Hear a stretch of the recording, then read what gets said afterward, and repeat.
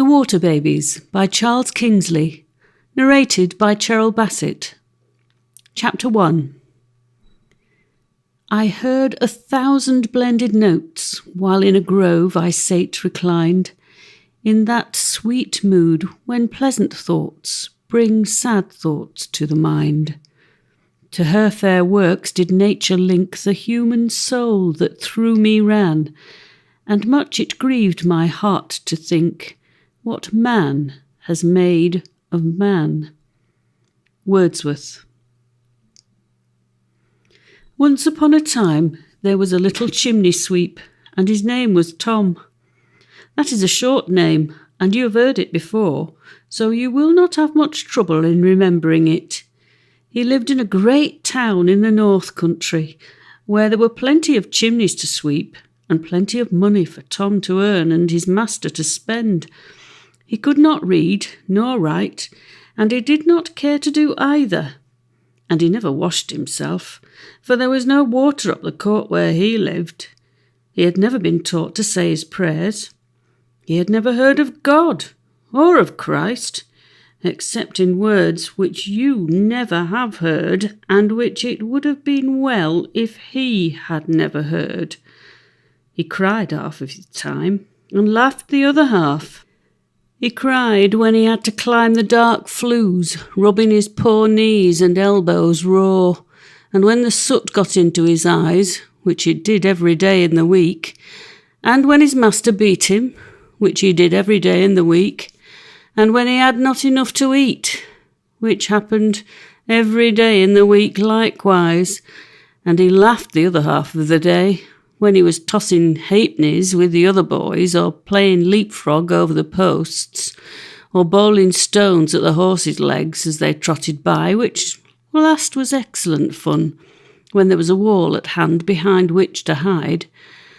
As for chimney sweeping, and being hungry, and being beaten, he took all of that for the way of the world, like the rain and snow and thunder, and stood manfully with his back to it till it was over, as his old donkey did to a hailstorm, and then shook his ears and was jolly as ever, and thought of the fine times coming, when he would be a man, and a master sweep, and sit in the public house with a quart of beer and a long pipe, and play cards for silver money, and wear velveteens and ankle-jacks, and keep a white bulldog with one grey ear, and carry her puppies in his pocket just like a man. And he would have apprentices, 1, 2, 3 if he could. How he would bully them, and knock them about, just as his master did to him, and make them carry home the soot sacks, while he rode before them on his donkey, with a pipe in his mouth and a flower in his buttonhole, like a king at the head of his army. Yes, there were good times coming, and when his master let him have a pull at the leavings of his beer, Tom was the jolliest boy in the whole town. One day, a smart little groom rode into the court where Tom lived. Tom was just hiding behind a wall to heave half a brick at his horse's legs, as is the custom of that country when they welcome strangers. But the groom saw him, and hallooed to him to know where Mr. Grimes the chimney sweep lived. Now Mr. Grimes was Tom's own master, and Tom was a good man of business and always civil to customers, so he put the half-brick down quietly behind the wall and proceeded to take orders. Mr. Grimes was to come up next morning to Sir John Harthover's at the place, for his old chimney sweep was gone to prison, and the chimneys wanted sweeping. And so he rode away, not giving Tom time to ask what the sweep had gone to prison for, which was a matter of interest to Tom, as he had been in prison once or twice himself.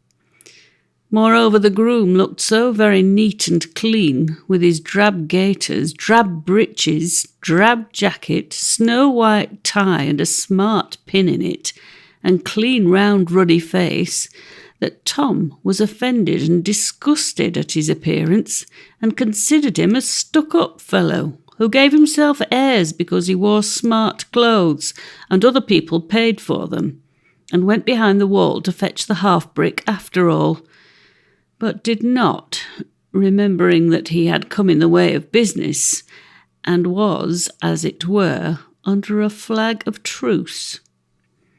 His master was so delighted at his new customer that he knocked Tom down out of hand and drank more beer that night than he usually did in 2, in order to be sure of getting up in time next morning. For the more a man's head aches when he wakes, the more glad he is to turn out and have a breath of fresh air.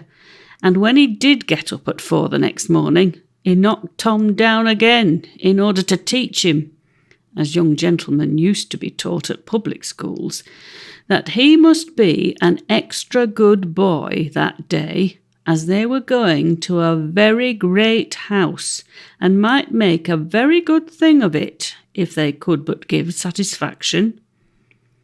And Tom thought so likewise, and indeed would have done and behaved his best even without being knocked down.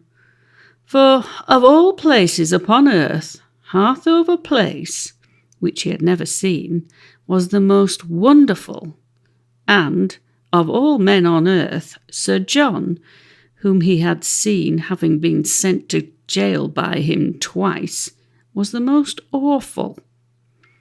Harthover Place was really a grand place, even for the rich North Country, with a house so large that in the frame-breaking riots, which Tom could just remember, the Duke of Wellington and 10,000 soldiers to match were easily housed therein, at least so Tom believed, with a park full of deer, which Tom believed to be monsters who were in the habit of eating children, with miles of game preserves in which Mr. Grimes and the collier lads poached at times, on which occasions Tom saw pheasants and wondered what they tasted like, with a noble salmon river in which Mr. Grimes and his friends would have liked to poach, but then they must have got into cold water, and that they did not like at all. In short, Harthover was a grand place, and Sir John a grand old man, whom even Mr. Grimes respected, for not only could he send Mr. Grimes to prison when he deserved it, as he did once or twice a week, not only did he own all the land about for miles, not only was he a jolly, honest, sensible squire as ever kept a pack of hounds, who would do what he thought right by his neighbours as well as get what he thought right for himself, but what was more, he weighed full 15 stone, was nobody knew how many inches round the chest, and could have thrashed Mr. Grimes himself in a fair fight, which very few folk round there could do, and which, my dear little boy, would not have been right for him to do, as a great many things are not which one both can do and would like very much to do. So Mr. Grimes touched his hat to him when he rode through the town, and called him a birdly old chap, and his young ladies gradely lasses, which are 2 high compliments in the North Country, and thought that made up for his poaching, Sir John's pheasants, whereby you may perceive that Mr. Grimes had not been a properly inspected government national school.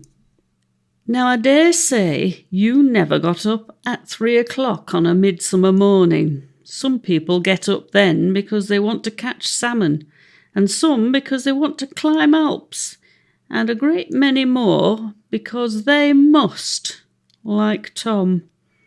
But I assure you that 3 o'clock on a midsummer morning is the pleasantest time of all the 24 hours, and all the 365 days, and why everyone does not get up then, I never could tell, save that they are all determined to spoil their nerves and their complexions by doing all night what they might just as well do all day. But Tom, instead of going out to dinner at 8:30 at night, and to a ball at 10 and finishing off somewhere between 12 and 4, went to bed at 7 when his master went to the public house and slept like a dead pig. For which reason he was as pert as a gamecock, who always gets up early to wake the maids, and just ready to get up when the fine gentlemen and ladies were just ready to go to bed. So he and his master set out. Grimes rode the donkey in front, and Tom and the brushes walked behind. Out of the court and up the street, past the closed window shutters and the winking weary policeman, and the roofs all shining grey in the grey dawn.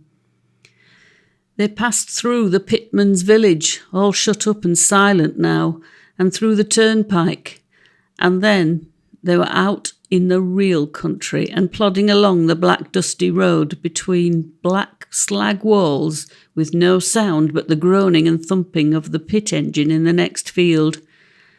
But soon the road grew white, and the walls likewise, and at the wall's foot grew long grass and gay flowers, all drenched with dew, and instead of the groaning of the pit engine, they heard the skylark saying his matins high up in the air, and the pit bird warbling in the sedges as he had warbled all night long. All else was silent, for old Mrs. Earth was still fast asleep, and like many pretty people, she looked still prettier asleep than awake. The great elm trees in the gold-green meadows were fast asleep above, and the cows fast asleep beneath them. Nay, the few clouds which were about were fast asleep likewise, and so tired that they had lain down on the earth to rest, in long white flakes and bars, among the stems of the elm trees and along the tops of the alders by the stream, waiting for the sun to bid them rise and go about their day's business in the clear blue overhead. On they went, and Tom looked and looked, for he never had been so far into the country before, and longed to get over a gate and pick buttercups and look for birds' nests in the hedge. But Mr. Grimes was a man of business and would not have heard of that. Soon they came up with a poor Irishwoman trudging along with a bundle at her back. She had a grey shawl over her head and a crimson madder petticoat, so you may be sure she came from Galway.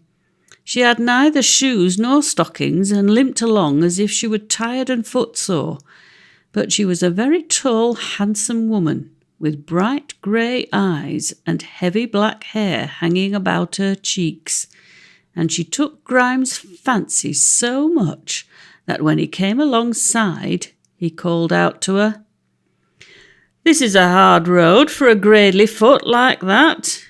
Will ye up, lass, and ride behind me?" But perhaps she did not admire Mr. Grimes' look and voice, for she answered quietly, "No, thank you. I'd sooner walk with your little lad here." "You may please yourself," growled Grimes, and went on smoking.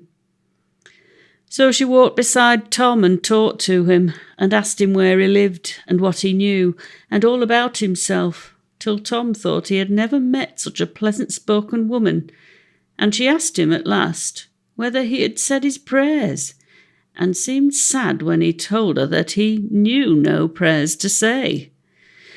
Then he asked her where she lived, and she said far away by the sea, and Tom asked her about the sea, and she told him how it rolled and roared over the rocks in winter nights, and lay still in the bright summer days, for the children to bathe and play in it, and many a story more, till Tom longed to go and see the sea, and bathe in it likewise. At last, at the bottom of a hill, they came to a spring, Not such a spring as you see here, which soaks up out of a white gravel in the bog, among red fly-catchers and pink bottle-heath and sweet white orchids. Nor such a one as you may see, too, here, which bubbles up under the warm sandbank in the hollow lane by the great tuft of lady ferns and makes the sand dance reels at the bottom, day and night, all year round. Not such a spring as either of those, but a real North Country limestone fountain, like one of those in Sicily or Greece, where the old heathen fancied the nymphs sat cooling themselves the hot summer's day, while the shepherds peeped at them from behind the bushes. Out of a low cave of rock, at the foot of a limestone crag, the great fountain rose, quelling and bubbling and gurgling so clear that you could not tell where the water ended and the air began, and ran away under the road a stream large enough to turn a mill among blue geranium and golden globe flower and wild raspberry and the bird cherry with its tassels of snow. And there Grimes stopped and looked, and Tom looked too. Tom was wondering whether anything lived in that dark cave and came out at night to fly in the meadows. But Grimes was not wondering at all. Without a word he got off his donkey and clambered over the low road wall and knelt down and began dipping his ugly head into the spring. And very dirty he made it. Tom was picking the flowers as fast as he could. The Irishwoman helped him and showed him how to tie them up, and a very pretty nosegay they had made between them. But when he saw Grimes actually wash, he stopped, quite astonished, and when Grimes had finished and began shaking his ears to dry them, he said, "Why, master, I never saw you do that before." "Nor will I again, most likely. 'Twasn't for cleanliness I did it, but for coolness. I'd be ashamed to want washing every week or so, like any smutty collier lad." "I wish I might go and dip my head in," said poor little Tom.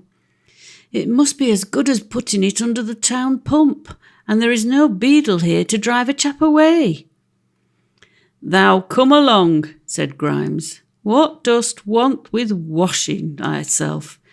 Thou did not drink half a gallon of beer last night like me." "I don't care for you," said naughty Tom, and ran down to the stream and began washing his face. Grimes was very sulky because the woman preferred Tom's company to his, so he dashed at him with horrid words and tore him up from his knees and began beating him. But Tom was accustomed to that and got his head safe between Mr. Grimes's legs and kicked his shins with all his might. "Are you not ashamed of yourself, Thomas Grimes?" cried the Irishwoman over the wall. Grimes looked up, startled at her knowing his name, but all he answered was, "No, never was yet," and went on beating Tom. "True for you. If you ever had been ashamed of yourself, you would have gone over into Vendale long ago." "What do you know about Vendale?" shouted Grimes, but he left off beating Tom. "I know about Vendale, and about you, too. I know, for instance, what happened in Aldermere Copse by night 2 years ago come Martinmas." "You do?" shouted Grimes, and leaving Tom, he climbed up over the wall and faced the woman. Tom thought he was going to strike her, but she looked him too full and fierce in the face for that. "Yes, I was there," said the Irishwoman quietly. "You are no Irishwoman by your speech," said Grimes after many bad words. "Never mind who I am. I saw what I saw, and if you strike that boy again, I can tell what I know." Grimes seemed quite cowed and got on his donkey without another word. "Stop," said the Irishwoman. "I have one more word for you both, for you will both see me again before this is all over. Those that wish to be clean, clean they will be, and those that wish to be foul, foul they will be. Remember." And she turned away through a gate into the meadow. Grimes stood still for a moment, like a man who had been stunned. Then he rushed after her, shouting, "You come back!" But when he got into the meadow, the woman was not there. Had she hidden away? There was no place to hide in. But Grimes looked about, and Tom also, for he was as puzzled as Grimes himself at her disappearing so suddenly. But look where they would, she was not there. Grimes came back again, as silent as a post, for he was a little frightened, and getting on his donkey, filled a fresh pipe and smoked away, leaving Tom in peace. And now they had gone 3 miles and more, and came to Sir John's lodge gates. Very grand lodge gates they were, with very grand iron gates and stone gate posts, and on the top of each a most dreadful bogey, all teeth, horns, and tail, which was the crest which Sir John's ancestors wore in the Wars of the Roses, and very prudent men they were to wear it, for all their enemies must have run for their lives at the very first sight of them. Grimes rang at the gate, and out came a keeper on the spot, and opened. "I was told to expect thee," he said. "Now thou'lt be so good as to keep to the main avenue, and not let me find a hare or a rabbit on thee when thou comest back.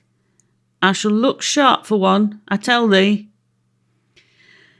"Not if it's in the bottom of the sup bag," quoth Grimes, and at that he laughed, and the keeper laughed and said, "If that's thy sort, I may as well walk up with thee to the hole." "I think thou best had. It's thy business to see after thy game, man, and not mine." So the keeper went with them, and to Tom's surprise, he and Grimes chatted together all the way quite pleasantly. He did not know that a keeper is only a poacher turned outside in, and a poacher a keeper turned inside out. They walked up a great lime avenue, a full mile long, and between their stems Tom peeped trembling at the horns of the sleeping deer, which stood up among the ferns. Tom had never seen such enormous trees, and as he looked up he fancied that the blue sky rested on their heads, but he was puzzled very much by a strange murmuring noise which followed them all the way, so much puzzled that at last he took courage to ask the keeper what it was. He spoke very civilly and called him Sir, for he was horribly afraid of him, which pleased the keeper, and he told him that they were the bees about the lime flowers. "What are bees?" asked Tom. "What make honey." "What is honey?" asked Tom. "Thou hold thy noise," said Grimes. "Let the boy be," said the keeper. "He's a civil young chap now, and that's more than he'll be along if he bides with thee." Grimes laughed, for he took that for a compliment. "I wish I were a keeper," said Tom, "to live in such a beautiful place and wear green velveteens and have a real dog whistle at my button like you."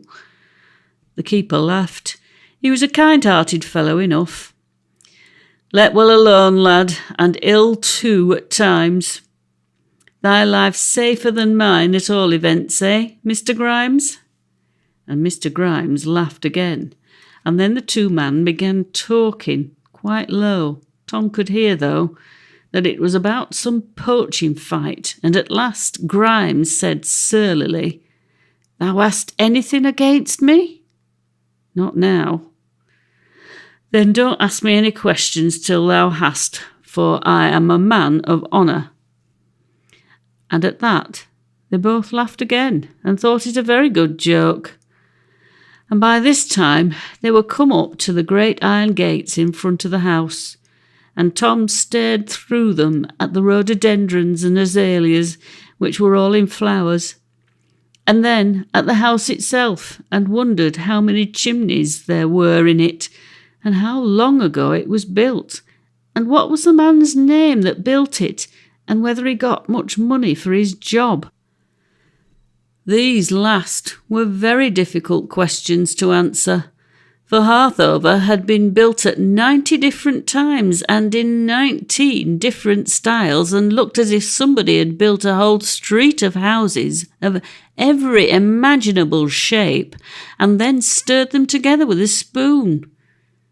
For the attics were Anglo-Saxon, the third door Norman, the second Cinquecento, the first floor Elizabethan, the right wing pure Doric, the centre Early English with a huge portico copied from the Parthenon, the left wing pure Boeotian, which the country folk admired most of all, it was just like the new barracks in the town, only 3 times as big. The grand staircase was copied from the catacombs at Rome, the back staircase from the Taj Mahal at Agra. This was built by Sir John's great-great-great-uncle, who won, in Lord Clive's Indian Wars, plenty of money, plenty of wounds, and no more taste than his betters. The cellars were copied from the caves of Elephanta, the offices from the pavilion at Brighton, and the rest from nothing in heaven or earth or under the earth. So that Hartover House was a great puzzle to antiquarians, and a thorough Naboth's vineyard to critics and architects, and all persons who like meddling with other men's business and spending other men's money. So they were all setting upon poor Sir John, year after year, and trying to talk him into spending £100,000 or so in building to please them and not himself. But he always put them off, like a canny North countryman as he was. One wanted him to build a Gothic house, but he said he was no Goth, and another to build an Elizabethan, but he said he lived under good Queen Victoria and not good Queen Bess, and another was bold enough to tell him that his house was ugly, but he said he lived inside it and not outside, and another that there was no unity in it, but he said that that was just why he liked the old place, for he liked to see how each Sir John and Sir Hugh and Sir Ralph and Sir Randall had left his mark upon the place, each after his own taste, and he had no more notion of disturbing his ancestors' work than of disturbing their graves. For now the house looked like a real live house that had a history and had grown and grown as the world grew, and that it was only an upstart fellow who did not know who his own grandfather was, who would change it for some spick and span new Gothic or Elizabethan thing, which looked as if it had been all spawned in a night, as mushrooms are, from which you may collect, if you have wit enough, that Sir John was a very sound-headed, sound-hearted squire, and just the man to keep the countryside in order and show good sport with his hounds. But Tom and his master did not go in through the great iron gates as if they'd been dukes or bishops, but round the back way, and a very long way round it was, and into a little back door where the ash boy let them in, yawning horribly. And then, in a passage, the housekeeper met them, in such a flowered chintz dressing gown that Tom mistook her for Milady herself, and she gave Grimes solemn orders about, "You will take care of this, and take care of that," as if he was going up the chimneys and not Tom. And Grimes listened and said every now and then, under his voice, "You'll mind that, you little beggar." And Tom did mind, all at least that he could. And then the housekeeper turned them into a grand room, and all covered up in sheets of brown paper, and bade them begin, in a lofty and tremendous voice, and so after a whimper or two and a kick from his master, into the grate Tom went, and up the chimney, while a housemaid stayed in the room to watch the furniture, to whom Mr. Grimes paid many playful and chivalrous compliments, but met with very slight encouragement in return. How many chimneys Tom swept I cannot say, but he swept so many that he got quite tired and puzzled too, for they were not like the town flues to which he was accustomed, but such as you would find, if you would only get up them and look, which perhaps you would not like to do, in old country houses, large and crooked chimneys, which had been altered again and again, till they ran one into another, anastomising, as Professor Owen would say, considerably. So Tom fairly lost his way in them, not that he cared much for that, though he was in pitchy darkness, for he was as much at home in a chimney as a mole is underground. But at last, coming down, as he thought, the right chimney, he came down the wrong one, and found himself standing on the hearthrug in a room the like of which he had never seen before. Tom had never seen the like. He had never been in gentlefolk's rooms, but when the carpets were all up and the curtains down, and the furniture huddled together under a cloth, and the pictures covered with aprons and dusters, and he had often enough wondered what the rooms were like when they were all ready for the quality to sit in. And now he saw, and he thought the sight very pretty. The room was all dressed in white window curtains, white bed curtains, white furniture, and white walls, with just a few lines of pink here and there. The carpet was all over gay little flowers, and the walls were hung with pictures in gilt frames, which amused Tom very much. There were pictures of ladies and gentlemen, and pictures of horses and dogs. The horses he liked, but the dogs he did not care for much, for there were no bulldogs among them, not even a terrier.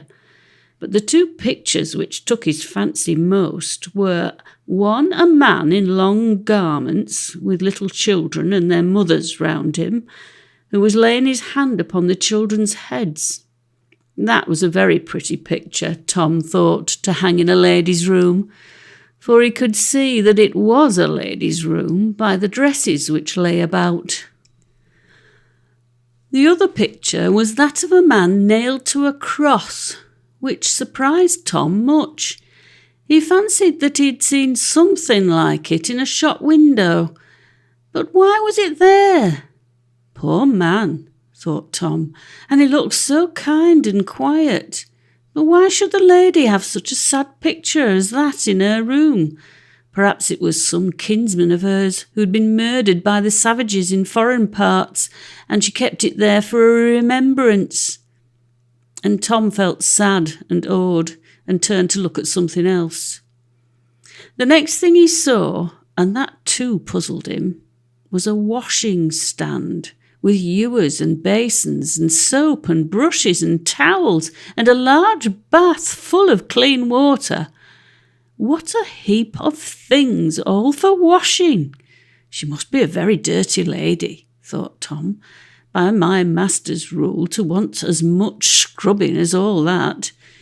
But she must be very cunning to put the dirt out of the way so well afterwards, for I don't see a speck about the room, not even on the very towels. And then, looking toward the bed, he saw that dirty lady and held his breath with astonishment. Under the snow-white coverlet, upon the snow-white pillow, lay the most beautiful little girl that Tom had ever seen. Her cheeks were almost as white as the pillow, and her hair was like threads of gold spread all about over the bed. She might have been as old as Tom, or maybe a year or two older, but Tom did not think of that. He thought only of her delicate skin and golden hair, and wondered whether she was a real live person or one of the wax dolls he had seen in the shops. But when he saw her breathe, he made up his mind that she was alive and stood staring at her as if she had been an angel out of heaven. No, she cannot be dirty. She never could have been dirty, thought Tom to himself. And then he thought, and are all people like that when they are washed? And he looked at his own wrist and tried to rub the soot off and wondered whether it would ever come off. Certainly I should look much prettier then if I grew at all like her. And looking round, he suddenly saw, standing close to him, a little ugly, black, ragged figure with bleared eyes and grinning white teeth. He turned on it angrily. What did such a little black ape want in that sweet young lady's room? And behold, it was himself, reflected in a great mirror, the like of which Tom had never seen before. And Tom, for the first time in his life, found out that he was dirty, and burst into tears with shame and anger, and turned to sneak up the chimney again and hide, and upset the fender and threw the fire irons down with a noise as of 10,000 tin kettles tied to 10,000 mad dogs' tails. Up jumped the little white lady in her bed, and seeing Tom, screamed as shrill as any peacock. In rushed a stout old nurse from the next room, and seeing Tom likewise, made up her mind that he had come to rob, plunder, destroy and burn, and dashed at him as he lay over the fender so fast that she caught him by the jacket. But she did not hold him. Tom had been in a policeman's hands many a time, and out of them too, what is more, and he would have been ashamed to face his friends for ever if he had been stupid enough to be caught by an old woman. So he doubled under the good lady's arm, across the room and out of the window in a moment. He did not need to drop out, though he would have done so bravely enough, nor even let himself down a spout, which would have been an old game to him. For once he got up by a spout to the church roof. He said to take jackdaws' eggs, but the policeman said to steal lead, and when he was seen on high, sat there till the sun got too hot and came down by another spout, leaving the policeman to go back to the station house and eat their dinners. But all under the window spread a tree, with great leaves and sweet white flowers, almost as big as his head. It was a magnolia, I suppose, but Tom knew nothing about that and cared less, for down the tree he went like a cat, and across the garden lawn and over the iron railings and up the park towards the wood, leaving the old nurse to scream murder and fire at the window. The under-gardener, mowing, saw Tom and threw down his scythe, caught his leg in it and cut his shin open, whereby he kept his bed for a week. But in his hurry he never knew it, and gave chase to poor Tom. The dairymaid heard the noise, got the churn between her knees, and tumbled over it, spilling all the cream, and yet she jumped up and gave chase to Tom. A groom, cleaning Sir John's hack at the stables, let him go loose, whereby he kicked himself lame in 5 minutes, and he ran out and gave chase to Tom. Grimes upset the soot sack in the newly gravelled yard and spoilt it all utterly, but he ran out and gave chase to Tom. The old steward opened the park gate in such a hurry that he hung up his pony's chin upon the spikes, and for aught I know it hangs there still, but he jumped off and gave chase to Tom. The ploughman left his horses at the headland, and one jumped over the fence and pulled the other into the ditch, plough and all, but he ran on and gave chase to Tom. The keeper, who was taking a stoat out of the trap, let the stoat go and caught his own finger, but he jumped up and ran after Tom, and considering what he said and how he looked, I should have been sorry for Tom if he had caught him. Sir John looked out of his study window. For he was an early old gentleman, and up at the nurse, and a martin dropped mud in his eye, so that he had at last to send for the doctor, and yet he ran out and gave chase to Tom. The Irishwoman, too, was walking up to the house to beg. She must have got round by some byway, but she threw away her bundle and gave chase to Tom likewise. Only my lady did not give chase, for when she had put her head out of the window, her night-wig fell into the garden, and she had to ring up her lady's maid and send her down for it privately, which quite put her out of the running, so that she came in nowhere, and is consequently not placed. In a word, never was there heard at Hall Place, not even when the fox was killed in the conservatory among the acres of broken glass and tons of smashed flower pots, such a noise, row, hubbub, babel, shindy, hullabaloo, stramash, charivari, and total contempt of dignity, repose, and order as that day when Grimes, Gardner, the groom, the dairymaid, Sir John, the steward, the ploughman, the keeper, and the Irishwoman all ran up the park shouting, "Stop thief!" in the belief that Tom had at least £1,000 worth of jewels in his empty pockets, and the very magpies and jays followed Tom up, squeaking and screaming as if he were a hunted fox beginning to droop his brush. And all the while poor Tom paddled up the park with his little bare feet like a small black gorilla fleeing to the forest. Alas for him, there was no big father gorilla therein to take his part, to scratch out the gardener's inside with one paw, toss the dairymaid into a tree with another, and wrench off Sir John's head with a third, while he cracked the keeper's skull with his teeth as easily as if it had been a cocoa nut or a paving stone. However, Tom did not remember ever having had a father, so he did not look for one, and expected to have to take care of himself. While as for running, he could keep up for a couple of miles with any stagecoach, if there was the chance of a copper or a cigar end, and turn coach wheels on his hands and feet 10 times following, which is more than you can do.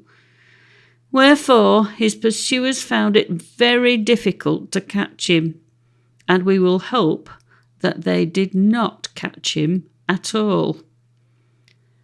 Tom, of course, made for the woods. He had never been in a wood in his life, but he was sharp enough to know that he might hide in a bush or swarm up a tree, and altogether had more chance there than in the open. If he had not known that, he would have been foolisher than a mouse or a minnow. But when he got into the wood, he found it a very different sort of place from what he had fancied. He pushed into a thick cover of rhododendrons and found himself at once caught in a trap. The boughs laid hold of his legs and arms, poked him in his face and his stomach, made him shut his eyes tight, though that was no great loss, for he could not see at best a yard before his nose. And when he got through the rhododendrons, the hassock grass and sedges tumbled him over and cut his poor little fingers afterwards most spitefully. The birches birched him as soundly as if he had been a nobleman at Eton, and over the face too, which is not fair, swishing, as all brave boys will agree. And the lawyers tripped him up and tore his shins as if they had shark's teeth, which lawyers are likely enough to have. "I must get out of this," thought Tom, "or I shall stay here till somebody comes to help me, which is just what I don't want." And how to get out was the difficult matter, and indeed I don't think he would ever have got out at all, but have stayed there till the cock robins covered him with leaves, if he had not suddenly run his head against a wall. Now, running your head against a wall is not pleasant, especially if it is a loose wall, with the stones all set on edge, and a sharp-cornered one hits you between the eyes and makes you see all manner of beautiful stars. The stars are very beautiful, certainly, but unfortunately they go in the 20,000th part of a split second, and the pain which comes after them does not. And so Tom hurt his head. But he was a brave boy and did not mind that a penny. He guessed that over the wall the cover would end, and up it he went and over like a squirrel. And there he was, out on the great grouse moors, which the country folk called Harthover Fell, heather and bog and rock stretching away and up to the very sky.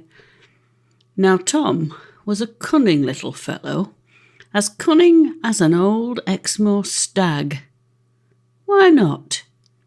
Though he was but 10 years old, he had lived longer than most stags, and had more wits to start with into the bargain. He knew as well as a stag that if he backed, he might throw the hounds out. So the first thing he did when he was over the wall was to make the neatest double sharp to his right and run along under the wall for nearly half a mile, whereby Sir John and the keeper and the steward and the gardener and the ploughman and the dairymaid and all the hue and cry together went on ahead half a mile in the very opposite direction and inside the wall, leaving him a mile off on the outside, while Tom heard their shouts die away in the woods and chuckled to himself merrily. At last he came to a dip in the land and went to the bottom of it, and then he turned bravely away from the wall and up the moor, for he knew that he had put a hill between him and his enemies, and could go on without their seeing him.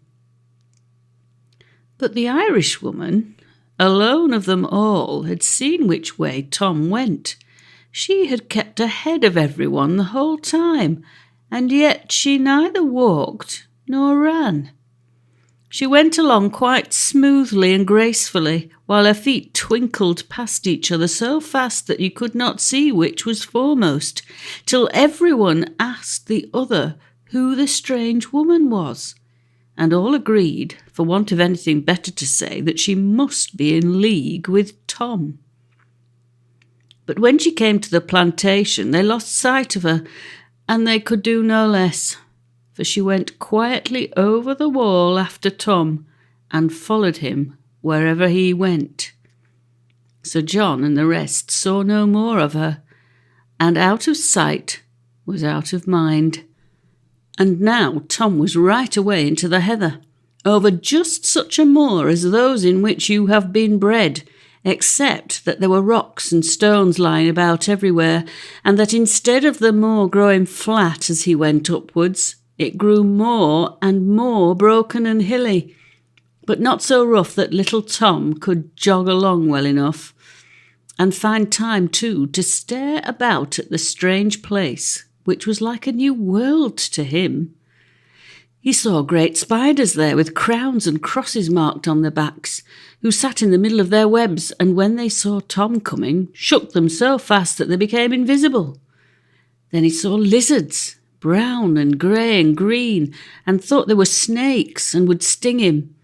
But they were as much frightened as he, and shot away into the heath.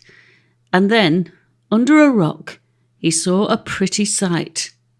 A great, brown, sharp-nosed creature, with a white tag to her brush, and round her 4 or 5 smutty little cubs, the funniest fellows Tom ever saw. She lay on her back rolling about, and stretching out her legs and head and tail in the bright sunshine, and the cubs jumped over her and ran round her and nibbled her paws and lugged her about by the tail, and she seemed to enjoy it mightily. But one selfish little fellow stole away from the rest to a dead crow close by, and dragged it off to hide it, though it was nearly as big as he was. Whereat all his little brothers set off after him in full cry, and saw Tom, and then all ran back, and up jumped Mrs. Vixen and caught one up in her mouth, and the rest toddled after her, and into a dark crack in the rocks. And there was an end of the show. And next he had a fright, for as he scrambled up a sandy brow, whir, poof, cock, cock, kick, something went off in his face with a most horrid noise. He thought the ground had blown up and the end of the world come. And when he opened his eyes, for he shut them very tight, it was only an old cock grouse who had been washing himself in the sand like an Arab for want of water, and who, when Tom had all but trodden on him, jumped up with a noise like the express train, leaving his wife and children to shift for themselves like an old coward, and went off screaming, "Crook, crook, murder, thieves, fire, crook, cock, kick, and the end of the world is come, kick, kick, cock, kick." He was always fancying that the end of the world was come when anything happened which was farther off than the end of his own nose. But the end of the world was not come, any more than the 12th of August was, though the old grouse-cock was quite certain of it. So the old grouse came back to his wife and family an hour afterwards and said solemnly, "Cock, cock, kick, my dears. The end of the world is not quite come, but I assure you it is coming the day after tomorrow. Cock." But his wife had heard that so often that she knew all about it and a little more, and besides, she was the mother of a family and had 7 little poults to wash and feed every day, and that made her very practical and a little sharp-tempered. So all she answered was, "Kick, kick, kick. Go and catch spiders, go and catch spiders, kick." So Tom went on and on. He hardly knew why, but he liked the great wide strange place and the cool, fresh, bracing air. But he went more and more slowly as he got higher up the hill, for now the ground grew very bad indeed. Instead of soft turf and springy heather, he met great patches of flat limestone rock, just like ill-made pavements with deep cracks between the stones and ledges, filled with ferns. So he had to hop from stone to stone, and now and then he slipped in between and hurt his little bare toes, though they were tolerably tough ones. But still he would go on and up. He could not tell why.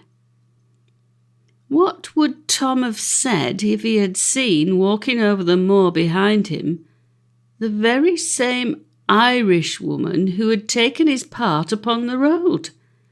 But whether it was that he looked too little behind him, or whether it was that she kept out of sight behind the rocks and knolls, he never saw her, though she saw him.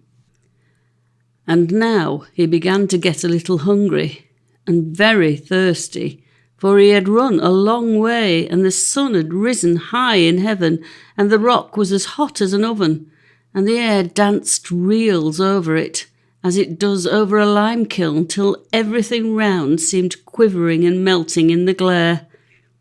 But he could see nothing to eat anywhere, and still less to drink. The heath was full of bilberries and wimberries, but they were only in flower yet, for it was June. And as for water, who can find that on top of a limestone rock? Now and then he passed by a deep, dark swallow hole going down into the earth, as if it was the chimney of some dwarf's house underground, and more than once, as he passed, he could hear water falling, trickling, tinkling, many, many feet below. How he longed to get down to it and cool his poor baked lips. But brave little chimney sweep as he was, he dared not climb down such chimneys as those.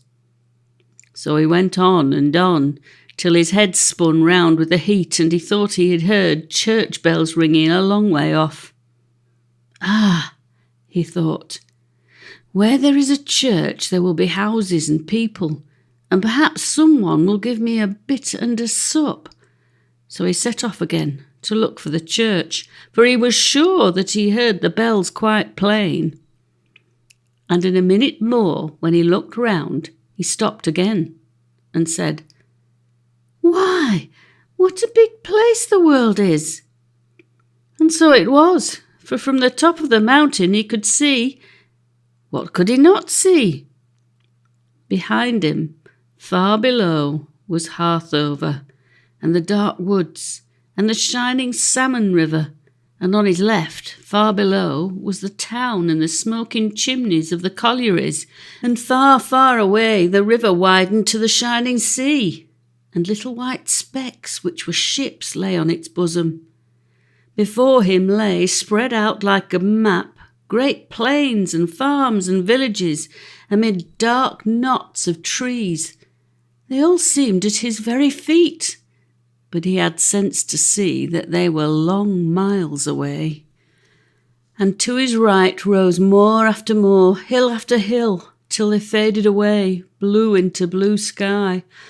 But between him and those moors, and really at his very feet, lay something to which, as soon as Tom saw it, he determined to go, for that was the place for him. A deep, deep green and rocky valley, very narrow and filled with wood, but through the wood, hundreds of feet below him, he could see a clear stream glance. Oh, if he could get down to that stream! Then by the stream he saw the roof of a little cottage and a little garden set out in squares and beds, and there was a tiny little red thing moving in the garden, no bigger than a fly. As Tom looked down, he saw that it was a woman in a red petticoat. Ah, perhaps she would give him something to eat. And there were the church bells ringing again. Surely there must be a village down there. Well, nobody would know him, or what had happened at that place. The news could not have got there yet, even if Sir John had set all the policemen in the country after him, and he could get down there in 5 minutes. Tom was quite right about the hue and cry not having got thither, for he had come, without knowing it, the best part of 10 miles from Harthover. But he was wrong about getting down in 5 minutes, for the cottage was more than a mile off and a good 1,000 feet below. However, down he went, like a brave little man as he was, though he was very footsore and tired and hungry and thirsty, while the church bells rang so loud he began to think that they must be inside his own head, and the river chimed and tinkled far below, and this was the song which it sang. Clear and cool, by laughing shadow and dreaming pool, cool and clear, by shining shingle and foaming weir, under the crag where the ouzel sings, and the ivied wall where the church bell rings, undefiled for the undefiled, play by me, bathe in me, mother and child. dank and foul by the smoky town in its murky cowl. Foul and dank by wharf and sewer and slimy bank. Darker and darker the farther I go, baser and baser the richer I grow. Who dares sport with the sin defiled? Shrink from me, turn from me, mother and child. Strong and free, the floodgates are open away to the sea. Free and strong, cleansing my streams as I hurry along, to the golden sands and the leaping bar, and the taintless tide that awaits me afar, as I lose myself in the infinite main, like a soul that has sinned and is pardoned again. Undefiled, for the undefiled, play by me, bathe in me, mother and child. So Tom went down, and all the while he never saw the Irishwoman going down behind him. Chapter 2. And is there care in heaven? And is there love in heavenly spirits to these creatures base that may compassion of their evils move? There is, else much more wretched were the case of men than beasts. But oh, the exceeding grace of highest God that loves his creatures so, and all his works with mercy doth embrace, that blessed angels he sends to and fro, to serve to wicked man, to serve his wicked foe. Spenser. A mile off and 1,000 feet down.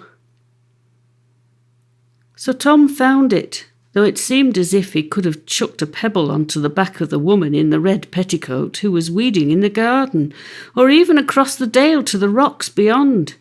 For the bottom of the valley was just one field broad, and on the other side ran the stream, and above it grey crag, grey down, grey stair, grey moor walled up to heaven.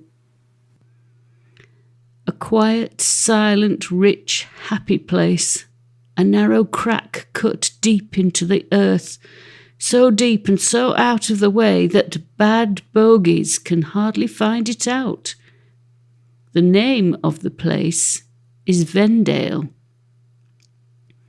If you want to see it for yourself, you must go up into the High Craven and search from Bolland Forest north by Ingleborough to the 9 Standards and Cross Fell. And if you have not found it, you must turn south and search the Lake Mountains down to Score Fell and the sea. And then, if you have not found it, you must go northward again by Merry Carlisle and search the Cheviots all across from Annanwater to Berwick Law. And then, whether you have found Vendale or not, you will have found such a country and such a people as ought to make you proud of being a British boy. So Tom went to go down, and first he went down 300 feet of steep heather mixed up with loose brown grindstone, as rough as a file, which was not pleasant to his poor little heels as he came bump, stump, jump down the steep, and still he thought he could throw a stone into the garden.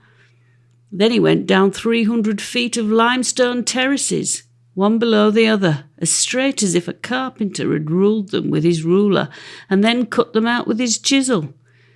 There was no heath there, but first a little grass slope covered with the prettiest flowers, rock rose and saxifrage, and thyme and basil, and all sorts of sweet herbs. Then bump down a 2-foot step of limestone, then another bit of grass and flowers, then bump down a 1-foot step, then another bit of grass and flowers for 50 yards, as steep as the house roof, where he had to slide down on his dear little tail. Then another step of stone 10 feet high, and there he had to stop himself and crawl along the edge to find a crack, for if he had rolled over, he would have rolled right into the old woman's garden and frightened her out of her wits. Then he had found a dark, narrow crack full of green-stalked fern, such as hangs in the basket in the drawing-room, and had crawled down through it with knees and elbows, as he would down a chimney. There was another grass slope, and another step, and so on, till, oh dear me, I wish it was all over, and so did he. And yet he thought he could throw a stone into the old woman's garden.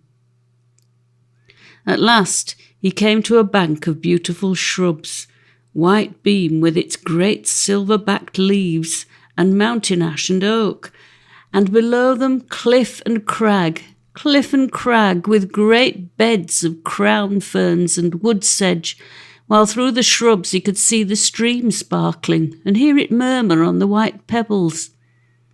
He did not know that it was 300 feet below.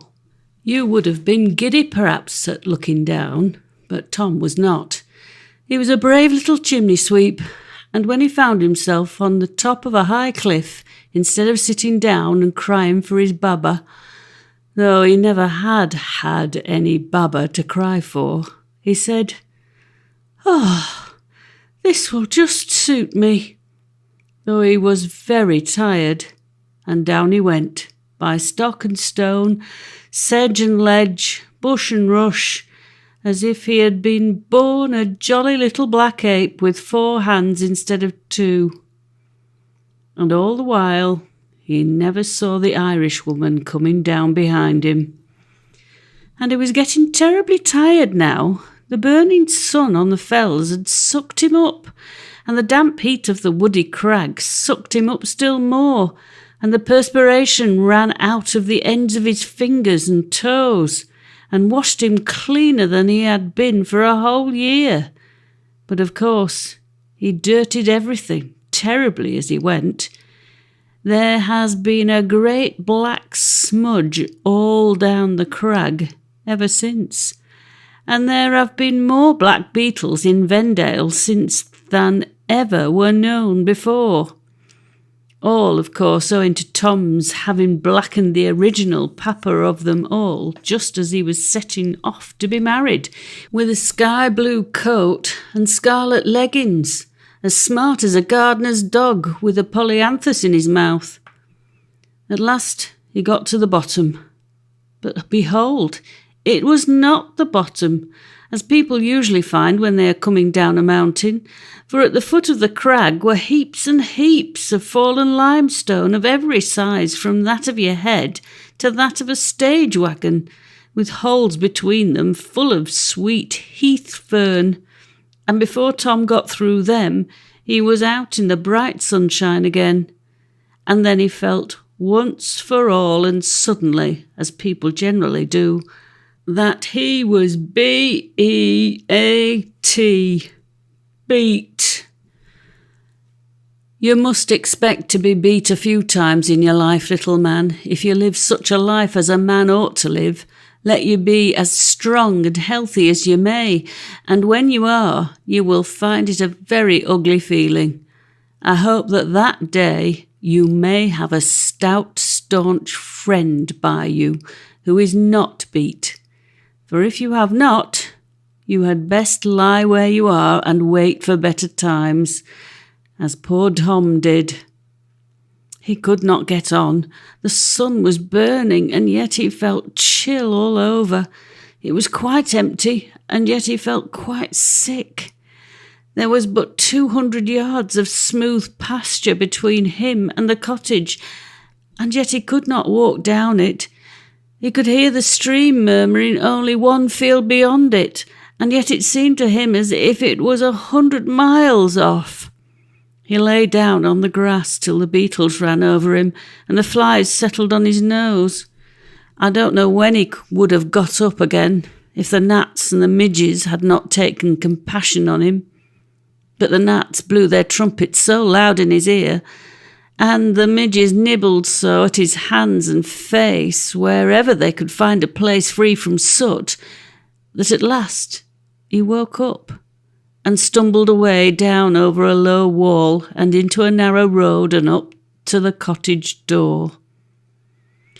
And a neat, pretty cottage it was, with clipped yew hedges all round the garden, and yews inside too, cut into peacocks and trumpets and teapots and all kinds of queer shapes. And out of the open door came a noise like that of the frogs of the great A, when they know that it is going to be scorching hot tomorrow. And how they know that I don't know, you don't know, and nobody knows. He came slowly up to the open door, which was all hung round with clematis and roses, and then peeped in, half afraid. And there sat by the empty fireplace, which was filled with a pot of sweet herbs, the nicest old woman that ever was seen, in her red petticoat and short dimity bedgown and clean white cap, with a black silk handkerchief over it tied under her chin. At her feet sat the grandfather of all the cats, and opposite her sat on 2 benches 12 or 14 neat, rosy, chubby little children, learning their criss-cross row, and gabble enough they made about it. Such a pleasant cottage it was, with a shiny clean stone floor, and curious old prints on the walls, and an old black oak sideboard full of bright pewter and brass dishes, and a cuckoo clock in the corner, which began shouting as soon as Tom appeared. Not that it was frightened at Tom, but it was just 11 o'clock. All the children started at Tom's dirty black figure. The girls began to cry, and the boys began to laugh, and all pointed at him rudely enough, but Tom was too tired to care for all that. "What art thou? And what dost want?" cried the old dame. "A chimney sweep, away with thee! I'll have no sweeps here." "Water," said poor little Tom, quite faint. "Water? There's plenty in the beck," she said quite sharply. "But I can't get there. I'm most clemmed with hunger and drought." And Tom sank down upon the doorstep and laid his head against the post. And the old dame looked at him through her spectacles 1 minute, and 2, and 3, and then she said, "He's sick, and a bairn, sweet or none." "Water," said Tom. "God forgive me." And she put by her spectacles and rose, and came to Tom. "Water's bad for thee. I'll give thee milk." And she toddled off into the next room and brought a cup of milk and a bit of bread. Tom drank the milk off at 1 draught, and then looked up, revived. "Where didst come from?" said the dame. "Over there," said Tom, and pointed up into the sky. "Over Harthover, and down by Lethwaite Crag? Art sure thou art not lying?" "Why should I?" said Tom, and leant his head against the post. "And how got ye up there?" "I came over from the place." And Tom was so tired and desperate he had no heart or time to think of a story, so he told all the truth in a few words. "Bless thy little heart, and thou hast not been stealing then?" "No." "Bless thy little heart, and I'll warrant not. Why, God's guided the bairn because he was innocent, away from the place, and over Harthover Fell, and down Lethwaite Crag. Who ever heard the like, if God hadn't led him? Why dost not eat thy bread?" "I can't." "It's good enough, for I made it myself." "I can't," said Tom, and he laid his head on his knees and then asked, "Is it Sunday?" "No, then why should it be?" "Because I hear the church bells ringing so." "Bless thy pretty heart, the bairn's sick. Come with me, and I'll hap thee up somewhere. If thou wert a bit cleaner, I'd put thee in my own bed for the Lord's sake. But come along here." But when Tom tried to get up, he was so tired and giddy that she had to help him and lead him. She put him in an outhouse upon soft sweet hay and an old rug and bade him sleep off his walk, and she would come to him when school was over in an hour's time. And so she went in again, expecting Tom to fall fast asleep at once.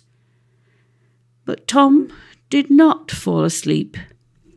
Instead of it, he turned and tossed and kicked about in the strangest way, and felt so hot all over that he longed to get into the river and cool himself. And then he fell half asleep and dreamt that he heard the little white lady crying to him, "Oh, you're so dirty, go and be washed." And then that he heard the Irish woman saying, "Those that wish to be clean, clean they will be." And then he heard the church bells ring so loud close to him too that he was sure it must be Sunday, in spite of what the old dame had said. And he would go to church and see what a church was like inside, for he had never been in one, poor little fellow, in all his life. But the people would never let him come in, all over soot and dirt like that. He must go to the river and wash first, and he said out loud again and again, though being half asleep he did not know it, "I must be clean, I must be clean." And all of a sudden he found himself not in the outhouse on the hay, but in the middle of a meadow over the road, with the stream just before him, saying continually, "I must be clean, I must be clean." He had got there on his own legs between sleep and awake, as children will often get out of bed and go about the room when they are not quite well.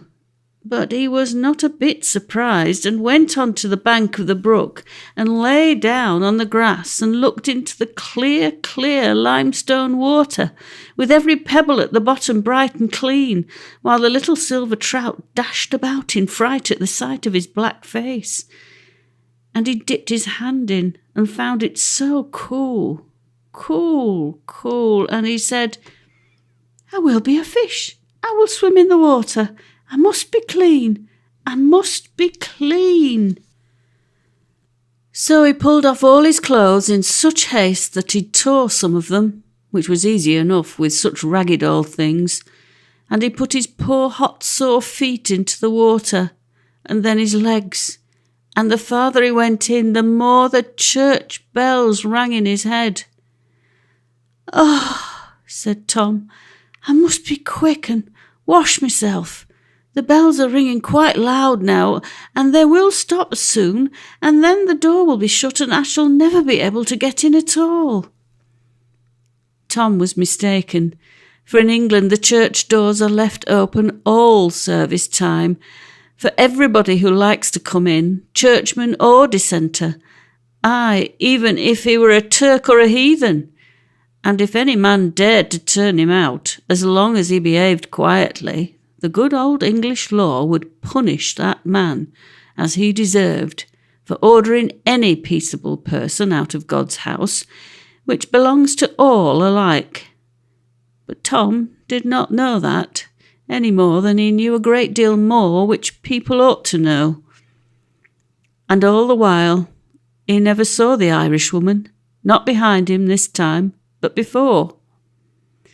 For just before he came to the riverside, she had stepped down into the cool, clear water, and her shawl and her petticoat floated off her, and the green water weeds floated round her sides, and the white water lilies floated round her head, and the fairies of the stream came up from the bottom and bore her away and down upon their arms, for she was the queen of them all, and perhaps of more besides. "Where have you been?" they asked her. "I have been soothing sick folks' pillows and whispering sweet dreams into their ears. opening cottage casements to let out the stifling air, coaxing little children away from gutters and foul pools where fever breeds, turning women from the gin shop door and staying men's hands as they were going to strike their wives, doing all I can to help those who will not help themselves, and little enough that is, and weary work for me. But I have brought you a new little brother, and watch him safe all the way here." Then all the fairies laughed for joy at the thought that they had a little brother coming. "But mind, maidens, he must not see you, or know that you are here. He is but a savage now, and like the beasts which perish, and from the beasts which perish he must learn. For you must not play with him, or speak to him, or let him see you, but only keep him from being harmed." Then the fairies were sad because they could not play with their new brother, but they always did what they were told. And their queen floated away down the river, and whither she went, thither she came. But all this Tom, of course, never saw or heard, and perhaps if he had, it would have made little difference in the story, for was so hot and thirsty and longed so to be clean for once, that he tumbled himself as quick as he could into the clear, cool stream. And he had not been in 2 minutes before he fell fast asleep into the quietest, sunniest, cosiest sleep that ever he had in his life. And he dreamt about the green meadows by which he had walked that morning, and the tall elm trees and the sleeping cows, and after that he dreamt of nothing at all. The reason of his falling into such a delightful sleep is very simple, and yet hardly anyone has found it out. It was merely that the fairies took him. Some people think there are no fairies. Cousin Cramchild tells little folks so in his conversations. Well, perhaps there are none in Boston, US, where he was raised. There are only a clumsy lot of spirits there who can't make people hear without thumping on the table. But they get their living thereby, and I suppose that is all they want. And Aunt Agitate, in her arguments on political economy, says there are none. Well, perhaps there are none in her political economy, but it is a wide world, my little man, and thank heaven for it. For else, between crinolines and theories, some of us would get squashed, and plenty of room in it for fairies without people seeing them, unless, of course, they look in the right place. The most wonderful and the strongest things in the world, you know, are just the things which no one can see. There is life in you, and it is the life in you which makes you grow and move and think, and yet you can't see it. And there is steam in a steam engine, and that is what makes it move, and yet you can't see it.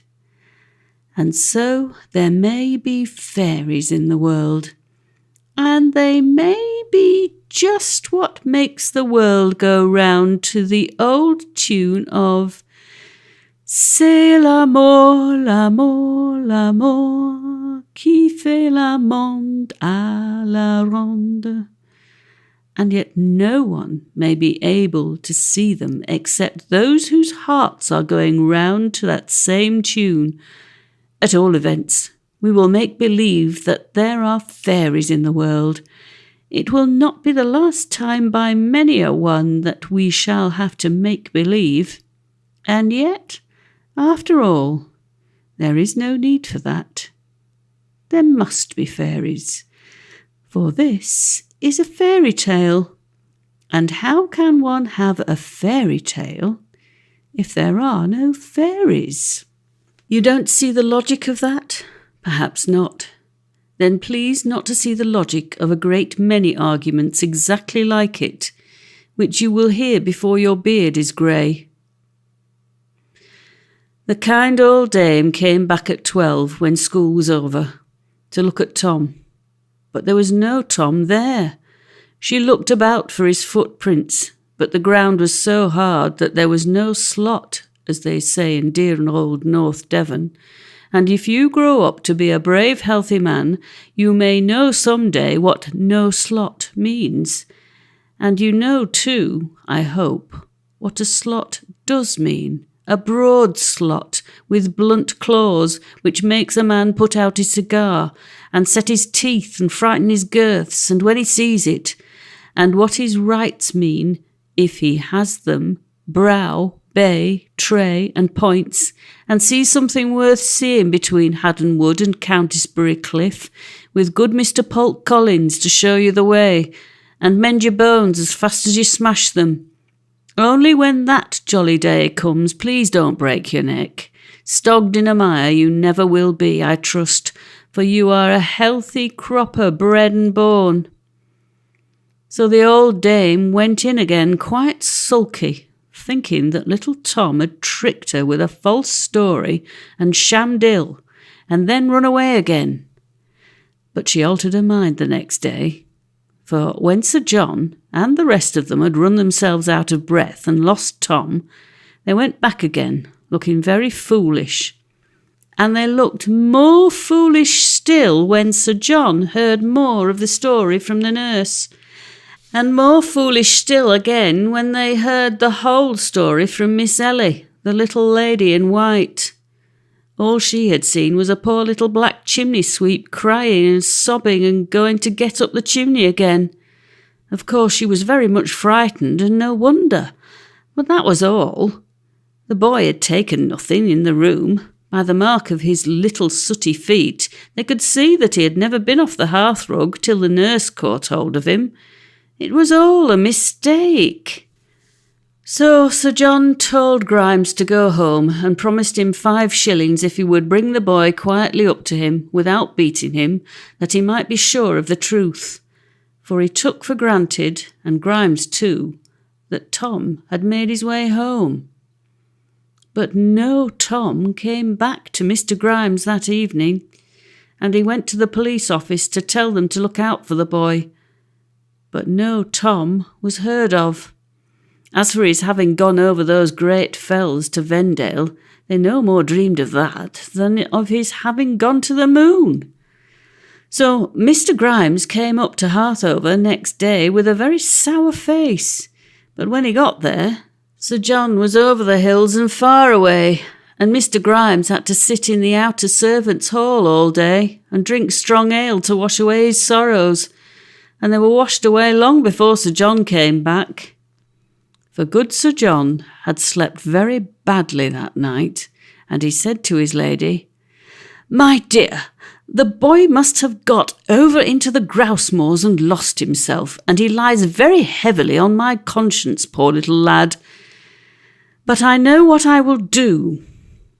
So, at 5 the next morning, up he got, and into his bath, and into his shooting jacket and gaiters, and into the stable yard, like a fine old English gentleman, with a face as red as a rose, and a hand as hard as a table, and a back as broad as a bullock's, and bade them bring his shooting pony, and the keeper to come on his pony, and the huntsman, and the first whip, and the second whip, and the under-keeper with the bloodhound in a leash, a great dog as tall as a calf, of the colour of a gravel walk, with mahogany ears and nose, and a throat like a church bell.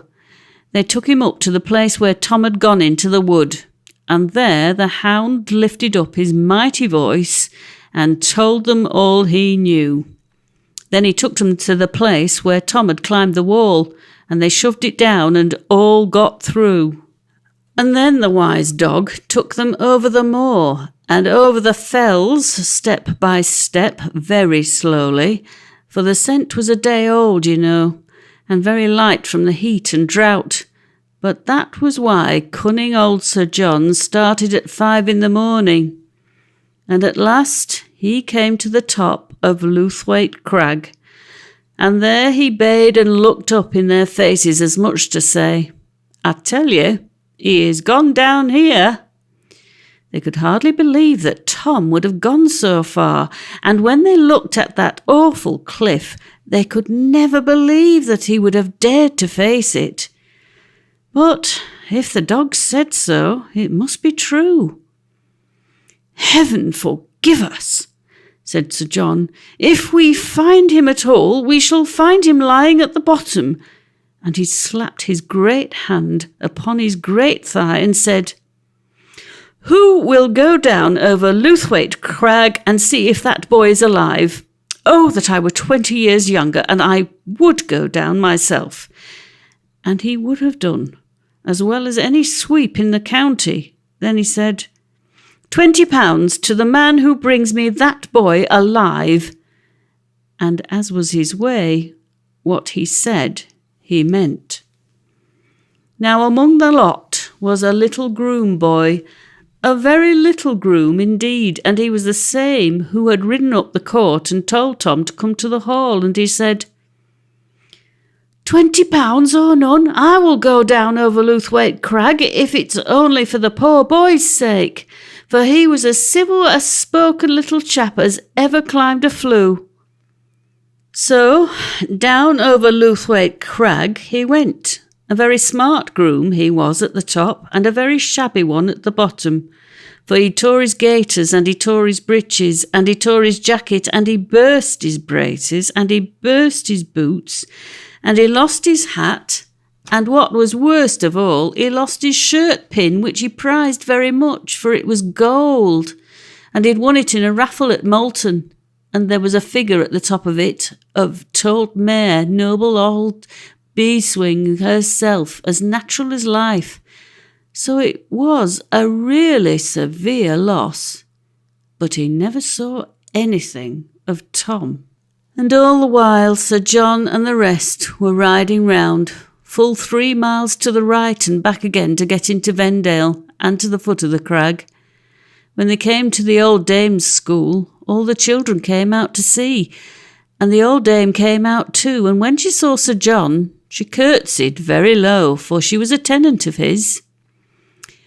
"Well, dame, and how are you?" said Sir John. "Blessings ton you, as broad as your back, Harthover," says she. She didn't call him Sir John, but only Harthover, for that is the fashion in the North Country. "And welcome to Vendale, but you're no hunting the fox this time of the year." "I am hunting, and strange game too," said he. "Blessings on your heart, what makes you look so sad the morn?" "I'm looking for a lost child, a chimney sweep that is run away." "Oh, Harthover, Harthover," says she, "you were always just man and merciful, and you'll no harm the poor little lad if I give you tidings of him." Not I, dame. I'm afraid we hunted him out of the house all on a miserable mistake, and the hound has brought him on to the top of Lewthwaite Crag, and—" Whereat the old dame broke out crying without letting him finish his story. "So he told me the truth after all, poor little dear. Ah, first thoughts are best, and a body's heart'll guide 'em right, if they will but hearken to it." And then she told Sir John all. "Bring the dog here and lay him on," said Sir John without another word, and he set his teeth very hard. And the dog opened at once and went away at the back of the cottage, over the road and over the meadow and through a bit of alder copse, and there, upon an alder stump, they saw Tom's clothes lying, and then they knew as much about it as all as there was any need to know. And Tom? Now comes the most wonderful part of this wonderful story.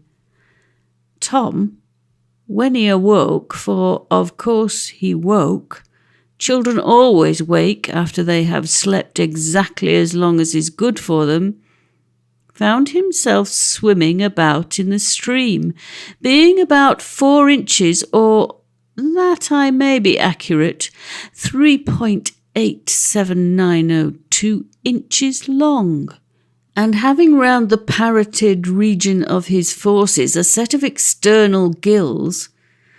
I hope you understand all the big words, just like those of a sucking eft, which he mistook for a lace frill till he pulled at them, found he hurt himself, and made up his mind that they were part of himself and best left alone. In fact, the fairies had turned him into a water baby. A water baby? You never heard of a water baby? Perhaps not.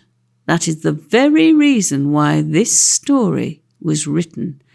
There are a great many things in the world which you never heard of, and a great many more which nobody ever heard of, and a great many things, too, which nobody will ever hear of, at least until the coming of the Coxigrews, when man shall be the measure of all things.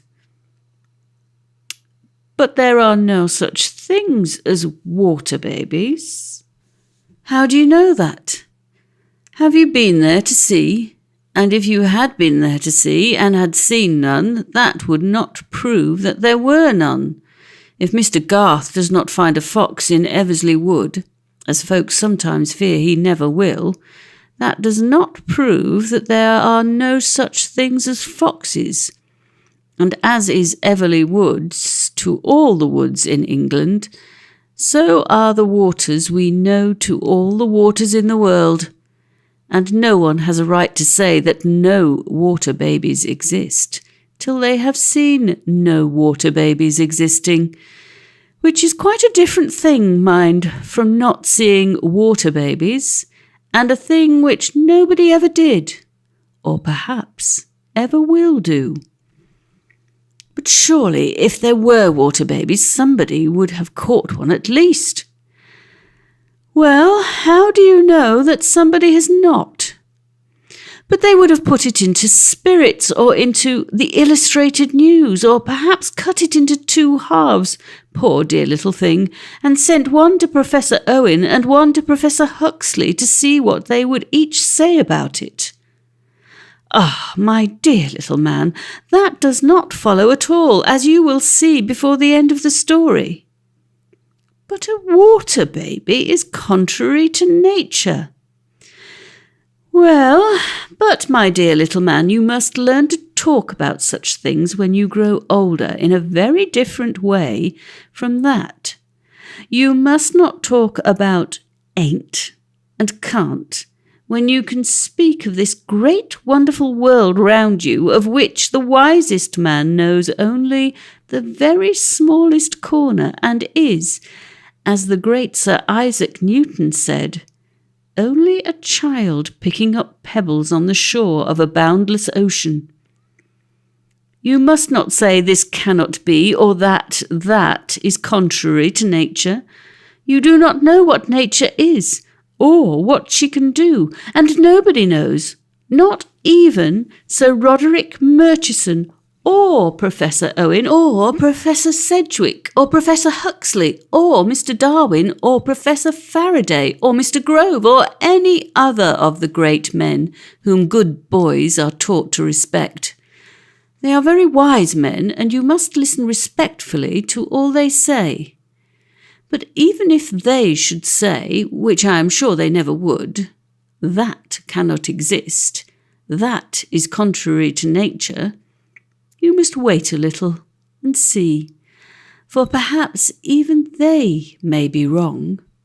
It is only children who read Aunt Agitate's arguments, or Cousin Cramchild's conversations, or lads who go to popular lectures and see a man pointing at a few big ugly pictures on the wall, or making nasty smells with bottles and squirts for an hour or 2, and calling that anatomy or chemistry, who talk about cannot exist, and contrary to nature. These wise men are afraid to say that there is anything contrary to nature except what is contrary to mathematical truth. For 2 and 2 cannot make 5, and 2 straight lines cannot join twice, and a part cannot be as great as the whole, and so on. At least so it seems at present. But the wiser men are, the less they talk about cannot. That is a very rash, dangerous word, that cannot. And if people use it too often, the queen of all the fairies, who makes the clouds thunder and the fleas bite and takes just as much trouble about one as about the other, is apt to astonish them suddenly by showing them that though they say she cannot, yet she can, and what is more, will, whether they approve or not. And therefore it is that there are dozens and hundreds of things in the world which we should certainly have said were contrary to nature if we did not see them going on under our eyes all day long. If people had never seen little seeds grow into great plants and trees of quite different shape from themselves, and these trees again produce fresh seeds to grow into fresh trees, they would have said, "This thing cannot be. It is contrary to nature." And they would have been quite as right in saying so as in saying that most other things cannot be. Or suppose again that you had come like Monsieur du Chaillu, a traveller from unknown parts, that no human being had ever seen or heard of an elephant, and suppose that you described him to people and said, "This is the shape and plan and anatomy of the beast, and of his feet, and of his trunk, and of his grinders, and of his tusks, though they are not tusks at all, but 2 foreteeth run mad.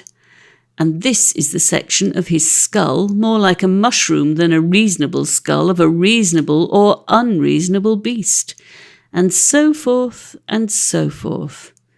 And though the beast, which I assure you I have seen and shot, is first cousin to the little hairy coney of Scripture, second cousin to a pig, and, I suspect, 13th or 14th cousin to a rabbit, yet he is the wisest of all beasts, and can do everything save read, write, and cast accounts.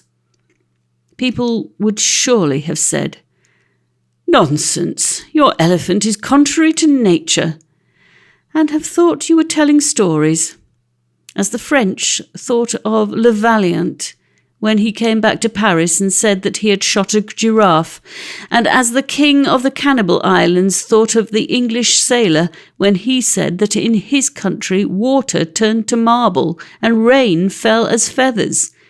They would tell you, the more they knew of science, "Your elephant is an impossible monster, contrary to the laws of comparative anatomy as far as yet known," to which you would answer the less, the more you thought. Did not learned men, too, hold till within the last 25 years that a flying dragon was an impossible monster? And do we not now know that there are hundreds of them found fossil up and down the world? People call them pterodactyls, but that is only because they are ashamed to call them flying dragons, after denying so long that flying dragons could exist.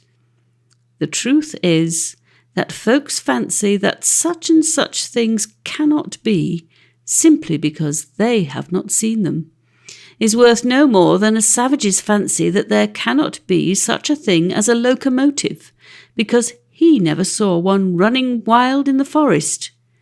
Wise men know that their business is to examine what is, and not to settle what is not. They know that there are elephants. They know there have been flying dragons, and the wiser they are, the less inclined they will be to say positively that there are no water babies. No water babies, indeed. Why, wise men of old said that everything on earth had its double in the water, and you may see that that is, if not quite true, still quite as true as most other theories which you are likely to hear for many a day. There are land babies, then why not water babies?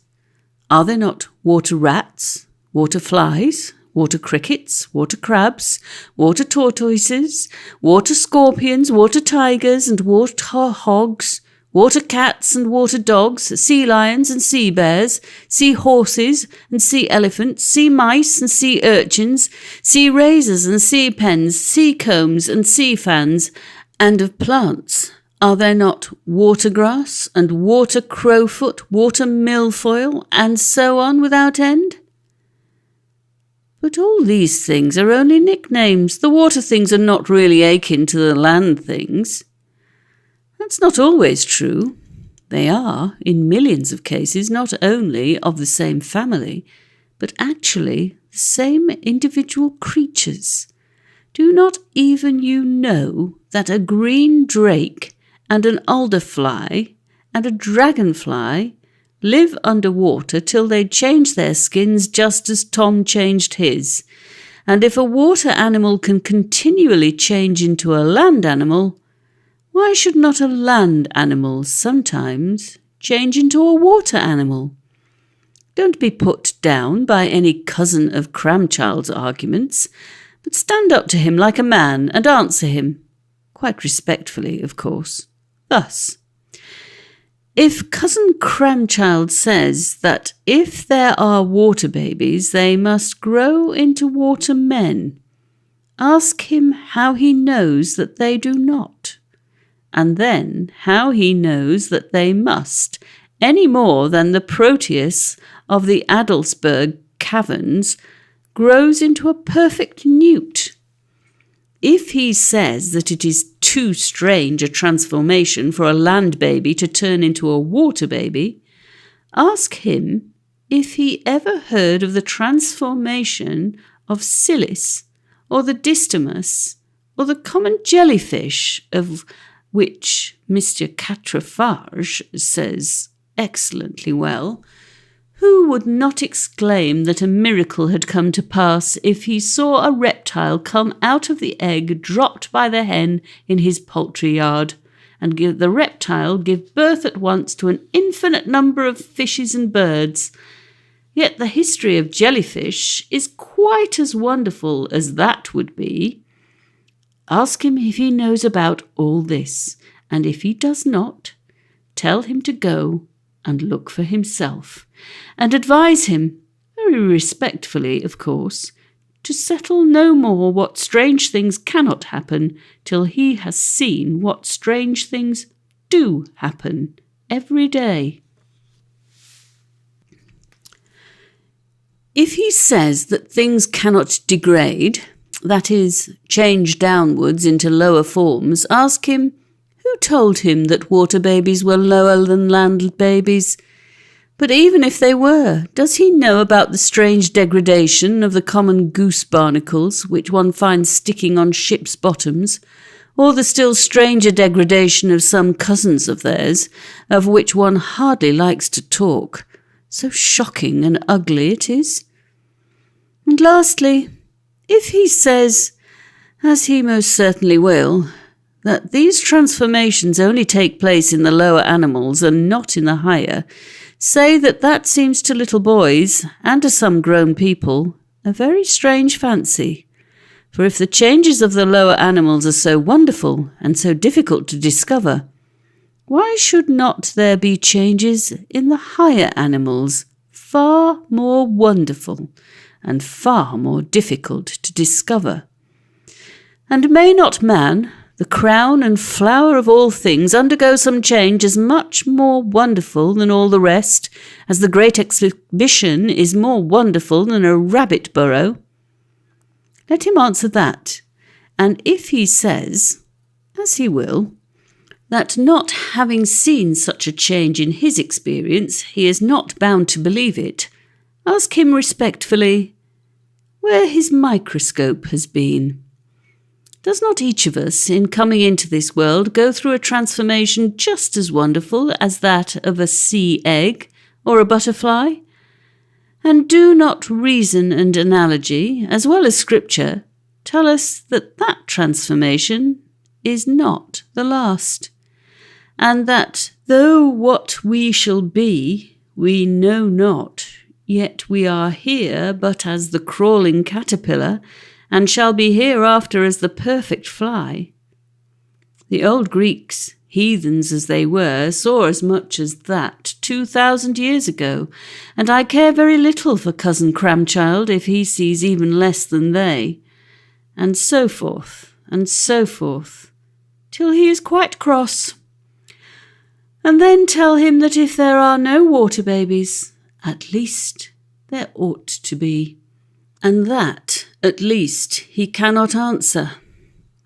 And meanwhile, my dear little man, till you know a great deal more about nature than Professor Owen and Professor Huxley put together, don't tell me about what cannot be, or fancy that anything is too wonderful to be true.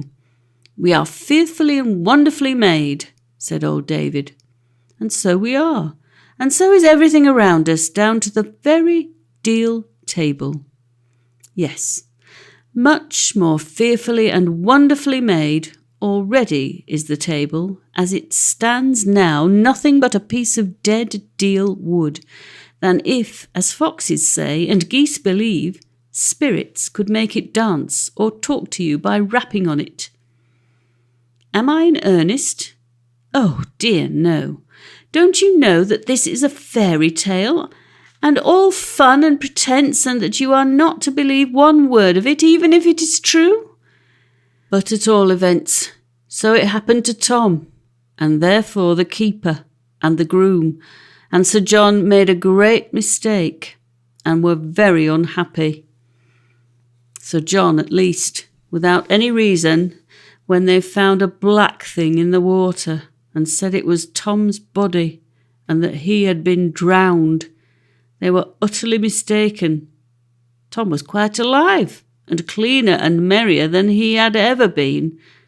The fairies had washed him, you see, in the swift river so thoroughly that not only his dirt but his whole husk and shell had been washed quite off him, and the pretty little real Tom was washed out of the inside of it and swam away as a caddis does when its case of stones and silk is bored through, and away it goes on its back, paddling to the shore, there to split its skin and fly away as a caperer on 4 fawn-coloured wings with long legs and horns.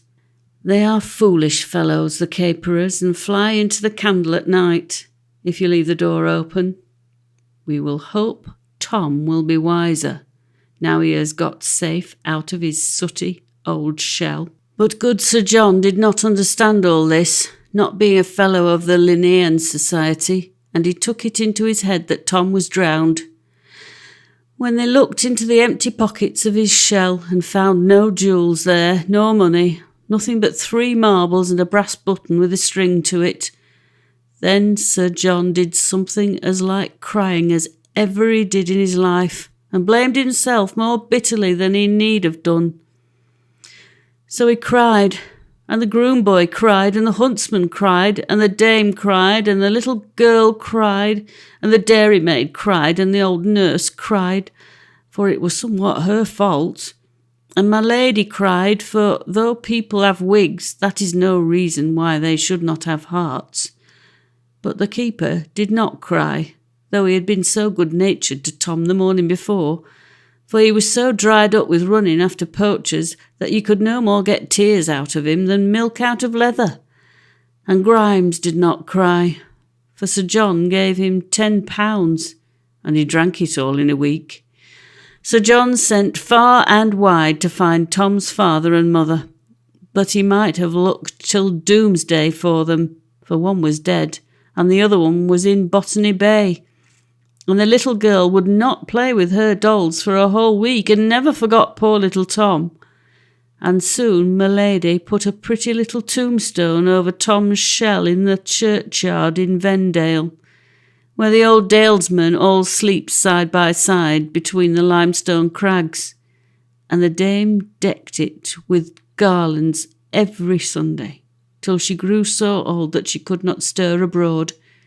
Then the little children decked it for her, and always she sang an old song as she sat spinning what she called her wedding dress. The children could not understand it, but they liked it none the less for that, for it was very sweet and very sad, and that was enough for them. And these are the words of it. When all the world is young, lad, and all the trees are green, and every goose a swan, lad, and every lass a queen, then hey for boot and horse, lad, and round the world away. Young blood must have its course, lad, and every dog his day.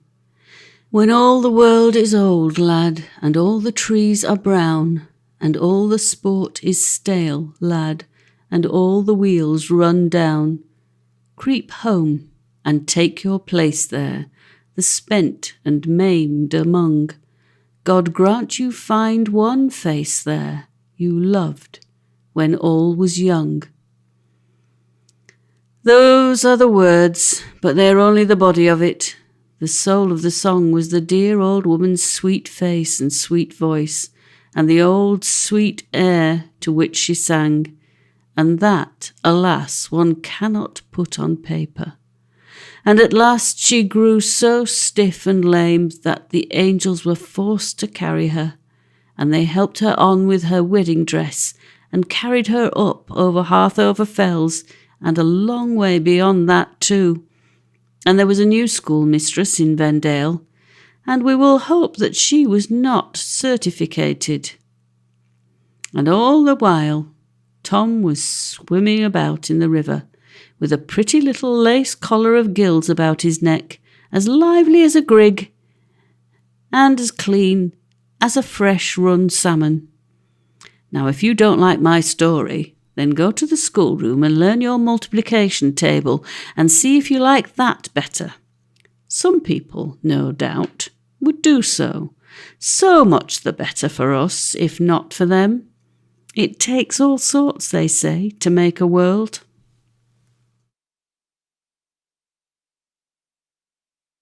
Chapter 3. He prayeth well who loveth well, both men and bird and beast. He prayeth best who loveth best all things, both great and small. For the dear God who loveth us, he made and loveth all. Coleridge. Tom was now quite amphibious. You do not know what that means? You had better then ask the nearest government pupil teacher, who may possibly answer you smartly enough thus. Amphibious, adjective, derived from two Greek words, amphi, a fish, and bios, a beast, an animal supposed by our ignorant ancestors to be compounded of a fish and a beast, which therefore, like the hippopotamus, can't live on the land and dies in the water. However that may be, Tom was amphibious, and what is better still, he was clean. For the first time in his life, he felt how comfortable it was to have nothing on him but himself. But he only enjoyed it. He did not know it or think about it, just as you enjoy life and health, and yet never think about being alive and healthy, and may it be long before you have to think about it. He did not remember having ever been dirty. Indeed, he did not remember any of his old troubles, being tired or hungry or beaten or sent up dark chimneys. Since that sweet sleep, he had forgotten all about his master, and Harthover Place, and the little white girl, and, in a word, all that had happened to him when he lived before. And what was best of all, he had forgotten all the bad words which he had learned from Grimes and the rude boys with whom he used to play. That is not strange, for you know, when you came into this world and became a land baby, you remembered nothing. So why should he, when he became a water baby? Then have you lived before? My dear child, who can tell? One can only tell that by remembering something which happened where we lived before, and as we remember nothing, we know nothing about it, and no book and no man can ever tell us certainly. There was a wise man once, a very wise man, and a very good man, who wrote a poem about the feelings which some children have about having lived before, and this is what he said. Our birth is but a sleep and a forgetting. The soul that rises with us, our life's star, hath elsewhere had its setting and cometh from afar, not in entire forgetfulness, and not in utter nakedness, but trailing clouds of glory do we come from God, who is our home. There you can know no more than that, but if I was you, I would believe that. For then the great fairy Science, who is likely to be queen of all the fairies for many a year to come, can only do you good and never do you harm. And instead of fancying with some people that your body makes your soul, as if a steam engine could make its own coke, or with some people that your soul has nothing to do with your body, but is only stuck into it like a pin into a pincushion, to fall out with the first shake, you will believe the one true. Orthodox, inductive, rational, deductive, philosophical, seductive, logical, productive, irrefragable, salutary, nominalistic, comfortable, realistic, and on all accounts to be received, doctrine of this wonderful fairy tale, which is that your soul makes your body just as snail makes his shell. For the rest, it is enough for us to be sure that whether or not we lived before, we shall live again, though not, I hope, as poor little heathen Tom did, for he went downward into the water. But we, I hope, shall go upward to a very different place. But Tom was very happy in the water. He had been sadly overworked in the land world, and so now, to make up for that, he had nothing but holidays in the water world for a long, long time to come. He had nothing to do now but enjoy himself and look at all the pretty things which are to be seen in the cool, clear water world, where the sun is never too hot and the frost is never too cold. And what did he live on? Watercresses, perhaps, or perhaps water gruel and water milk. Too many land babies do so likewise. But we do not know what 1/10 of the water things eat, so we are not answerable for the water babies. Sometimes he went along the smooth gravel waterways looking at the crickets which ran in and out among the stones, as rabbits do on land. Or he climbed over the ledges of rock and saw the sandpipes hanging in thousands, with every one of them a pretty little head and legs peeping out. Or he went into a still corner and watched the caddises eating dead sticks as greedily as you would eat plum pudding, and building their houses with silk and glue. Very fanciful ladies they were. None of them would keep to the same materials for a day. One would begin with some pebbles. Then she would stick on a piece of green wood. Then she found a shell and stuck it on too. And the poor shell was alive and did not like at all being taken to build houses with. But the caddis did not let him have any voice in the matter, being rude and selfish, as vain people are apt to be. Then she stuck on a piece of rotten wood, then a very smart pink stone, and so on until she was patched all over like an Irishman's coat. Then she found a long straw, 5 times as long as herself, and said, "Hurrah! My sister has a tail, and I'll have one too." And she stuck it on her back and marched about with it quite proud, though it was very inconvenient indeed.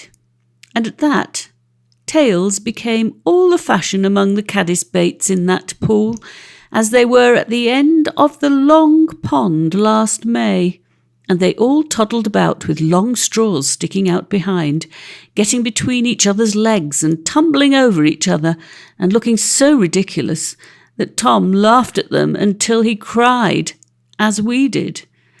But they were quite right, you know, for people must always follow the fashion, even if it be spoon bonnets. Then sometimes he came to a deep, still reach, and there he saw the water forests. They would have looked to you only little weeds, but Tom, you must remember, was so little that everything looked 100 times as big to him as it does to you, just as things do to a minnow, who sees and catches the little water creatures which you can only see in a microscope. And in the water forest he saw the water monkeys and water squirrels. They had all 6 legs, though. Everything almost has 6 legs in the water, except efts and water babies. And nimbly enough they ran among the branches. There were water flowers there too, in thousands, and Tom tried to pick them. But as soon as he touched them, they drew themselves in and turned into knots of jelly. And then Tom saw that they were all alive. Bells and stars and wheels and flowers, of all beautiful shapes and colours, and all alive and busy, just as Tom was. So now he found that there was a great deal more in the world than he had fancied at first sight. There was one wonderful little fellow, too, who peeped out of the top of a house built of round bricks. He had 2 big wheels and 1 little one, all over teeth, spinning round and round like the wheels in a thrashing machine, and Tom stood and stared at him to see what he was going to make with his machinery. And what do you think he was doing? Brick making. With his 2 big wheels he swept together all the mud which floated in the water. All that was nice in it he put into his stomach and ate, and all the mud he put into the little wheel on his breast, which really was a round hole set with teeth, and there he spun it into a neat hard round brick. And then he took it and stuck it on top of his house wall, and set to work to make another. Now, was not he a clever little fellow? Tom thought so. But when he wanted to talk to him, the brickmaker was much too busy and proud of his work to take any notice of him. Now, you must know that all the things under the water talk. Only not such a language as ours, but such as horses and dogs and cows and birds talk to each other, and Tom soon learned to understand them and talk to them, so that he might have had very pleasant company if he had only been a good boy. But I am sorry to say he was too like some other little boys, very fond of hunting and tormenting creatures for mere sport. Some people say that boys cannot help it, that it is nature, and only a proof that we are all originally descended from beasts of prey. But whether it is nature or not, little boys can help it, and must help it. For if they have naughty, low, mischievous tricks in their nature, as monkeys have, that is no reason why they should give way to those tricks like monkeys, who know no better.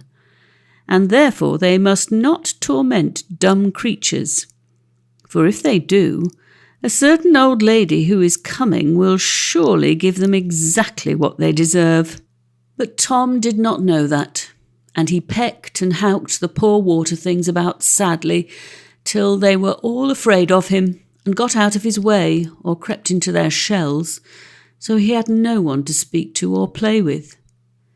The water fairies, of course, were very sorry to see him so unhappy, and longed to take him and tell him how naughty he was and teach him to be good, and to play and romp with him too.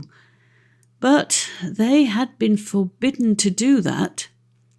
Tom had to learn his lesson for himself by sound and sharp experience, as many another foolish person has to do, though there may be many a kind heart yearning over them all the while and longing to teach them what they can only teach themselves. At last, one day, he found a caddis and wanted it to peep out of its house, but its house door was shut.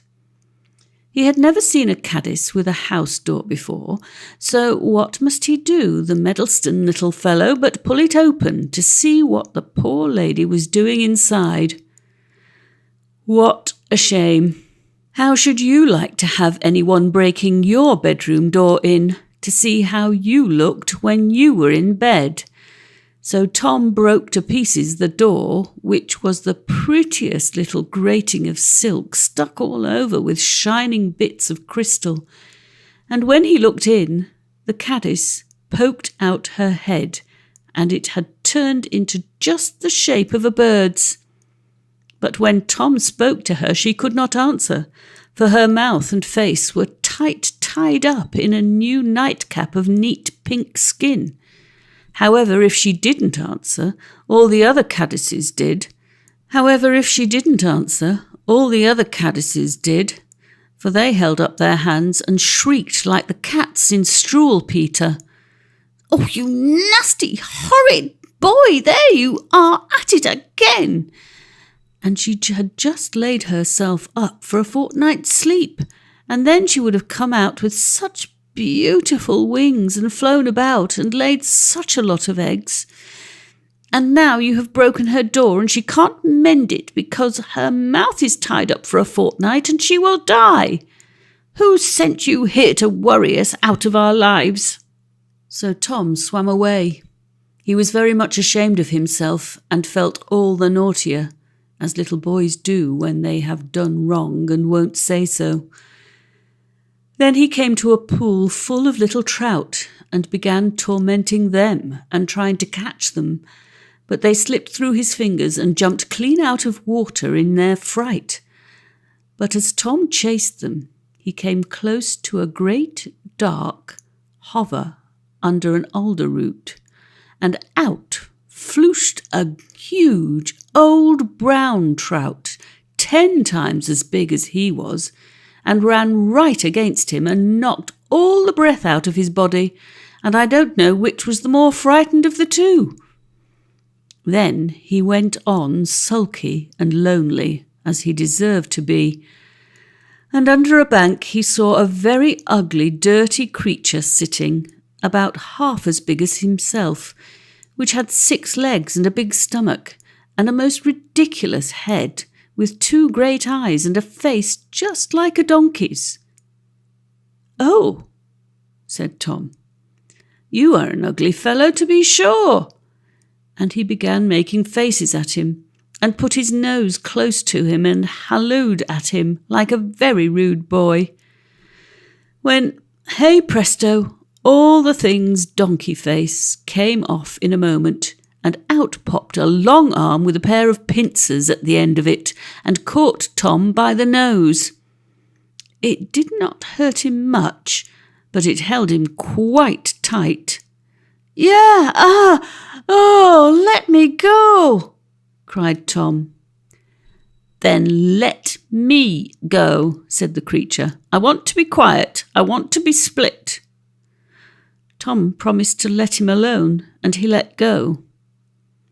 "Why do you want to split?" said Tom. "Because my brothers and sisters have all split and turned into beautiful creatures with wings, and I want to split too. Don't speak to me. I am sure I shall split," I will split." Tom stood still and watched him, and he swelled himself and puffed and stretched himself out stiff, and at last, crack, puff, bang, he opened all down his back and then up to the top of his head. And out of his inside came the most slender, elegant, soft creature, as soft and smooth as Tom, but very pale and weak, like a little child who has been ill a long time in a dark room. It moved its legs very feebly, and looked about it half ashamed, like a girl when she goes for the first time into a ballroom, and then it began walking slowly up a grass stem to the top of the water. Tom was so astonished that he never said a word, but he stared with all his eyes, and he went up to the top of the water too and peeped out to see what would happen. And as the creature sat in the warm, bright sun, a wonderful change came over it. It grew strong and firm. The most lovely colours began to show on its body, blue and yellow and black, spots and bars and rings. Out of its back rose 4 great wings of bright brown gauze, and its eyes grew so large that they filled all its head and shone like 10,000 diamonds. "Oh, you beautiful creature," said Tom, and he put out his hand to catch it.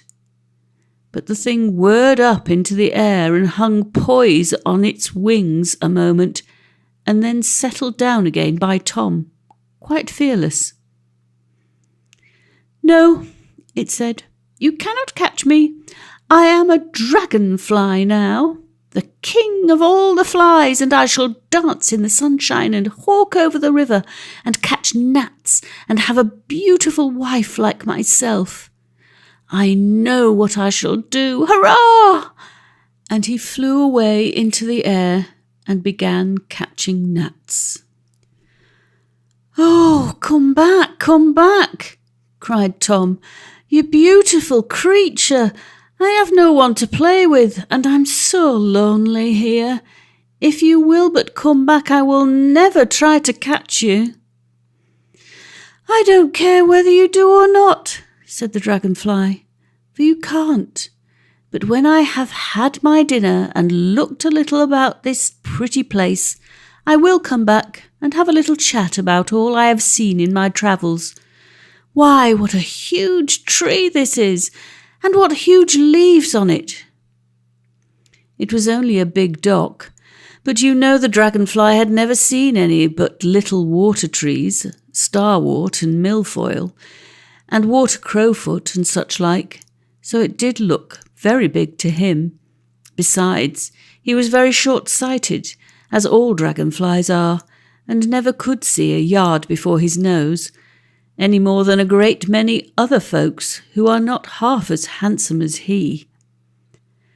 The dragonfly did come back and chatted away with Tom. He was a little conceited about his fine colours and his large wings, but you know, he had been a poor, dirty, ugly creature all his life before, so there were great excuses for him. He was very fond of talking about all the wonderful things he saw in the trees and the meadows, and Tom liked to listen to him, for he had forgotten all about them.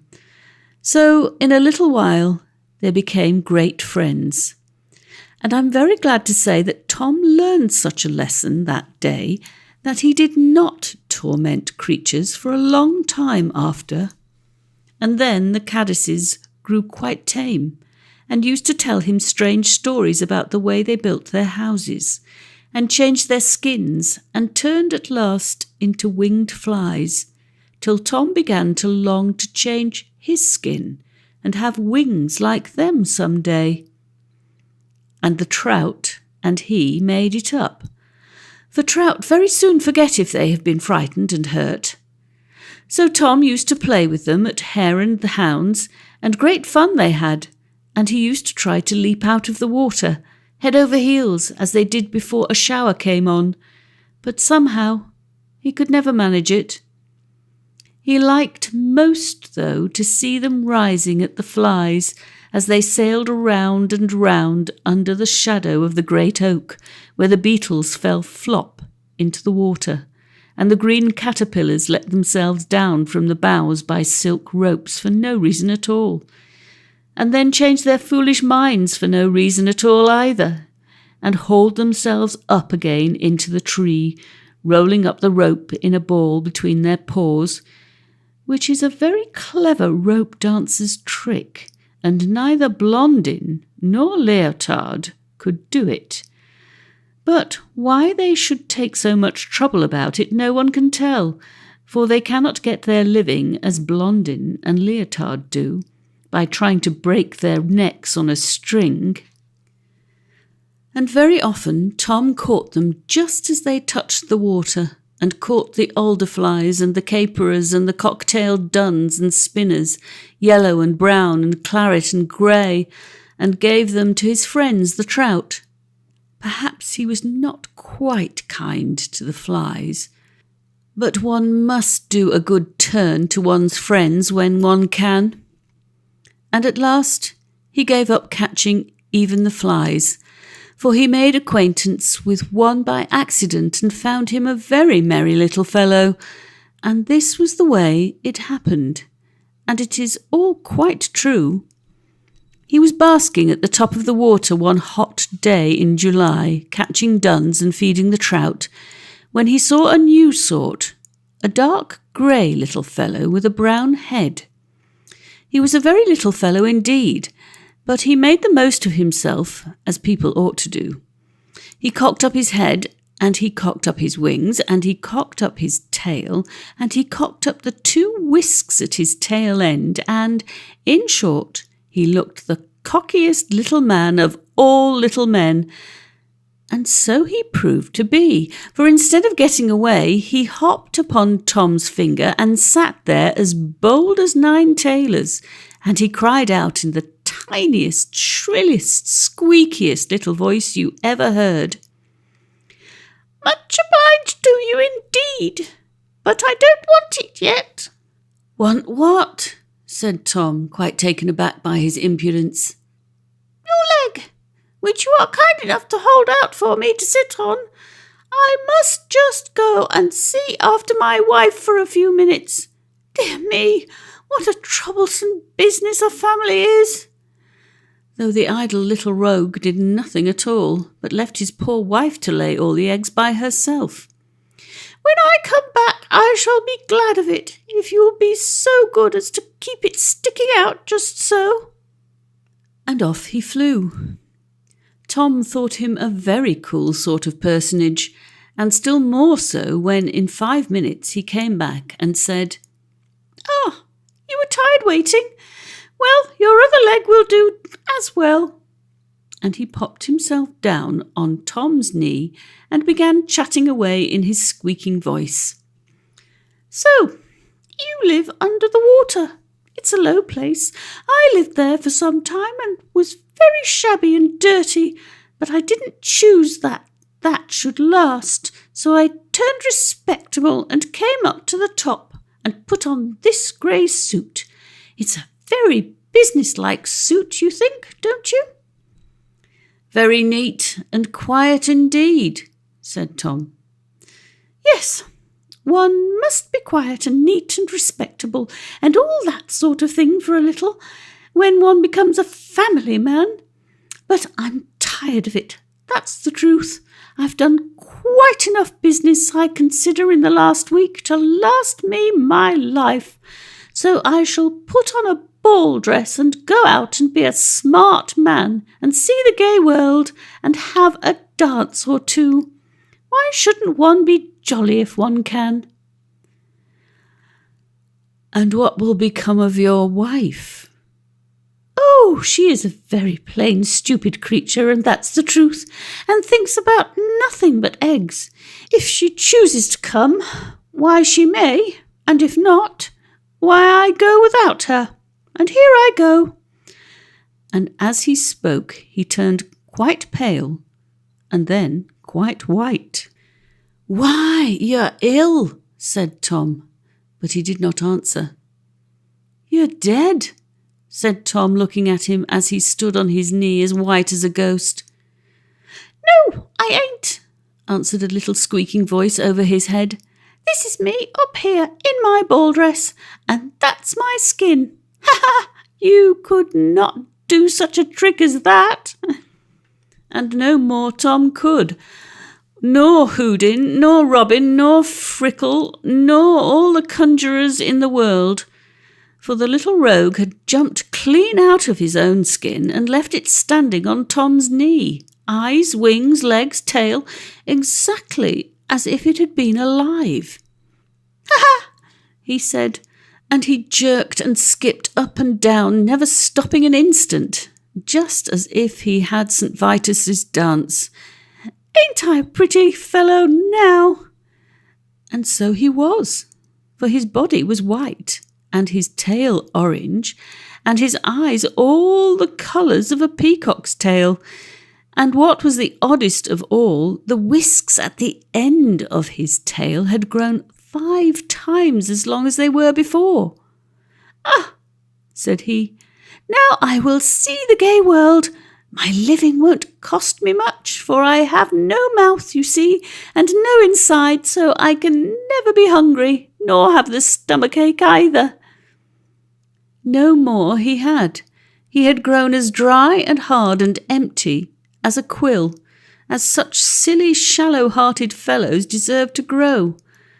But instead of being ashamed of his emptiness, he was quite proud of it, as a good many fine gentlemen are, and began flirting and flipping up and down and singing, "My wife shall dance and I shall sing, so merrily pass the day, for I hold it for quite the wisest thing to drive dull care away."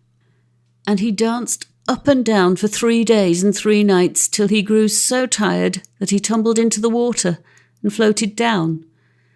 But what became of him Tom never knew, and he himself never minded, for Tom heard him singing to the last as he floated down, "To drive dull care away, And if he did not care, why, nobody else cared either. But one day Tom had a new adventure. He was sitting on a water lily leaf, he and his friend the dragonfly, watching the gnats dance. The dragonfly had eaten as many as he wanted, and was sitting quite still and sleepy, for it was very hot and bright. The gnats, who did not care the least for their poor brother's death, danced a foot over his head quite happily, and a large black fly settled within an inch of his nose, and began washing his own face and combing his hair with his paws. But the dragonfly never stirred, and kept on chatting to Tom about the times when he lived under the water. Suddenly Tom heard the strangest noise up the stream, cooing and grunting and whining and squeaking, as if you'd put into a bag 2 stock doves, 9 mice, 3 guinea pigs, and a blind puppy, and left them there to settle themselves and make music. He looked up the water, and there he saw a sight as strange as the noise. A great ball rolling over and over down the stream, seeming one moment of soft brown fur, and the next of shining glass. And yet it was not a ball, for sometimes it broke up and streamed away in pieces, and then it joined again, and all the while the noise came out of it louder and louder. Tom asked the dragonfly what it could be, but of course, with his short sight, he could not even see it, though it was not 10 yards away.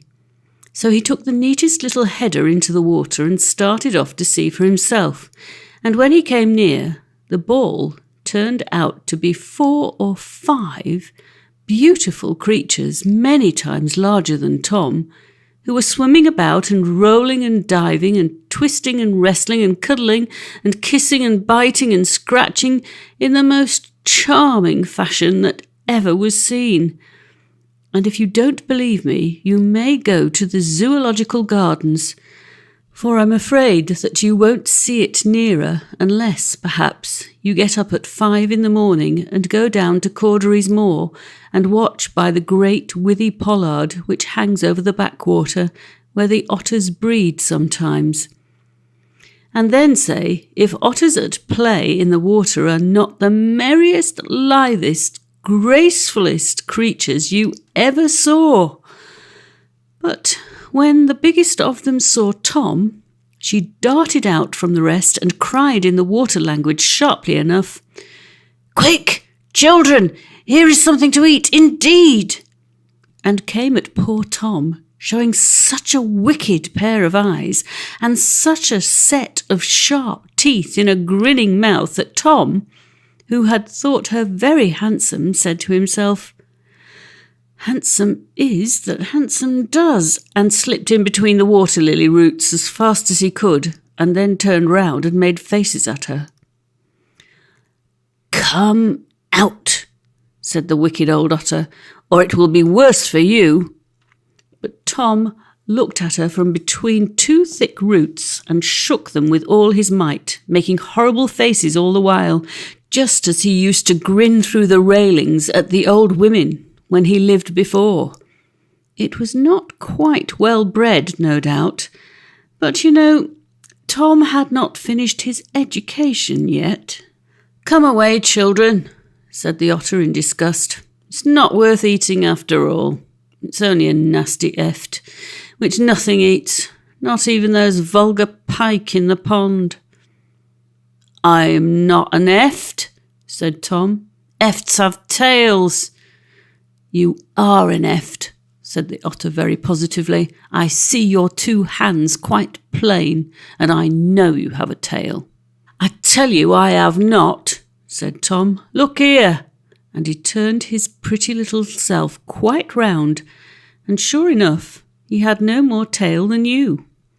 The otter might have got out of it by saying that Tom was a frog, but, like a great many other people, when she had once said a thing, she stood to it, right or wrong.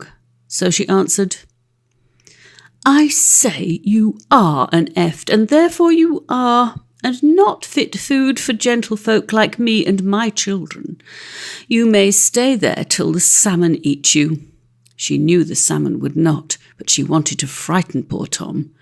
"Ha ha, they will eat you, and we will eat them." And the otter laughed such a wicked, cruel laugh, as you may hear them do sometimes, and the first time that you hear it, you will probably think it is bogies. "What a salmon?" asked Tom.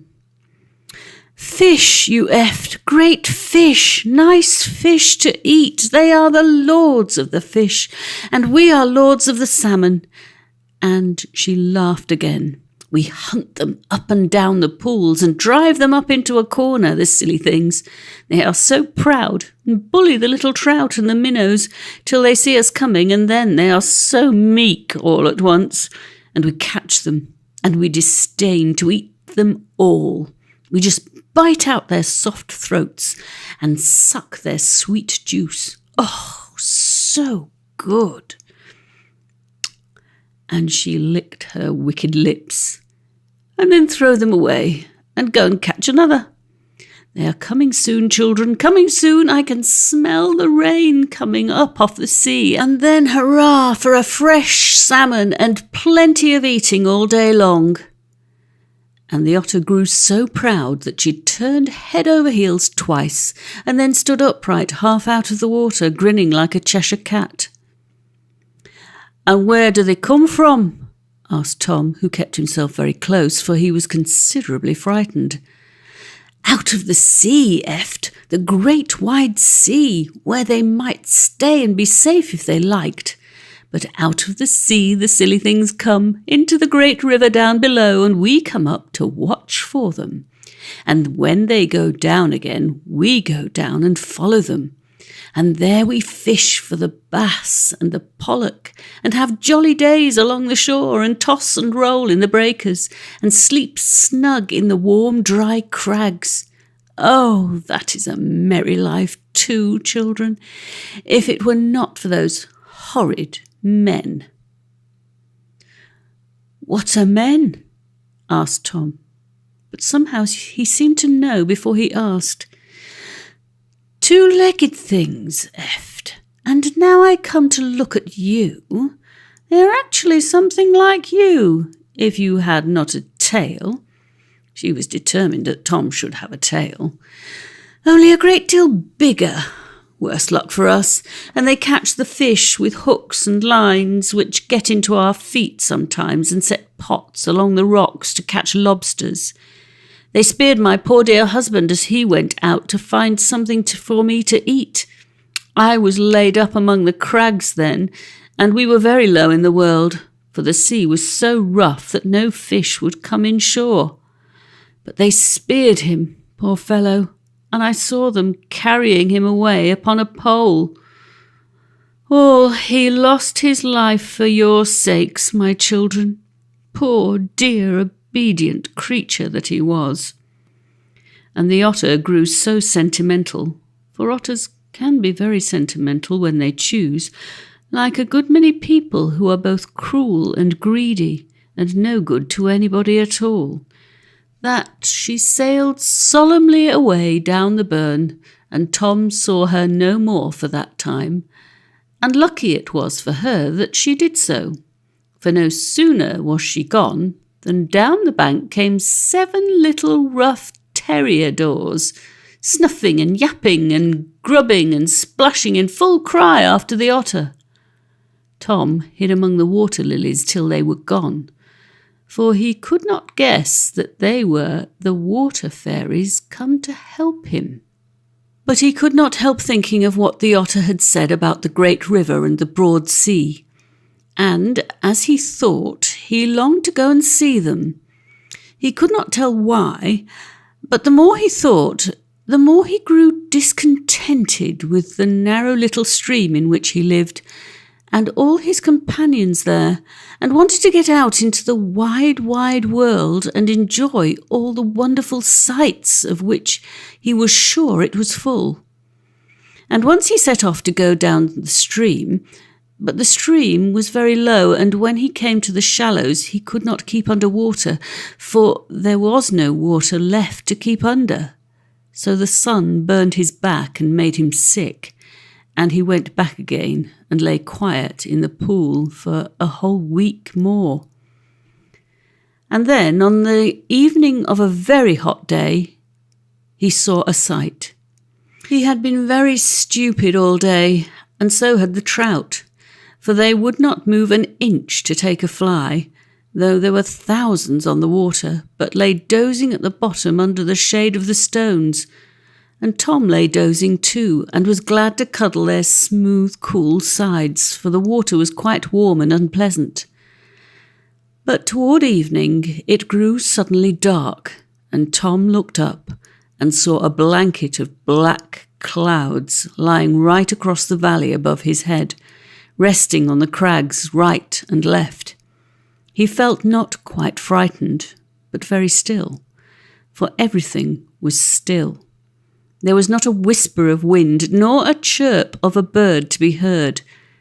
And next, a few great drops of rain fell plop into the water, and one hit Tom on the nose and made him pop his head down quickly enough. And then the thunder roared, and the lightning flashed and leapt across Vendale and back again, from cloud to cloud and cliff to cliff, till the very rocks in the stream seemed to shake, and Tom looked up at it through the water and thought it the finest thing he ever saw in his life. But out of the water he dared not put his head, for the rain came down by bucketsful, and the hail hammered like shot on the stream and churned it into foam, and soon the stream rose and rushed down higher and higher and fouler, full of beetles and sticks and straws and worms and addle eggs and woodlice and leeches and odds and ends and omnium gatherums and this, that and the other, enough to fill 9 museums.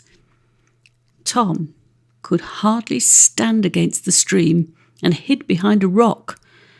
But the trout did not, for out they rushed from among the stones and began gobbling the beetles and leeches in the most greedy and quarrelsome way, and swimming about with great worms hanging out of their mouths, tugging and kicking to get them away from each other. And now, by the flashes of the lightning, Tom saw a new sight. All the bottom of the stream alive with great eels turning and twisting along, all downstream and away. They had been hiding for weeks past in the cracks of the rocks, and in burrows and in the mud, and Tom had hardly ever seen them, except now and then at night.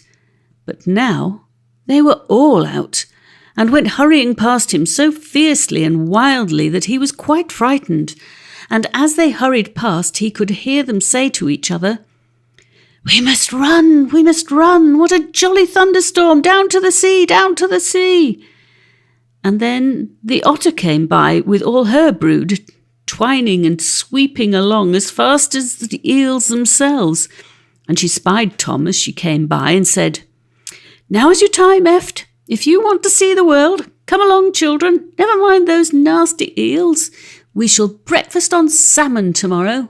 Down to the sea, down to the sea." Then came a flash brighter than all the rest, and by the light of it, in the 1,000th part of a second, they were gone again. But he had seen them. He was certain of it. 3 beautiful little white girls, with their arms twined round each other's necks, floating down the torrent as they sang, "Down to the sea, down to the sea." "Oh, stay! Wait for me!" cried Tom. But they were gone. Yet he could hear their voices clear and sweet through the roar of thunder and water and wind, singing as they died away. "Down to the sea." "Down to the sea?" said Tom. "Everything is going to the sea, and I will go too. Goodbye, trout." But the trout was so busy gobbling worms that they never turned to answer him, so that Tom was spared the pain of bidding them farewell. And now, down the rushing stream, guided by the bright flashes of the storm, past tall birch-fringed rocks, which shone out one moment as clear as day, and the next were dark as night, past dark hovers under swirling banks, from which great trout rushed out on Tom, thinking him to be good to eat, and turned back sulkily, for the fairies sent them home again with a tremendous scolding for daring to meddle with a water baby. On through narrow strids and roaring cataracts, where Tom was deafened and blinded for a moment by the rushing waters, along deep reaches, where the white water lilies tossed and flapped beneath the wind and hail, past sleeping villages, under dark bridge arches, and away to the sea. And Tom could not stop, and did not care to stop. He would see the great world below, and the salmon, and the breakers, and the wide, wide sea. And when the daylight came, Tom found himself out in the salmon river. And what sort of a river was it? Was it like an Irish stream winding through the brown bogs, where the wild ducks squatter up from among the white water lilies, and the curlews flit to and fro, crying, "Twilly weep, mind your sheep"? And Dennis tells you strange stories of the Peishtamore, the great bogey snake, which lies in the black peat pools among the old pine stems, and puts his head out at night to snap at the cattle as they come down to drink. But you must not believe all that Dennis tells you, mind, for if you ask him, "Is there a salmon here, do you think, Dennis?" "Is it salmon thin your honour means? Salmon, cartloads it is of them, thin and regiments, sure the ring ache out of water, have ye but the luck to see them. Then you fish the pool all over and never get a rise." "But there can't be a salmon here, Dennis, And if you'll but think, if one had come up last tide, he'd be gone to the higher pools by now. Sure thing, and your honour's the true fisherman and understands it all like a book. Why, ye spake as if ye'd known the wather 1,000 years. And as I said, how could there be a fish here at all just now? But you said just now they were shouldering each other out of water. But then Dennis will look up at you with his handsome, sly, soft, sleepy, good-natured, untrustable Irish grey eye, and answer with the prettiest smile. Sure, and didn't I think your honour would like a pleasant answer? So you must not trust Dennis, because he is in the habit of giving pleasant answers. But instead of being angry with him, you must remember that he is a poor Paddy and knows no better. So you must just burst out laughing, and then he will burst out laughing too and slave for you and trot about after you and show you good sport if he can, for he is an affectionate fellow and as fond of sport as you are. And if he can't, tell you fibs instead, 100 an hour, and wonder all the while why poor old Ireland does not prosper like England and Scotland, and some other places where folk have taken up a ridiculous fancy that honesty is the best policy. Or was it like a Welsh salmon river, which is remarkable chiefly, at least till this last year, for containing no salmon, as they have been all poached out by the enlightened peasantry to prevent the Caithrol Sassenach, which means you, my little dear, your kith and kin, and signifies much the same as the Chinese fang kuei, from coming bothering into Wales with good tackle and ready money and civilization and common honesty and other like things of which the Cymry stand in no need whatsoever. Or was it such a salmon stream as I trust you will see among the Hampshire water meadows before your hairs are grey, under the wise new fishing laws, when Winchester apprentices shall covenant, as they did 300 years ago, not to be made to eat salmon more than 3 days a week, and fresh-run fish shall be as plentiful under Salisbury Spire as they are in Hollyhole at Christchurch, in the good time coming when folks shall see that of all heaven's gifts of food, the one to be protected most carefully is that worthy gentleman's salmon, who is generous enough to go down to the sea weighing 5 ounces, and to come back next year weighing 5 pounds, without having cost the soil or the state 1 farthing. Or was it like a Scotch stream, such as Arthur Clough drew in his Bothy, where over a ledge of granite into a granite basin the amber torrent descended, beautiful there for the colour derived from green rocks under, beautiful most of all where beads of foam uprising mingle their clouds of white with the delicate hue of the stillness, cliff over cliff for its sides with rowan and pendant birch boughs. Ah, my little man, when you are a big man and fish such a stream as that, you will hardly care, I think, whether she be roaring down in full spate like coffee covered with scald cream, while the fish are swirling at your fly as an oar blade swirls in a boat race, or flashing up the cataract like silver arrows out of the fiercest of the foam, or whether the fall be dwindled to a single thread, and the shingle below be as white and dusty as a turnpike road, while the salmon huddle together in one dark cloud in the clear amber pool, sleeping away their time till the rain creeps back again off the sea. You will not care much, if you have eyes and brains, for you will lay down your rod contentedly, and drink in at your eyes the beauty of that glorious place, and listen to the water ouzel piping on the stones, and watch the yellow roes come down to drink and look up at you with their great, soft, trustful eyes, as much as to say, "You could not have the heart to shoot at us." And then, if you have sense, you will turn and talk to the great giant of a gilly, who lies basking on the stone beside you. He will tell you no fibs, my little man, for he is a Scotchman, and fears God and not the priest, and as you talk with him you will be surprised more and more at his knowledge, his sense, his humour, his courtesy, and you will find out, unless you have found it out before, that a man may learn from his Bible to be a more thorough gentleman than if he had been brought up in all the drawing-rooms in London. No, it was none of these. The salmon stream at Harthover. It was such a stream as you see in dear old Buick. Buick, who was born and bred upon them.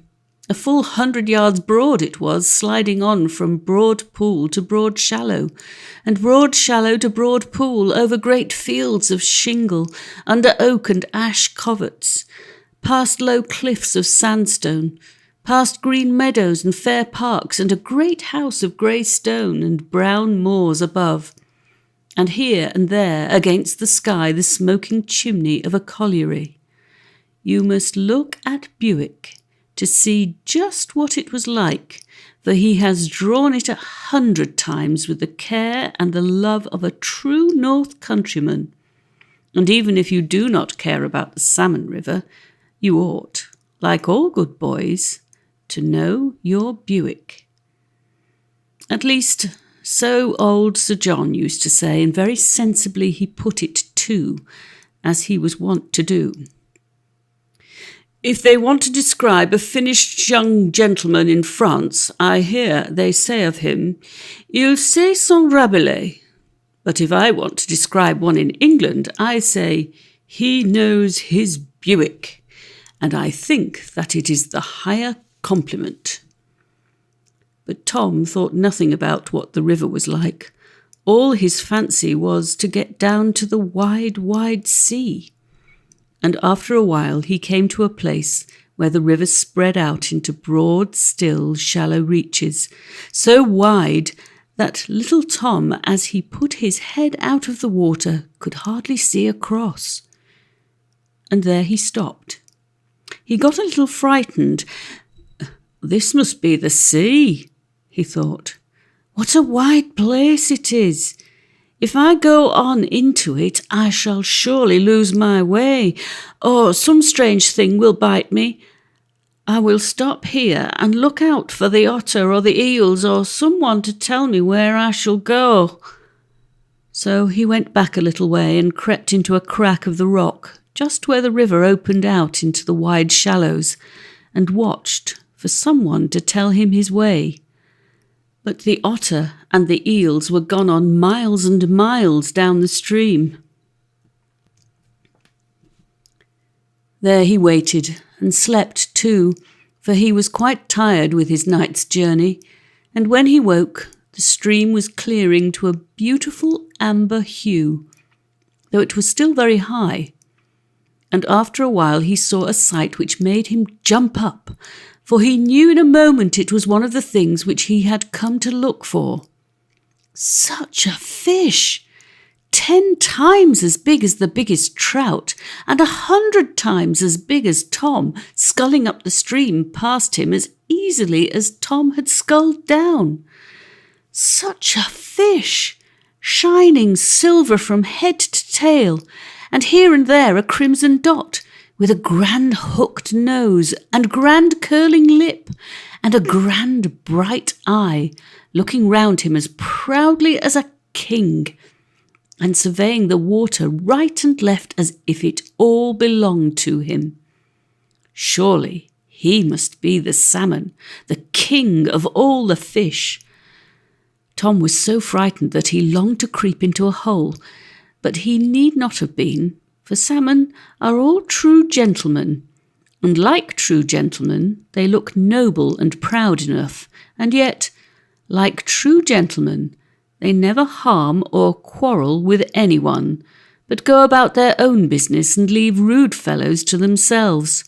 The salmon looked at him full in the face, and then went on without minding him, with a swish or two of his tail which made the stream boil again, and in a few minutes came another, and then 4 or 5, and so on, and all past Tom, rushing and plunging up the cataract with strong strokes of their silver tails, now and then leaping clean out of the water and up over a rock, shining gloriously for a moment in the bright sun, while Tom was so delighted that he could have watched them all day long.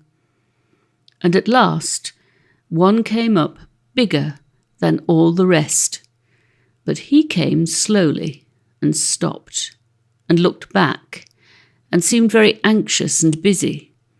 And Tom saw that he was helping another salmon, an especially handsome one, who had not a single spot upon it, but was clothed in pure silver from nose to tail. "My dear," said the great fish to his companion, "you look really dreadfully tired, and you must not overexert yourself at first. Do rest yourself behind this rock." And he shoved her gently with his nose to the rock where Tom sat. You must know that this was the salmon's wife, for salmon, like other true gentlemen, always choose their lady, and love her, and are true to her, and take care of her, and work for her, and fight for her, as every true gentleman ought, and are not like vulgar chub and roach and pike, who have no high feelings and take no care of their wives. Then he saw Tom and looked at him very fiercely one moment, as if he was going to bite him. "What do you want here?" he said very fiercely. "Oh, don't hurt me," cried Tom. "I only want to look at you. You are so handsome." "Ah," said the salmon, very stately but very civilly. "I really beg your pardon. I see what you are, my little dear.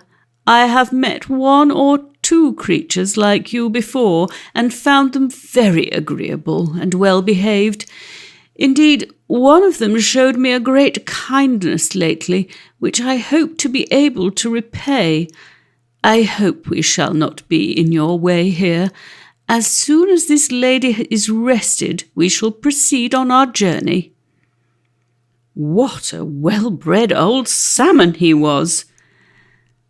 "So you have seen things like me before?"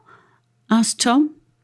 "Oh, several times, my dear. Indeed, it was only last night that one at the river's mouth came and warned me and my wife of some new stake nets which had got into the stream, I cannot tell how, since last winter, and showed us the way round them in the most charmingly obliging way." "So there are babies in the sea," cried Tom, and clapped his little hands. "Then I shall have someone to play with there. How delightful!" "Were there no babies up this stream?" asked the lady salmon. "No, and I grew so lonely. I thought I saw 3 last night, but they were gone in an instant down to the sea. So I went too, for I have nothing to play with but caddises and dragonflies and trout." "Oh," cried the lady, "what low company!" "My dear, if he has been in low company, he has certainly not learnt their low manners," said the salmon. "No, indeed, poor little dear, but how sad for him to live among such people as caddises, who have actually 6 legs, the nasty things. And dragonflies too, why, they are not even good to eat, for I tried them once, and they are all hard and empty, and as for trout, everyone knows what they are." whereupon she curled up her lip and looked dreadfully scornful, while her husband curled up his too, till he looked as proud as Alcibiades. "Why do you dislike the trout so?" asked Tom. "My dear, we do not even mention them if we can help it, for I am sorry to say they are relations of ours who do us no credit. A great many years ago they were just like us, but they were so lazy and cowardly and greedy that instead of going down to the sea every year to see the world and grow strong and fat, they chose to stay and poke about in the little streams and eat worms and grubs. And they are very properly punished for it, for they have grown ugly and brown and spotted and small, and are actually so degraded in their tastes that they will eat our children. And they pretend to scrape acquaintance with us again," said the lady.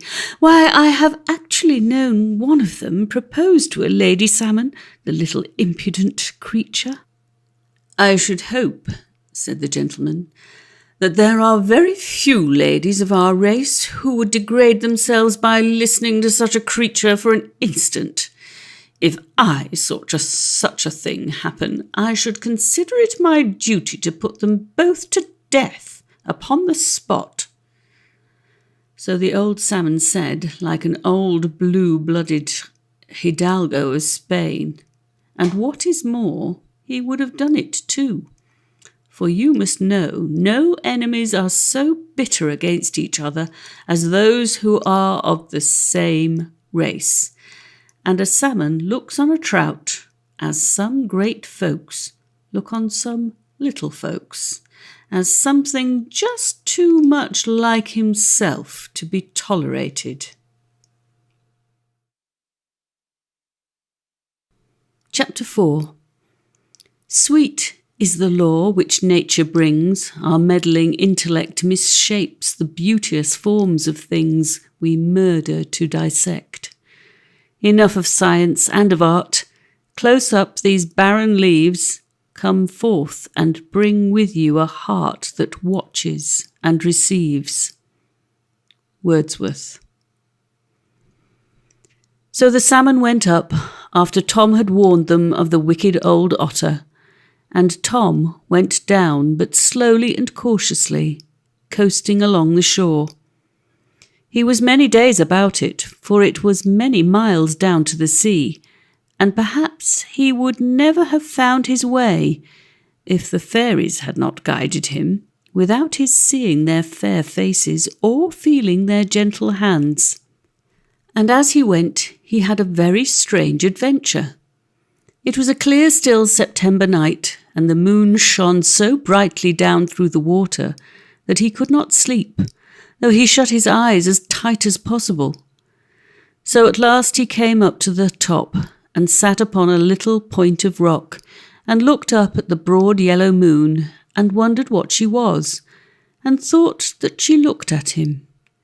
And he watched the moonlight on the rippling river and the black heads of the firs and the silver-frosted lawns, and listened to the owl's hoot and the snipe's bleat and the fox's bark and the otter's laugh, and smelt the soft perfume of the birches and the wafts of heather honey off the grouse moor far above, and felt very happy, though he could not tell why. You, of course, would have been very cold sitting there on a September night without the least bit of clothes on your wet back. But Tom was a water baby, and therefore felt cold no more than a fish. Suddenly he saw a beautiful sight. A bright red light moved along the riverside and threw down into the water a long taproot of flame. Tom, curious little rogue that he was, must needs go and see what it was. So he swam to the shore and met the light as it stopped over a shallow run at the edge of a low rock. And there, underneath the light, lay 5 or 6 great salmon, looking up at the flame with their great goggle eyes and wagging their tails as if they were very much pleased at it. Tom came to the top to look at this wonderful light nearer and made a splash, and he heard a voice say, "There was a fish, Rose." He did not know what the words meant, but he seemed to know the sound of them and to know the voice which spoke them, and he saw on the bank 3 great two-legged creatures, one of whom held the light, flaring and sputtering, and another a long pole, and he knew that they were men, and was frightened, and crept into a hole in the rock from which he could see what went on. The man with the torch bent down over the water and looked earnestly in, and then he said, "Take that, muckle fellow, lad. He's o'er 15 pounds, and hold your hand steady." Tom felt that there was some danger coming and longed to warn the foolish salmon, who kept staring up at the light as if he was bewitched. But before he could make up his mind, down came the pole through the water. There was a fearful splash and struggle, and Tom saw that the poor salmon was speared right through and was lifted out of the water. And then, from behind, there sprang on these 3 men, 3 other men, and there were shouts and blows and words which Tom recollected to have heard before. And he shuddered and turned sick at them now, for he felt somehow that they were strange and ugly and wrong and horrible, and it all began to come back to him. They were men, and they were fighting, savage, desperate, up and down fighting, such as Tom had seen too many times before, and was very glad that he was a water baby and had nothing to do any more with horrid, dirty men, with foul clothes on their backs and foul words on their lips. But he dared not stir out of his hole, while the rock shook over his head with the trampling and struggling of the keepers and the poachers. All of a sudden there was a tremendous splash, and a frightful flash, and a hissing, and all was still. For into the water, close to Tom, fell one of the men. He who held the light in his hand. Into the swift river he sank and rolled over and over in the current. Tom heard the men above run along, seemingly looking for him, but he drifted down into the deep hole below, and there lay quite still, and they could not find him. Tom waited a long time till all was quiet, and then he peeped out and saw the man lying. At last he screwed up his courage and swam down to him. "Perhaps," he thought, "the water has made him fall asleep as it did me." Then he went nearer. He grew more and more curious. He could not tell why. He must go and look at him. He would go very quietly, of course. So he swam round and round him, closer and closer, and as he did not stir, at last he came quite close and looked him in the face. The moon shone so bright that Tom could see every feature, and as he saw, he recollected, bit by bit, it was his old master, Grimes. Tom turned tail and swam away as fast as he could. "Oh, dear me," he thought, "now he will turn into a water baby. What a nasty troublesome one he will be, and perhaps he will find me out and beat me again." So he went up the river again a little way and lay there the rest of the night under an alder root. But when morning came, he longed to go down again to the big pool and see whether Mr. Grimes had turned into a water baby yet. So he went very carefully, peeping round all the rocks and hiding under all the roots. Mr. Grimes lay there still. He had not turned into a water baby. In the afternoon Tom went back again. He could not rest till he had found out what had become of Mr. Grimes. But this time Mr. Grimes was gone, and Tom made up his mind that he was turned into a water baby. He might have made himself easy, poor little man. Mr. Grimes did not turn into a water baby, or anything like one at all. But he did not make himself easy, and a long time he was fearful lest he should meet Grimes suddenly in some deep pool. He could not know that the fairies had carried him away and put him where they put everything which falls into the water, exactly where it ought to be. But do you know what had happened to Mr. Grimes? Had such an effect on him that he never poached salmon any more. And it is quite certain that when a man becomes a confirmed poacher, the only way to cure him is to put him under water for 24 hours, like Grimes. So when you grow to be a big man, do you behave as all honest fellows should, and never touch a fish or a head of game which belongs to another man without his express leave, and then people will call you a gentleman and treat you like one, and perhaps give you good sport, instead of hitting you into the river or calling you a poaching snob. Then Tom went on down, for he was afraid of staying near Grimes, and as he went, all the vale looked sad. The red and yellow leaves showered down into the river. The flies and beetles were all dead and gone. The chill autumn fog lay low upon the hills, and sometimes spread itself so thickly on the river that he could not see his way. But he felt his way instead, following the flow of the stream day after day, past great bridges, past boats and barges, past the great town with its wharfs and mills and tall smoking chimneys, and ships which rode at anchor in the stream.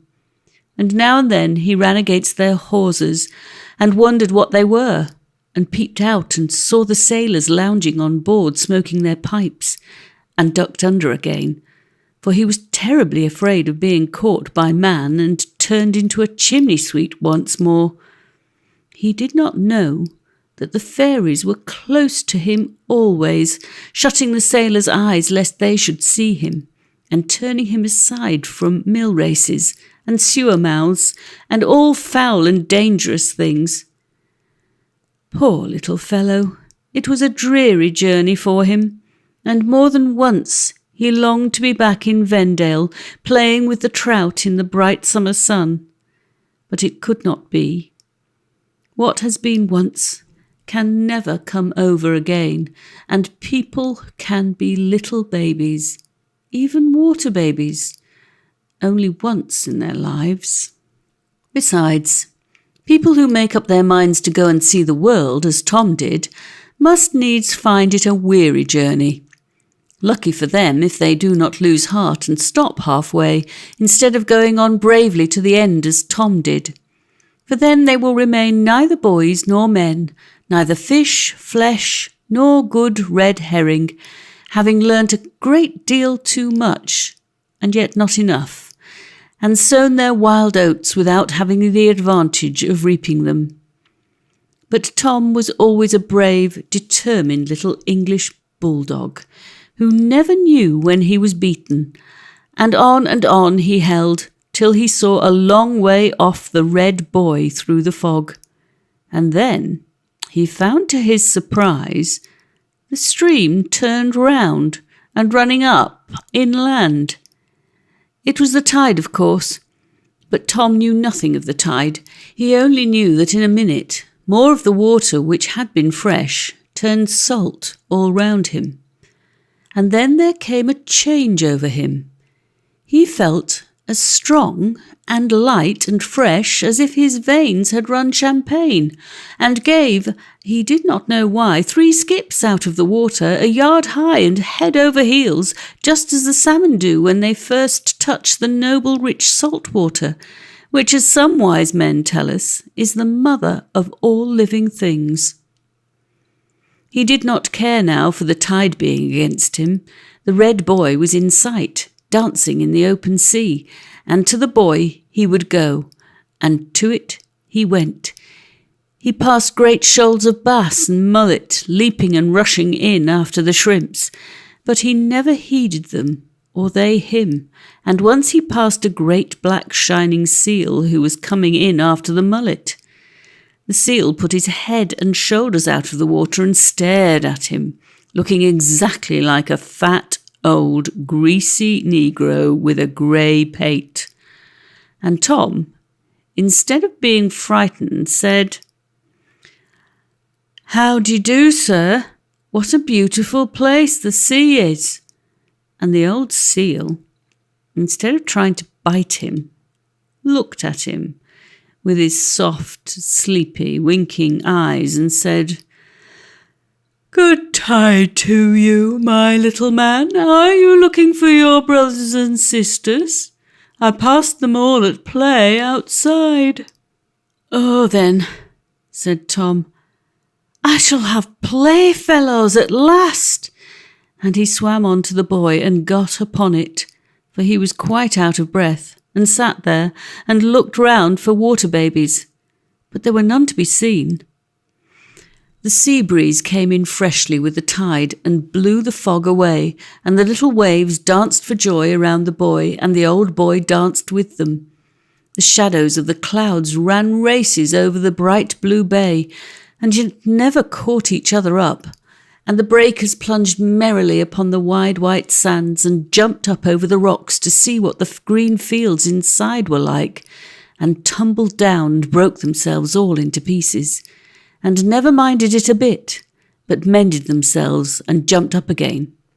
And the terns hovered over Tom like huge white dragonflies with black heads, and the gulls laughed like girls at play, and the sea pies, with their red bills and legs, flew to and fro from shore to shore and whistled sweet and wild. And Tom looked and looked and listened, and he would have been very happy if he could only have seen the water babies. Then, when the tide turned, he left the boy and swam round and round in search of them, but in vain. Sometimes he thought he heard them laughing, but it was only the laughter of the ripples, and sometimes he thought he saw them at the bottom, but it was only white and pink shells. And once he was sure he had found one, for he saw two bright eyes peeping out of the sand. So he dived down and began scraping the sand away and cried, "Don't hide, I don't want someone to play with so much." And out jumped a great turbot with his ugly eyes and mouth all awry, and flopped away along the bottom, knocking poor Tom over. And he sat down at the bottom of the sea and cried salt tears from sheer disappointment. To have come all this way and faced so many dangers, and yet to find no water babies, how hard! Well, it did seem hard, but people, even little water babies, cannot have all they want without waiting for it and working for it too, my little man, as you will find out some day. And Tom sat upon the boy long days, long weeks, looking out to sea and wondering when the water babies would come back. And yet they never came. Then he began to ask all the strange things which came in and out of the sea if they had seen any, and some said yes, and some said nothing at all. He asked the bass and the pollock, but they were so greedy after the shrimps that they did not care to answer him a word. Then there came in a whole fleet of purple sea snails floating along, each on a sponge full of foam, and Tom said, "Where do you come from, you pretty creatures, and have you seen the water babies?" And the sea snails answered, "Whence we come we know not, and whither we are going who can tell? We float out of our life in the mid-ocean with the warm sunshine above our heads and the warm Gulf Stream below, and that is enough for us. Yes, perhaps we have seen the water babies. We have seen many strange things as we sailed along." And they floated away, the happy, stupid things, and all went ashore upon the sands. Then there came in a great lazy sunfish, as big as a fat pig, cut in half, and he seemed to have been cut in half too and squeezed in a clothes press till he was flat. But to all his big body and big fins, he had only a little rabbit's mouth, no bigger than Tom's. And when Tom questioned him, he answered in a little squeaky, feeble voice. "I'm sure I don't know. I've lost my way. I meant to go to the Chesapeake, and I'm afraid I've got wrong somehow. Dear me, it was all by following that pleasant warm water. I'm sure I've lost my way." And when Tom asked him again, he could only answer, "I've lost my way. Don't talk to me. I want to think." But, like a good many other people, the more he tried to think, the less he could think. And Tom saw him blundering about all day, till the coast guardsman saw his big fin above the water and rowed out and struck a boat hook into him and took him away. They took him up to the town and showed him for a penny a head and made a good day's work of it. But of course, Tom did not know that. Then there came by a shoal of porpoises, rolling as they went, papas and mammas and little children, and all quite smooth and shiny, because the fairies, French, polish them every morning. And they sighed so softly as they came by that Tom took courage to speak to them. But all they answered was, "Hush, hush, hush," for that was all they had learnt to say.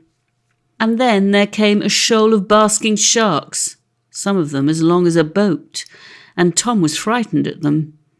But they were very lazy, good-natured fellows, not greedy tyrants like white sharks and blue sharks and ground sharks and hammerheads who eat men, or sawfish and threshers and ice sharks who hunt the poor old whales. They came and rubbed their great sides against the buoy and lay basking in the sun with their back fins out of water and winked at Tom.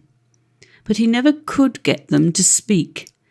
They had eaten so many herrings that they were quite stupid, and Tom was glad when a collier brig came by and frightened them all away, for they did smell most horribly, certainly, and he had to hold his nose tight as long as they were there. And then there came by a beautiful creature, like a ribbon of pure silver with a sharp head and very long teeth.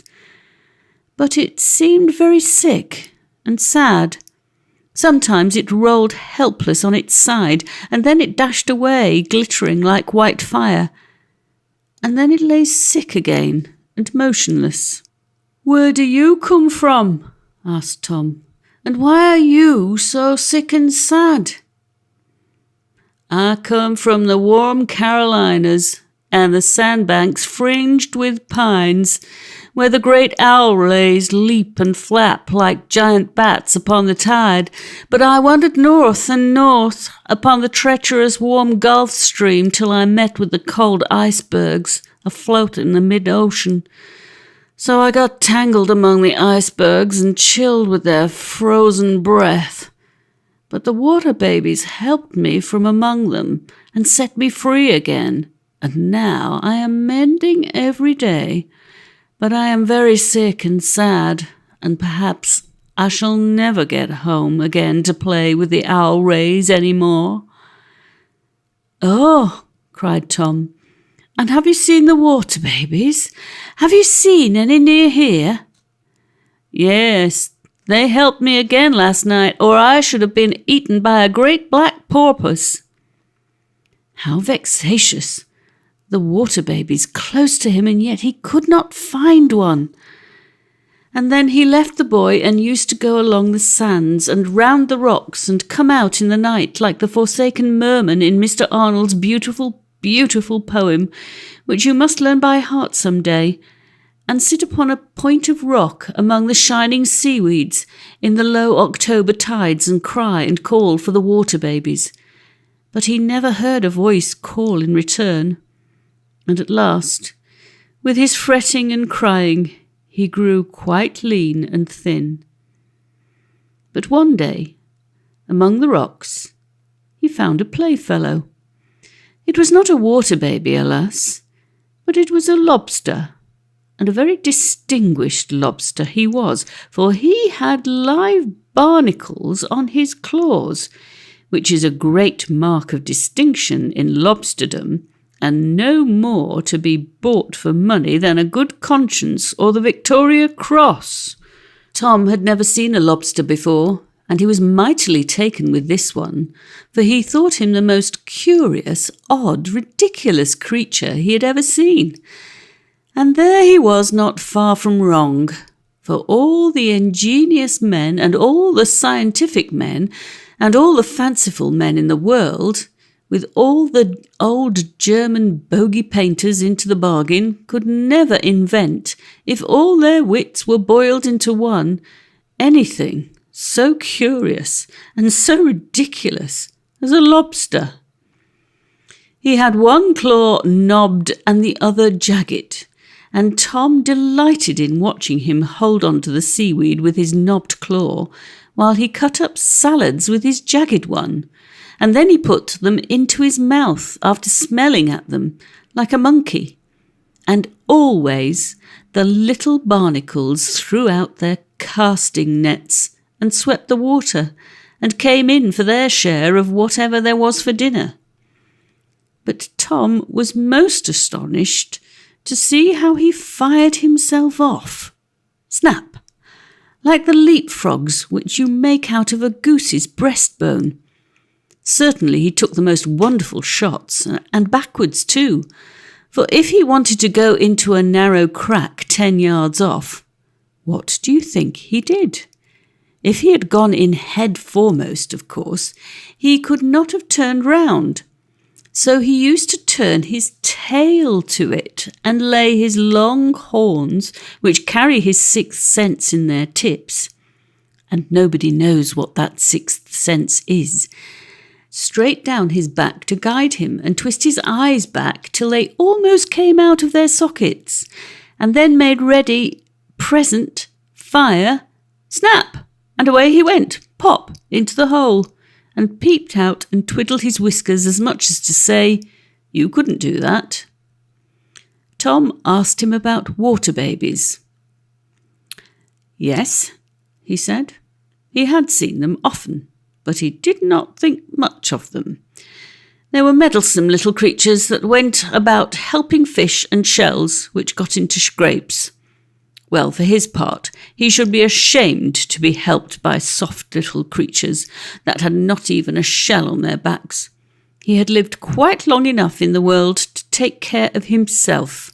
He was a conceited fellow, the old lobster, and not very civil to Tom, and you will hear how he had to alter his mind before he was done, as conceited people generally have.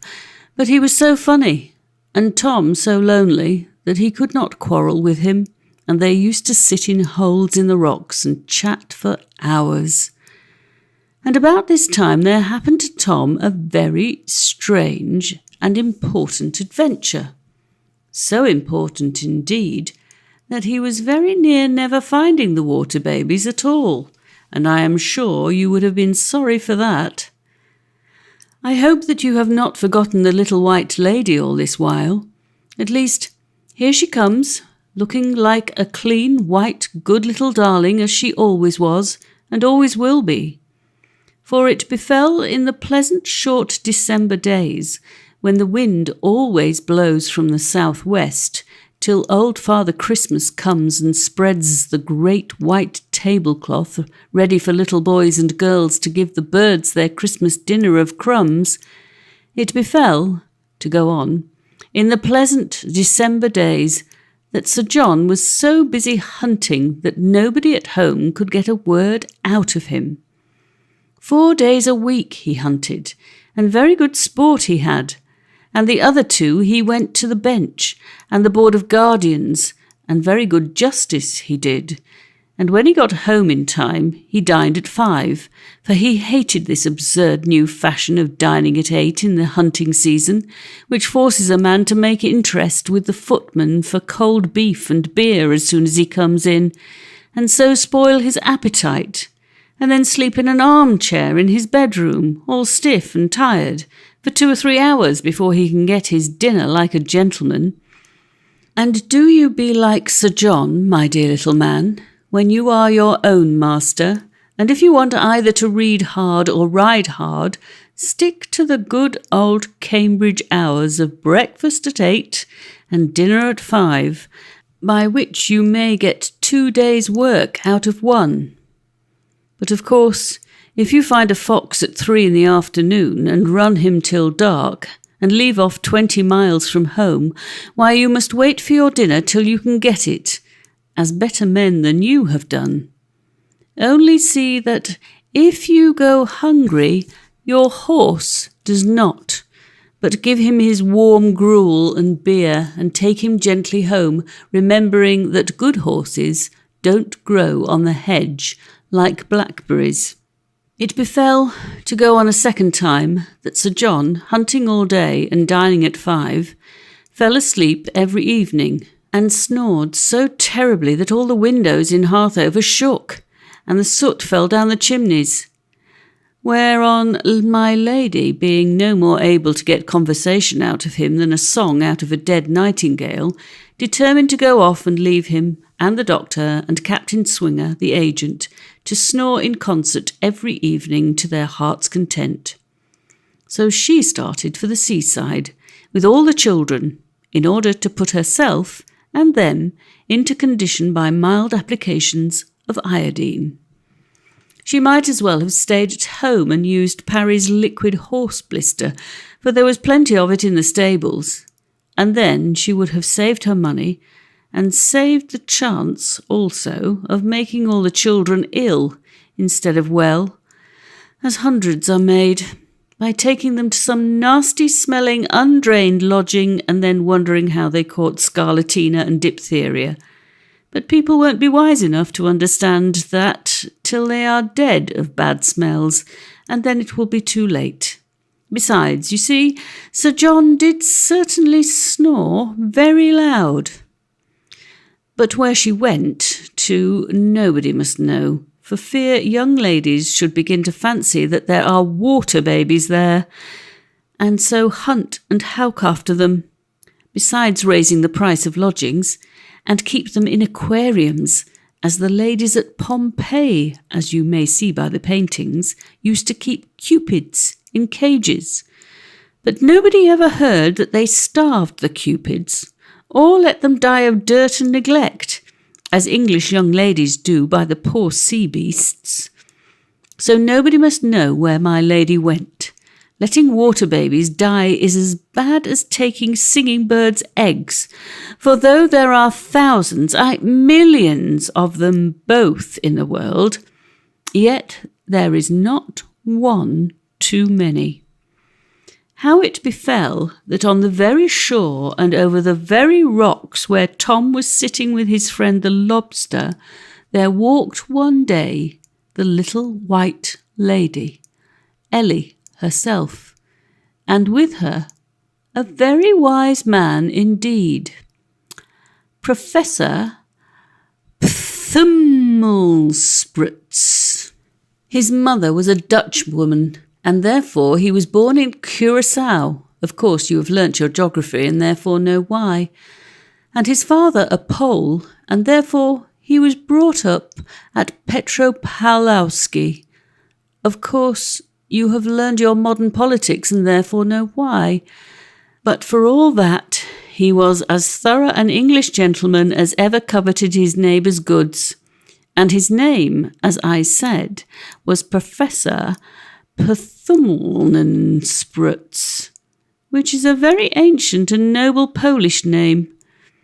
He was, as I said, a very great naturalist and chief professor of necrobio-neopaleonthrogthonanthropopithecology in the new university which the King of the Cannibal Islands had founded, and being a member of the Acclimatization Society, he had come here to collect all the nasty things which he could find on the coast of England and turn them loose round the Cannibal Islands, because he had not nasty things enough there to eat what they left.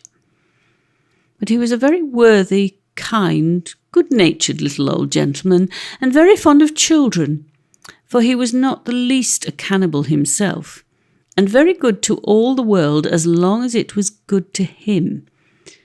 Only one fault he had, which cock robins have likewise, as you may see if you look out of the nursery window, that when anyone else found a curious worm, he would hop round them and peck them, and set up his tail and bristle up his feathers just as a cock robin would, and declare that he found the worm first, and that it was his worm, and if not, that then it was not a worm at all.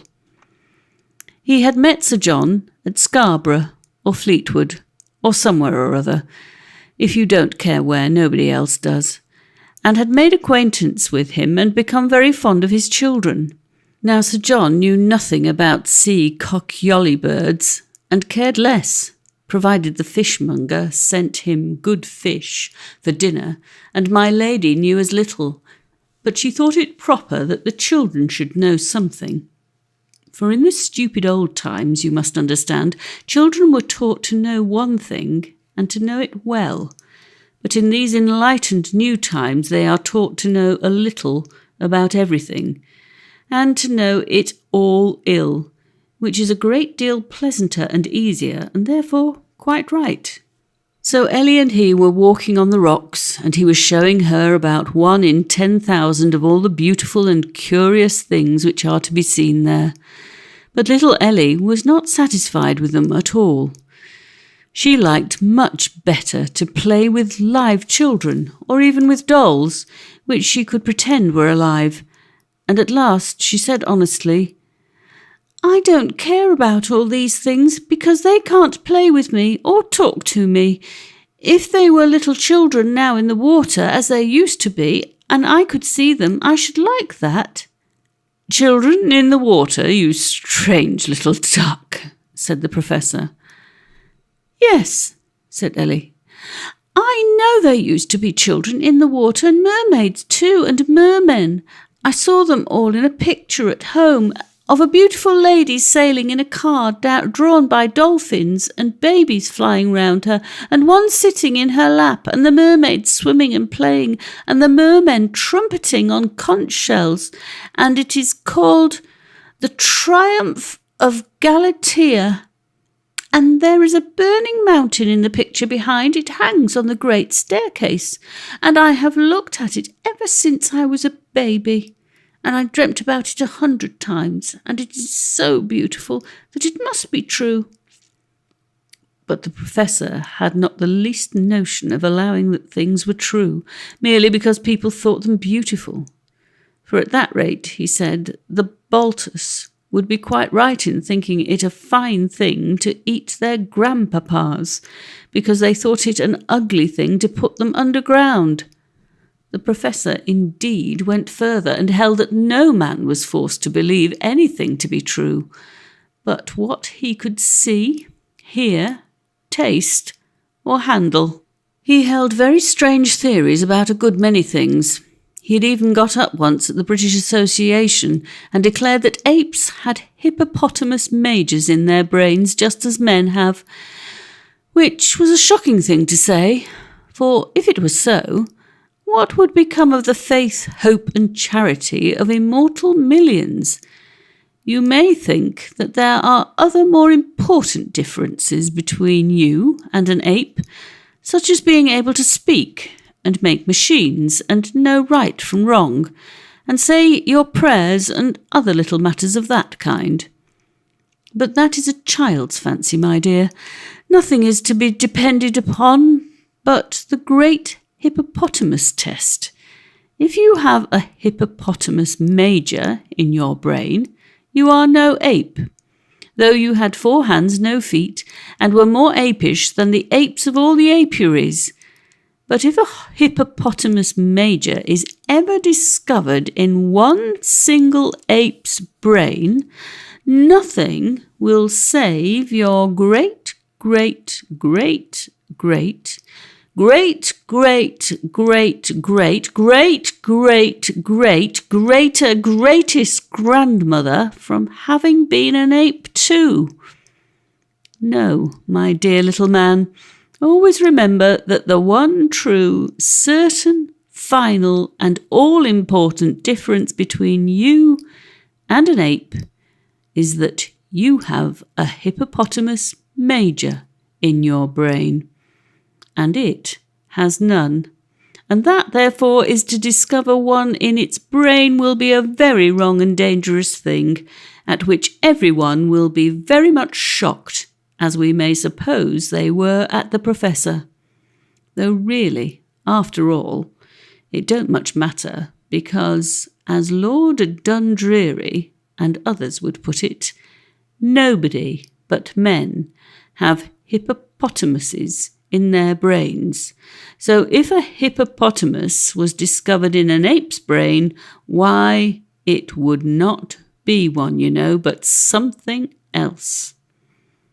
But the Professor had gone, I am sorry to say, even farther than that, for he had read at the British Association at Melbourne, Australia, in the year 1999, a paper which assured everyone who found himself the better or wiser for the news that there were not, never had been, and could not be any rational or half-rational beings except men, anywhere, anywhen, or anyhow.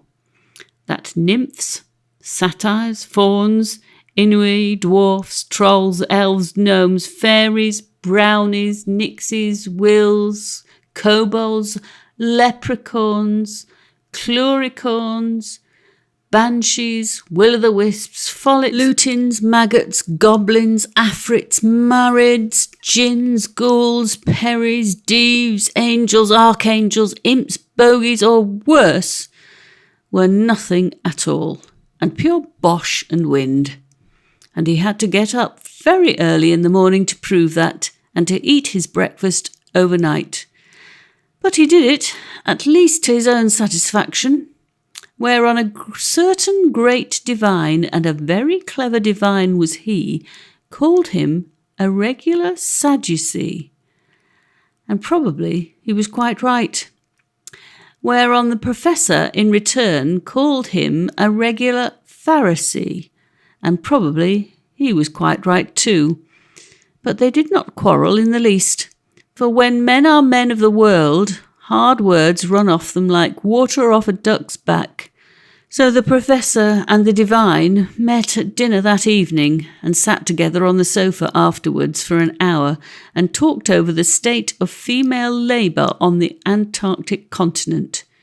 For nobody talks shop after his claret, and each vowed that the other was the best company he ever met in his life. What an advantage it is to be men of the world! From all which you may guess that the Professor was not the least of little Ellie's opinion. So he gave her a succinct compendium of his famous paper at the British Association in a form suited for the youthful mind. But as we have gone over his arguments against water babies once already, which is once too often, we will not repeat them here. Now, little Ellie was, I suppose, a stupid little girl, for instead of being convinced by Professor Thummelsport's arguments, she only asked the same question over again. But why are there not water babies? I trust and hope that it was because the Professor trod at that moment on the edge of a very sharp muscle and hurt one of his corns sadly, that he answered quite sharply, forgetting that he was a scientific man and therefore ought to have known that he couldn't know, and that he was a logician and therefore ought to have known that he could not prove a universal negative. I say, I trust and hope it was because the muscle hurt his corn that the Professor answered quite sharply, "Because there ain't." Which was not even good English, my dear little boy, for as you must know from Aunt Agitate's arguments, the Professor ought to have said, if he was so angry as to say anything of the kind, because there are not, or are none, or are none of them, or, if he had been reading Aunt Agitate too, because they do not exist. And he groped with his net under the weeds so violently that as it befell he caught poor little Tom. He felt the net very heavy and lifted it out quickly, with Tom all entangled in the meshes. "Dear me," he cried, "what a large pink holothurian! With hands too! It must be connected with synapta." And he took him out. "It has actually eyes," he cried. "Why, it must be a cephalopod. This is most extraordinary." "No, I ain't," cried Tom as loud as he could, for he did not like to be called bad names. "It is a water baby," cried Ellie. And of course it was. "Water fiddlesticks, my dear," said the Professor, and he turned away sharply. There was no denying it. It was a water baby, and he had said a moment ago that there were none. What was he to do? He would have liked, of course, to have taken Tom home in a bucket. He would not have put him in spirits, of course not. He would have kept him alive and petted him, for he was a very kind old gentleman, and written a book about him, and given him 2 long names, of which the first would have said a little about Tom, and the second all about himself, for of course he would have called him Hydrotechnon Pthulmanspritzianum, or some other long name like that, for they are forced to call everything by long names now, because they have used up all the short ones, ever since they took to making 9 species out of 1. But what would all the learned men say to him after his speech at the British Association, and what would Ellie say after what he had just told her? There was a wise old heathen once who said, "Maximum debitur puris reverentia." The greatest reverence is due to children. That is, that grown people should never say or do anything wrong before children, lest they should set them a bad example. Cousin Cramchild says it means the greatest respectfulness is expected from little boys. But he was raised in a country where little boys are not expected to be respectful, because all of them are as good as the president. Well, everyone knows his own concerns best, so perhaps they are. But poor cousin Cramchild, to do him justice, not being of that opinion and having a moral mission and being no scholar to speak of and hard up for an authority, why, it was a very great temptation for him. For some people, and I am afraid the Professor was one of them, interpret that in a more strange, curious, one-sided, left-handed, topsy-turvy, inside-out, behind-before fashion than even cousin Cramchild. For they make it mean that if you must show your respect for children by never confessing yourself in the wrong to them, even if you know that you are so, lest they should lose confidence in their elders. Now, if the Professor had said to Ellie, "Yes, my darling, it is a water baby, and a very wonderful thing it is, and it shows how little I know of the wonders of nature, in spite of 40 years' honest labour. I was just telling you that there could be no such creatures, and behold, here is one come to confound my conceit and show me that nature can do and has done beyond all that man's poor fancy can imagine. So let us thank the Maker and Inspirer and Lord of Nature for all his wonderful and glorious works, and try and find out something about this one." I think if the Professor had said that, little Ellie would have believed him more firmly and respected him more deeply and loved him better than ever she had done before. But he was of a different opinion. He hesitated a moment. He longed to keep Tom, and yet he half wished he had never caught him, and at last he quite longed to get rid of him, so he turned away and poked Tom with his finger, for want of anything better to do, and said carelessly, My dear little maid, you must have dreamt of water babies last night. Your head is so full of them." Now Tom had been in the most horrible, unspeakable fright all the while, and had kept as quiet as he could, though he was called a holothurian and a cephalopod, for it was fixed in his little head that if a man with clothes on caught him, he might put clothes on him too, and make a dirty black chimney sweep of him again. But when the professor poked him, it was more than he could bear, and between fright and rage he turned to bay as valiantly as a mouse in a corner, and bit the professor's finger till it bled. "Oh, yeah!" he cried, and glad of an excuse to be rid of Tom, dropped him onto the seaweed, and thence he dived into the water and was gone in a moment. "But it was a water baby, and I heard it speak," cried Ellie. "Oh, it is gone!" And she jumped down off the rock to try and catch Tom before he slipped into the sea. Too late. And what was worse, as she sprang down, she slipped and fell some 6 feet with her head on a sharp rock and lay quite still. The professor picked her up and tried to waken her and called to her and cried over her, for he loved her very much, but she would not waken at all. So he took her up in his arms and carried her to her governess, and they all went home. And little Ellie was put to bed and lay there quite still. Only now and then she woke up and called out about the water baby, but no one knew what she meant, and the professor did not tell, for he was ashamed to tell. And after a week, one moonlight night, the fairies came flying in at the window and brought her such a pretty pair of wings that she could not help putting them on, and she flew with them out of the window and over the land and over the sea and up through the clouds, and nobody heard or saw anything of her for a very long while. And this is why they say that no one has ever yet seen a water baby. For my part, I believe that the naturalists get dozens of them when they are out dredging, but they say nothing about them and throw them overboard again for fear of spoiling their theories.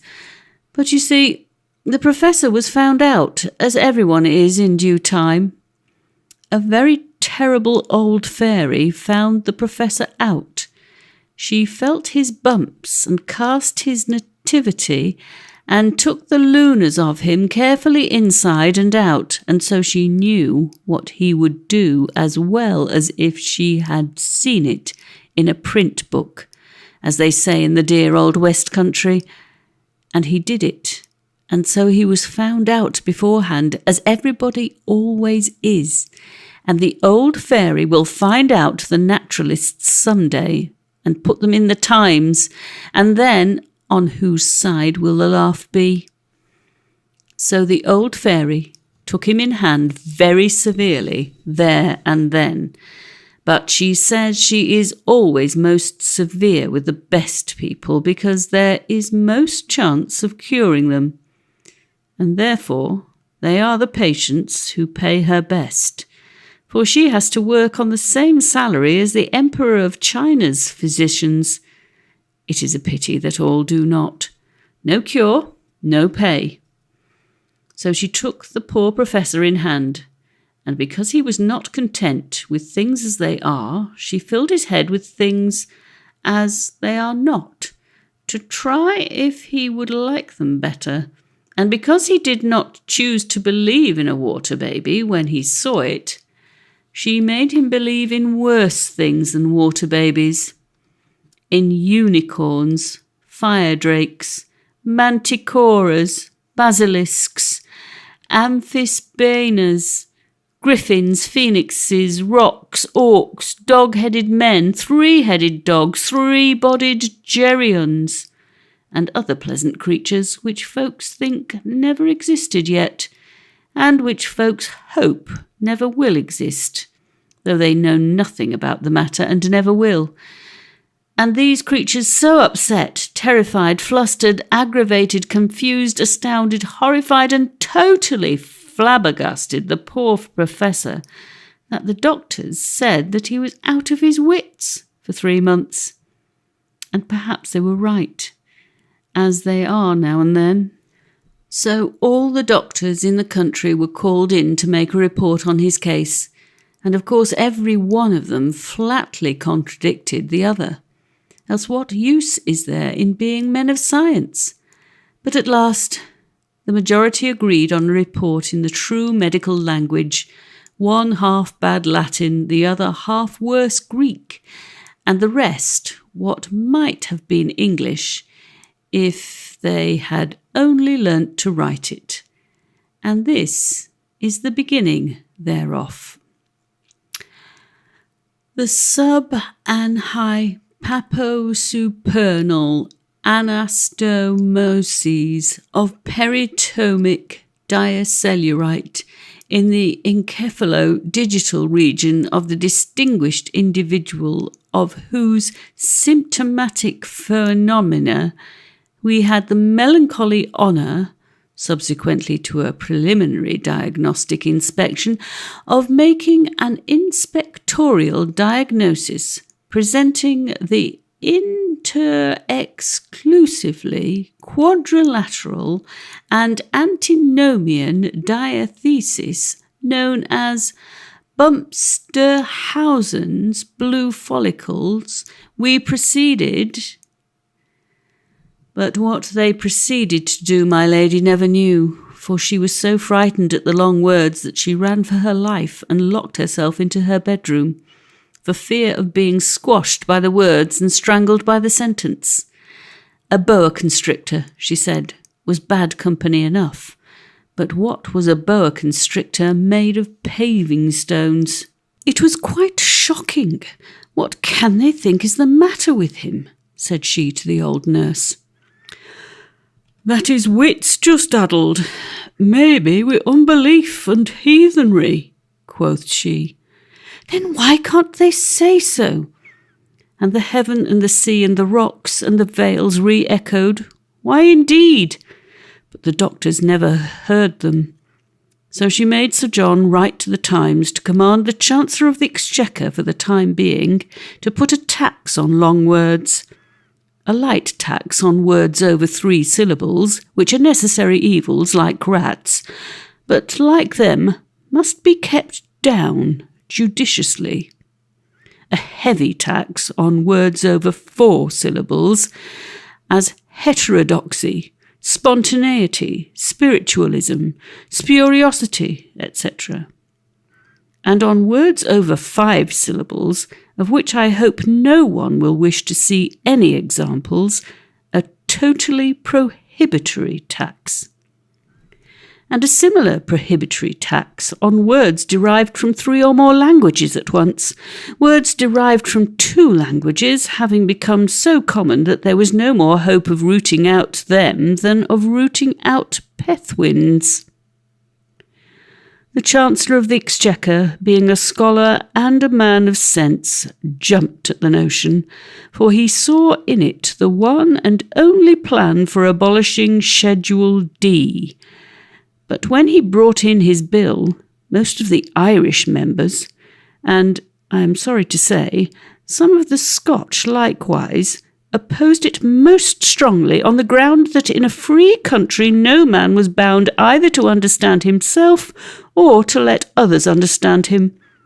So the bill fell through on the first reading, and the Chancellor, being a philosopher, comforted himself with the thought that it was not the first time that a woman had hit off a grand idea, and the men turned up their stupid noses thereat. Now the doctors had it all their own way, and to work they went in earnest, and they gave the poor professor divers and sundry medicines as prescribed by the ancients and moderns, from Hippocrates and Fuchtersleben, as below, viz. 1. Hellebore to wit, hellebore of Aeta, hellebore of Galatia, hellebore of Sicily, and all other hellebores after the method of the helleborizing helleborists and the helleboric era. But that would not do. Bumpsterhausen's blue follicles would not stir an inch out of his encephalo-digital region. 2. Trying to find out what was the matter with him after the method of Hippocrates, Aretaeus, Celsus, Celius Aurelianus, and Galen. But they found that a great deal too much trouble, as most people have since, and so had to recourse to 3. Borage, cauteries, boring a hole in his head to let out fumes which, says Gordonius, will without doubt do much good. But it didn't.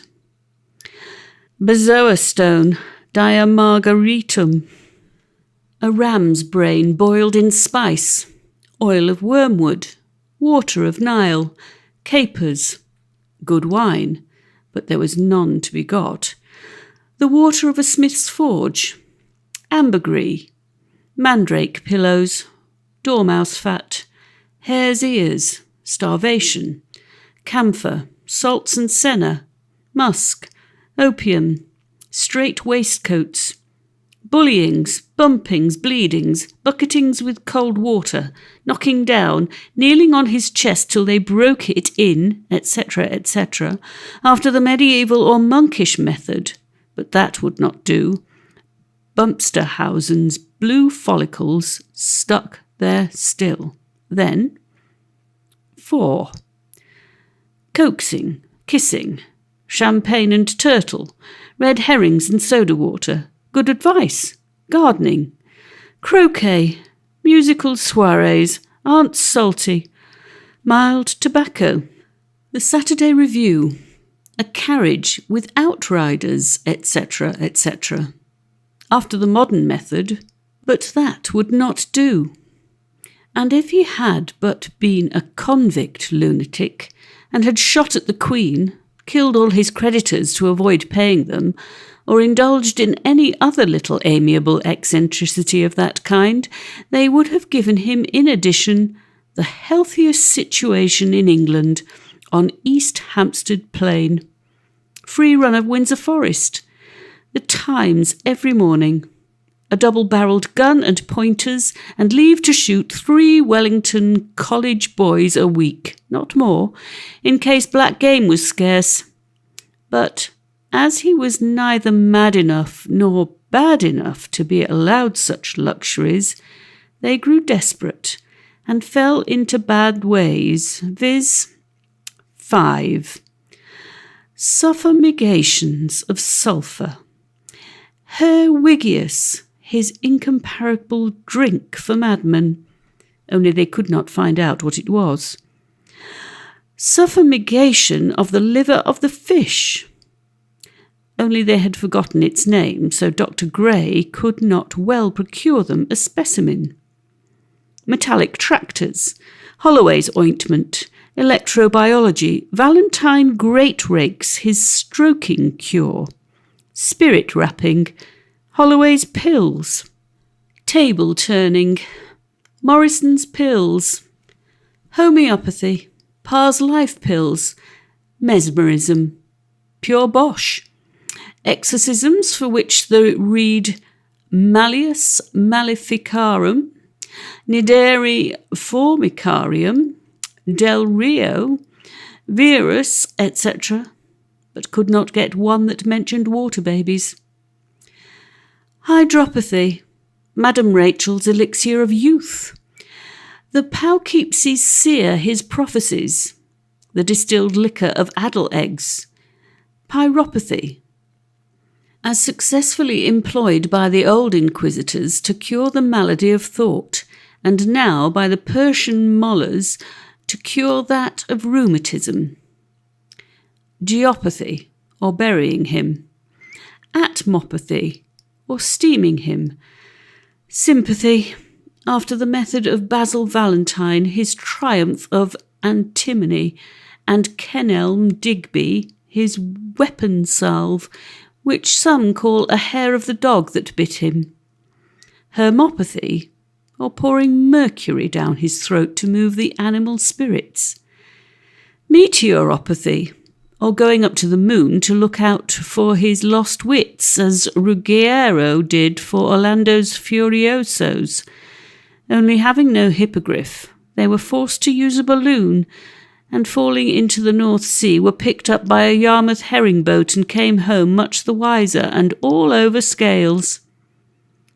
Antipathy, or using him like a man and a brother. Apathy, or doing nothing at all. With all other ipathies and opathies which Noodle has invented and Foodle tried, since blackfellows chipped flints at Abbeville, which is a considerable time ago, to judge by the Great Exhibition. But nothing would do, for he screamed and cried all day for a water baby to come and drive away the monsters. And of course they did not try to find one because they did not believe in them, and were thinking of nothing but Bumsterhausen's blue follicles, having as usual set the cart before the horse and taken the effect for the cause. So they were forced at last to let the poor professor ease his mind by writing a great book, exactly contrary to all his old opinions, in which he proved that the moon was made of green cheese, and that all the mites in it, which you may see sometimes quite plain through a telescope, if you will only keep the lens dirty enough, as Mr. Weeks kept his voltaic battery, are nothing in the world but little babies, who are hatching and swarming up there in millions, ready to come down into this world whenever children want a new little brother or sister.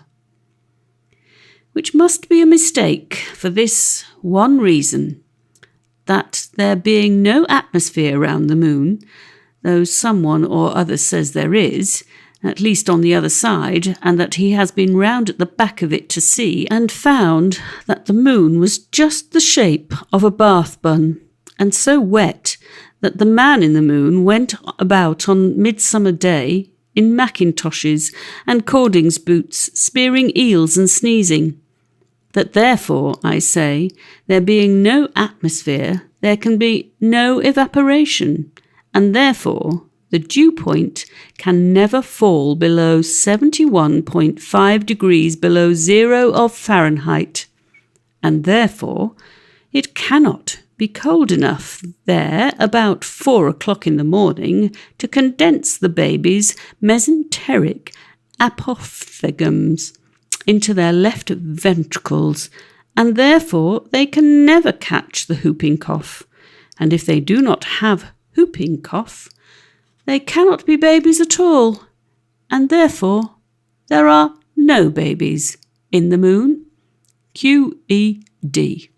Which may seem a roundabout reason, and so perhaps it is, but you will have heard worse ones in your time, and from better men than you are. But one thing is certain, that when the good old doctor got his book written, he felt considerably relieved from Bumsterhausen's blue follicles, and a few things infinitely worse, to wit, from pride and vainglory, and from blindness and hardness of heart, which are the true causes of Bumsterhausen's blue follicles, and of a good many other ugly things besides. Whereon the foul floodwater in his brains ran down and cleared to a fine coffee colour, such as fish like to rise in, till caught 2 or 3 of them, which is exceedingly fine sport for brain rivers, and anatomised them carefully, and never mentioned what he found out from them except to little children, and became ever after a sadder and a wiser man, which is a very good thing to become, my dear little boy, even though one has to pay a heavy price for the blessing. Chapter 5. Stern lawgiver, yet thou dost wear the Godhead's most benignant grace. For know we anything so fair as is the smile upon thy face? Flowers laugh before thee on their beds, and fragrance in thy footing treads. Thou dost preserve the stars from wrong, and the most ancient heavens through thee are fresh and strong. Wordsworth, Ode to Duty. What became of little Tom? He slipped away off the rocks into the water, as I said before. But he could not help thinking of little Ellie. He did not remember who she was, but he knew that she was a little girl, though she was 100 times as big as he. That is not surprising. Size has nothing to do with kindred. A tiny weed may be first cousin to a great tree, and a little dog like Vic knows that Lioness is a dog too, though she is 20 times larger than herself. So Tom knew that Ellie was a little girl, and thought about her all that day, and longed to have her to play with, but he had very soon to think of something else. And here is the account of what happened to him, as it was published next morning in the Waterproof Gazette on the finest watered paper for the use of the great fairy, Mrs. Be Done By As You Did, who reads the news very carefully every morning, and especially the police chases, as you will hear very soon. He was going along the rocks in 3-fathom water, watching the pollock catch prawns and the wrasses nibble barnacles off the rocks, shells and all, when he saw a round cage of green withies, inside it, looking very much ashamed of himself, sat his friend, the lobster, twiddling his horns instead of his thumbs. "What? Have you been naughty, and have they put you in the lock-up?" asked Tom. The lobster felt a little indignant at such a notion, but he was too much depressed in spirits to argue, so he only said, "I can't get out." "Why did you get in?" "After that nasty piece of dead fish." He had thought it looked and smelt very nice when he was outside, and so it did, for a lobster. But now he turned round and abused it because he was angry with himself. "Where did you get in?" "Through that round hole at the top." "Then why don't you get out through it?" "Because I can't." And the lobster twiddled his horns more fiercely than ever, but he was forced to confess.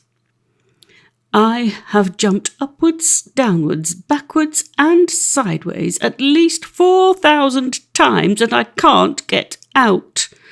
I always get up underneath there, and I can't find the hole." Tom looked at the trap, and having more wit than the lobster, he saw plainly enough what was the matter, as you may, if you will, look at a lobster pot. "Stop a bit," said Tom. "Turn your tail up to me, and I'll pull you through the hind foremost, and then you won't stick in the spikes." But the lobster was so stupid and clumsy that he couldn't hit the hole. Like a great many fox hunters, he was very sharp as long as he was in his own country, but as soon as they got out of it, they lose their heads. And so the lobster, so to speak, lost his tail. Tom reached and clawed down the hole after him till he caught hold of him, and then, as was to be expected, the clumsy lobster pulled him in head foremost. "Hello, here is a pretty business," said Tom. "Now take your great claws and break the points off those spikes, and then we shall both get out easily." "Dear me, I never thought of that," said the lobster. "And after all the experience of life that I have had." You see, experience is of very little good unless a man, or a lobster, has wit enough to make use of it.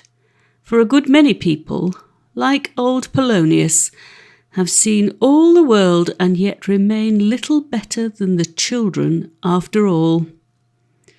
But they had not got half the spikes away when they saw a great dark cloud over them, and lo and behold, it was the otter. How she did grin and grin when she saw Tom. "Yah," said she, "you little meddlesome wretch, I have you now. I will serve you out for telling the salmon where I was." And she crawled all over the pot to get in. Tom was horribly frightened, and still more frightened when she found the hole in the top and squeezed herself right down through it, all eyes and teeth. But no sooner was her head inside than valiant Mr. Lobster caught her by the nose and held on. And there they were, all three in the pot, rolling over, and very tight packing it was. And the lobster tore at the otter, and the otter tore at the lobster, and both squeezed and thumped poor Tom till he had no breath left in his body. And I don't know what would have happened to him if he had not at last got on the otter's back and safe out of the hole. He was right glad when he got out, but he would not desert his friend who had saved him, and the first time he saw his tail uppermost, he caught hold of it and pulled with all his might. But the lobster would not let go. "Come along," said Tom. "Don't you see she is dead?" And so she was, quite drowned and dead. And that was the end of the wicked otter. But the lobster would not let go. "Come along, you stupid old stick in the mud," cried Tom, "or the fishermen will catch you." And that was true, for Tom felt someone above beginning to haul up the pot. But the lobster would not let go. Tom saw the fisherman haul him up to the boat side and thought it was all up with him. But when Mr. Lobster saw the fisherman, he gave such a furious and tremendous snap that he snapped out of his hand and out of the pot and safe into the sea. But he left his knobbed claw behind him, for it never came into his stupid head to let go after all. So he just shook his claw off as the easier method. It was something of a bull, that, but you must know the lobster was an Irish lobster, and was hatched off Island Magee at the mouth of Belfast Loch. Tom asked the lobster why he never thought of letting go.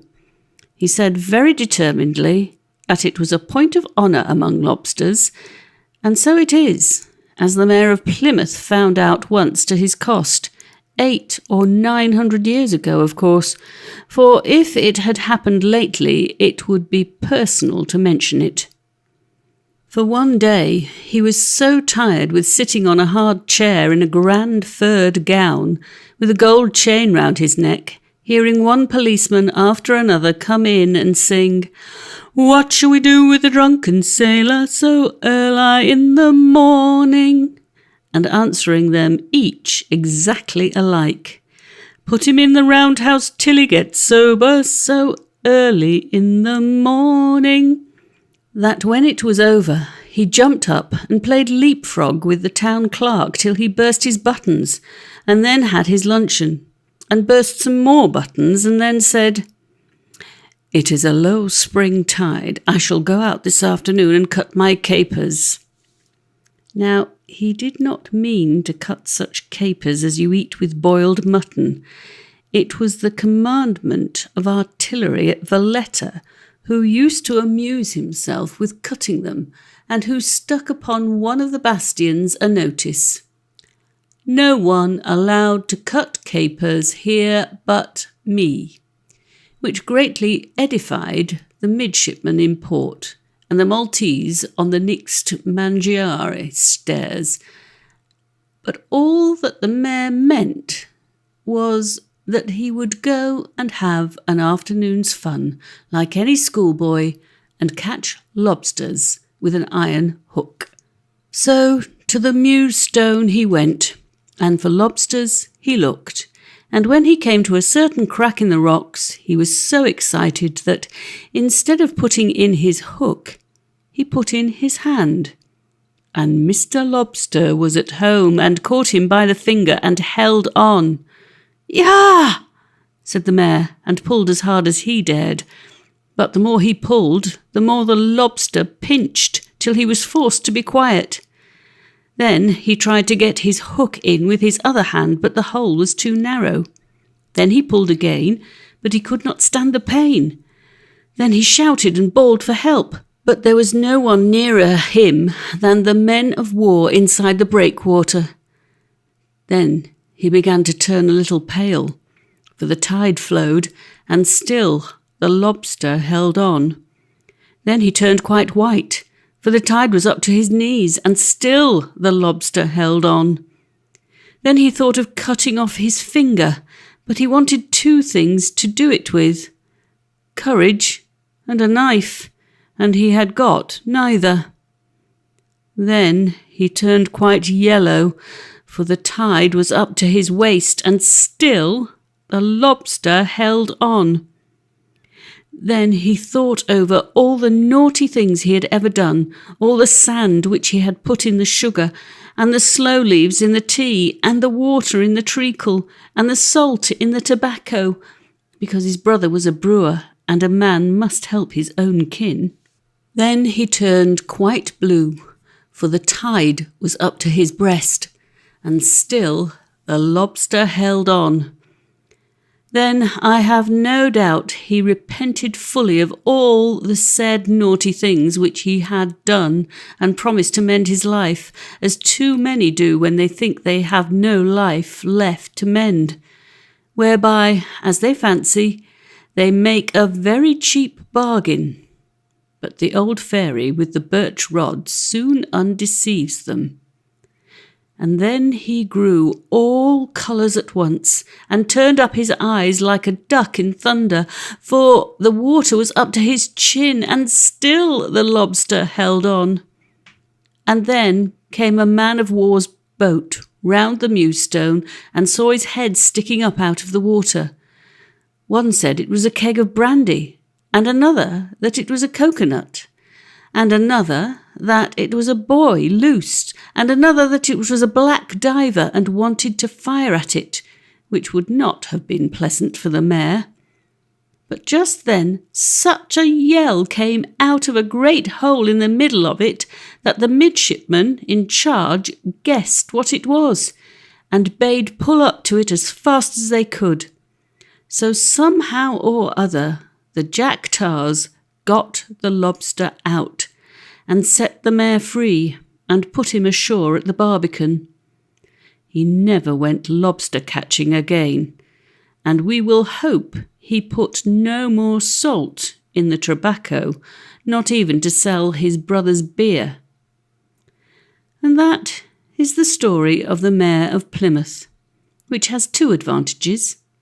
First, that of being quite true, and second, that of having, as folks say all good stories ought to have, no moral whatsoever. No more, indeed, has any part of this book, because it is a fairy tale, you know. And now happened to Tom a most wonderful thing, for he had not left the lobster 5 minutes before he came upon a water baby. A real live water baby sitting on the white sand, very busy about a little point of rock. And when it saw Tom, it looked up for a moment and then cried, "Why, you are not one of us. You are a new baby. Oh, how delightful!" And it ran to Tom, and Tom ran to it, and they hugged and kissed each other for ever so long. They did not know why, but they did not want any introductions there under the water. At last Tom said, "Oh, where have you been all this while? I've been looking for you for so long, and I've been so lonely."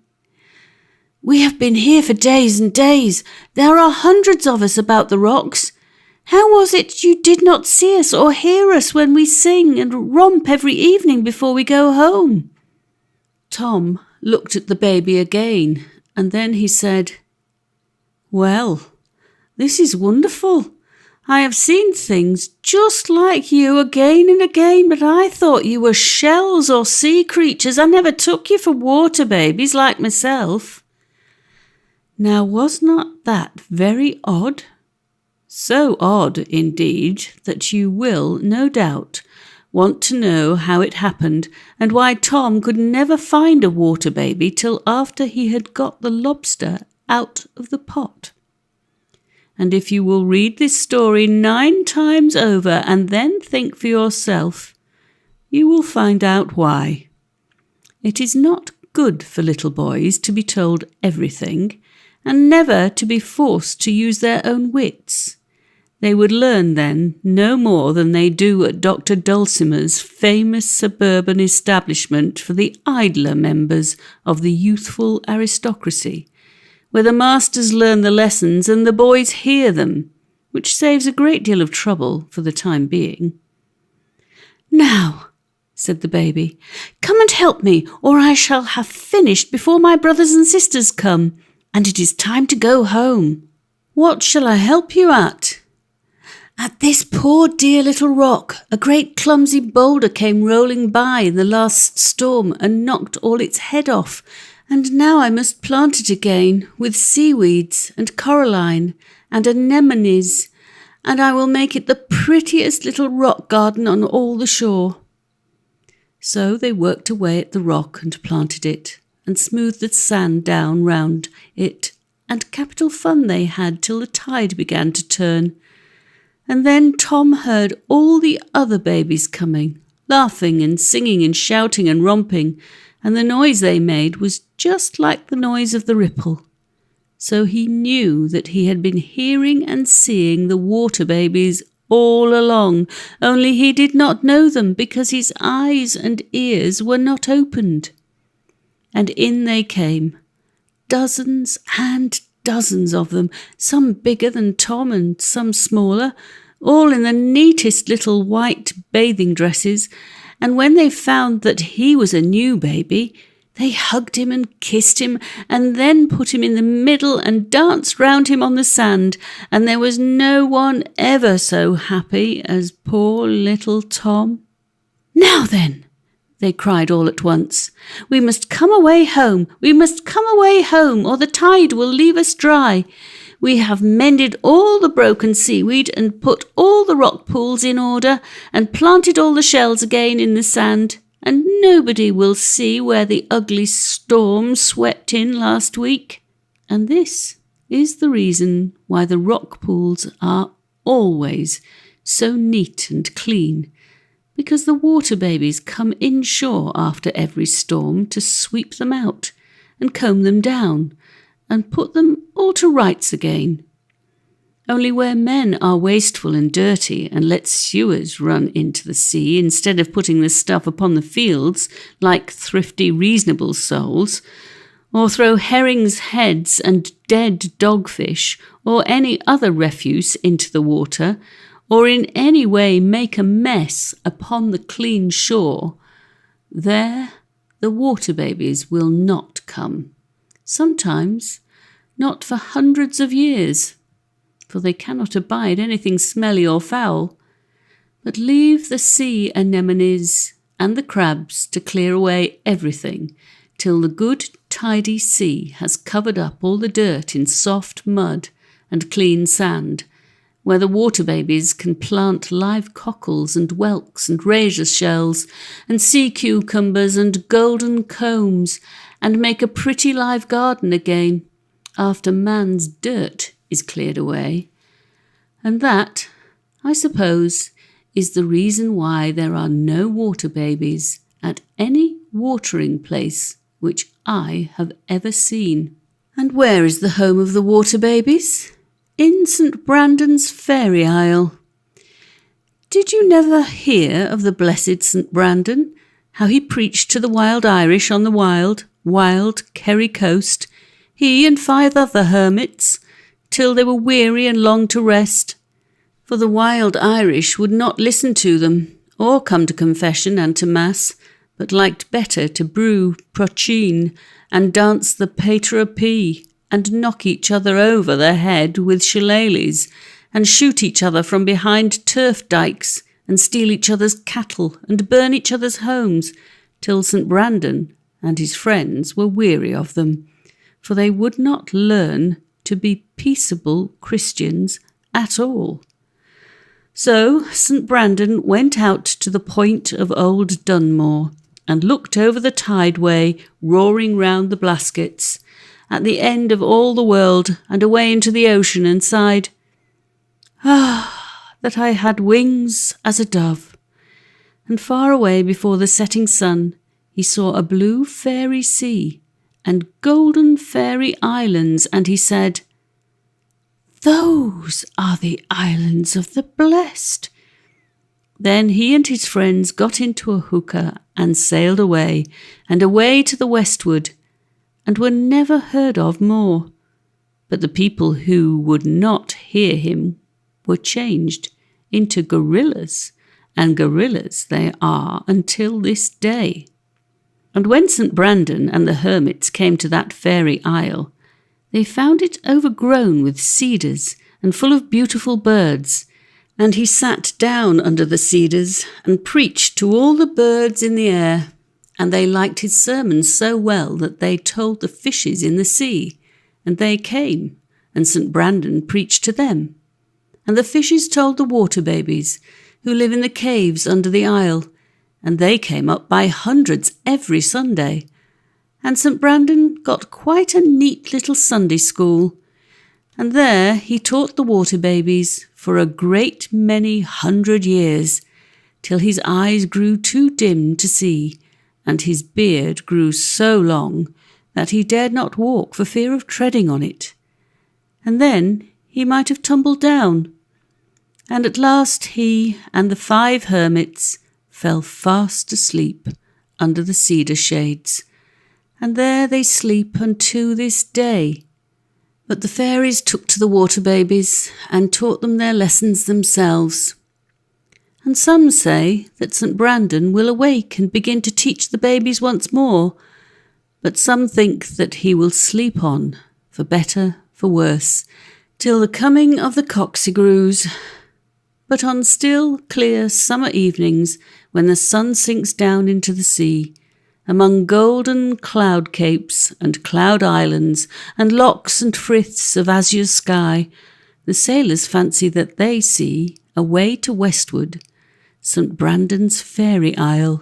But whether men can see it or not, St. Brandan's Isle once actually stood there, a great land out in the ocean which has sunk and sunk beneath the waves.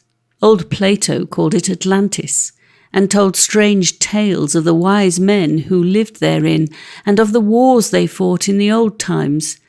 And from off that island came strange flowers which linger still about this land, the Cornish heath and Cornish moneywort, and the delicate Venus's hair, and the London pride which covers the Kerry mountains, and the little pink butterwort of Devon, and the great blue butterwort of Ireland, and the Connemara heath, and the bristle fern of the Turk waterfall, and many a strange plant more, all fairy tokens left for wise men and good children from off St. Brandan's Isle. Now when Tom got there, he found that the isle stood all on pillars, and that its roots were full of caves. There were pillars of black basalt, like Staffa, and pillars of green and crimson serpentine, like Kynance, and pillars ribboned with red and white and yellow sandstone, like Livermead, and there were blue grottos like Capri and white grottos like Adelsberg, all curtained and draped with seaweeds, purple and crimson, green and brown, and strewn with soft white sand on which the water babies sleep every night. But to keep the place clean and sweet, the crabs picked up all the scraps off the floor and ate them like so many monkeys, while the rocks were covered with 10,000 sea anemones and corals and madrepores who scavenged the water all day long and kept it nice and pure. But to make up to them for having to do such nasty work, they were not left black and dirty, as poor as chimney sweeps and dustmen are. No, the fairies are more considerate, and just than that, they have dressed them all in the most beautiful colours and patterns, till they look like vast flower beds of gay blossoms. If you think I am talking nonsense, I can only say that it is true, and that an old gentleman named Fourier used to say that we ought to do the same by chimney sweeps and dustmen, and honour them instead of despising them. And he was a very clever old gentleman, but unfortunately for him and the world, as mad as a March hare. And instead of watchmen and policemen to keep out nasty things at night, there were thousands and thousands of water snakes, and most wonderful creatures they were. They were all named after the Nereids, the sea fairies who took care of them, Eunice and Polyno, Philodoce and Samantha, and all the rest of the pretty darlings who swim around their queen Amphitrite and her car of cameo shell. They were dressed in green velvet and black velvet and purple velvet, and were all jointed in rings, and some of them had 300 brains apiece, so that they must have been uncommonly shrewd detectives, and some had eyes in their tails, and some had eyes in every joint, so that they kept a very sharp lookout. And when they wanted a baby snake, they just grew one at the end of their own tails, and when it was able to take care of itself, it dropped off, so that they brought up their families very cheaply. And if any nasty thing came by, out they rushed upon it, and then out of each of their hundreds of feet there sprang a whole cutler's shop of scythes, javelins, billhooks, lances, pickaxes, halberts, forks, gizzarines, penknives, poleaxes, rapiers, fish-hooks, sabres, bradawls, yataghans, gimblets, creases, corkscrews, gurkha swords, pins, tucks, needles, and so forth, which stabbed, shot, poked, pricked, scratched, ripped, pinked, and crimped those naughty little beasts so terribly that they had to run for their lives, or else be chopped into small pieces and be eaten afterwards. And if that is not all, every word true, then there is no faith in microscopes, and all is over with the Linnaean Society. And there were the water babies in thousands, more than Tom or you either could count, all the little children whom the good fairies take to because their cruel mothers and fathers will not, all who are untaught and brought up heathens, and all who come to grief by ill usage or ignorance or neglect, all the little children who are overlaid or given gin when they are young, or are let to drink out of hot kettles or to fall into the fire, all the little children in alleys and courts and tumble-down cottages who die by fever and cholera and measles and scarlatina and nasty complaints which no one has any business to have, and which no one will have some day, when folks have common sense, and all the little children who have been killed by cruel masters and wicked soldiers. They were all there, except, of course, the babes of Bethlehem, who were killed by wicked King Herod, for they were taken straight to heaven long ago, as everybody knows, and we call them the holy innocents. But I wish Tom had given up all his naughty tricks and left off tormenting dumb animals now that he had plenty of playfellows to amuse him. Instead of that, I'm sorry to say, he would meddle with the creatures, all but the water snakes, for they would stand no nonsense. So he tickled the madrepores to make them shut up, and frightened the crabs to make them hide in the sand and peep out at him with the tips of their eyes, and put stones into the anemones' mouths to make them fancy that their dinner was coming. The other children warned him and said, "Take care what you are at. Mrs. Be done as you did is coming." But Tom never heeded them, being quite righteous, with high spirits and good luck, till one Friday morning early, Mrs. Be done by as you did came indeed. A very tremendous lady she was, and when the children saw her, they all stood in a row, very upright indeed, and smoothed down their bathing dresses, and put their hands behind them, just as if they were going to be examined by the inspector. And she had on a black bonnet and a black shawl, and no crinoline at all, and a pair of large green spectacles, and a great hooked nose, hooked so much that the bridge of it stood quite up above her eyebrows, and under her arm she carried a great birch rod. Indeed, she was so ugly that Tom was tempted to make faces at her, but did not, for he did not admire the look of the birch rod under her arm. And she looked at the children one by one, and seemed very much pleased with them, though she never asked them one question about how they were behaving, and then began giving them all sorts of nice sea things, sea cakes, sea apples, sea oranges, sea bull's-eyes, sea toffee, and to the very best of all, she gave sea ices made out of sea cow's cream, which never melt under water. And if you don't quite believe me, then just think, what is more cheap and plentiful than sea rock?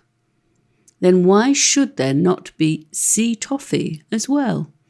And everyone can find sea lemons, ready quartered too, if they will look for them at low tide, and sea grapes too sometimes, hanging in bunches.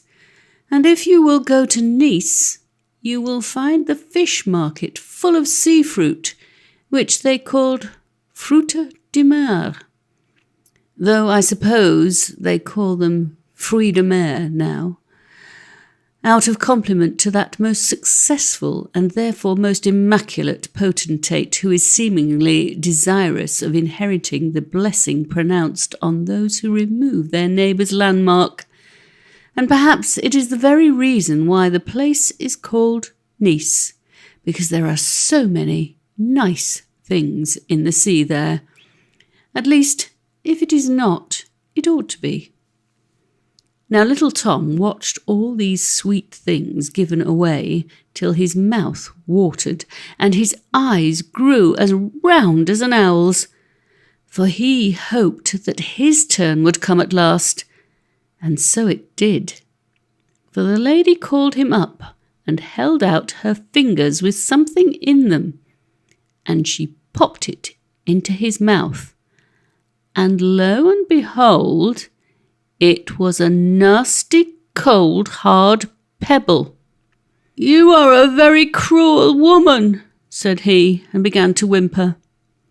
"And you are a very cruel boy who puts pebbles into the sea anemones' mouths to take them in and make them fancy that they had caught a good dinner.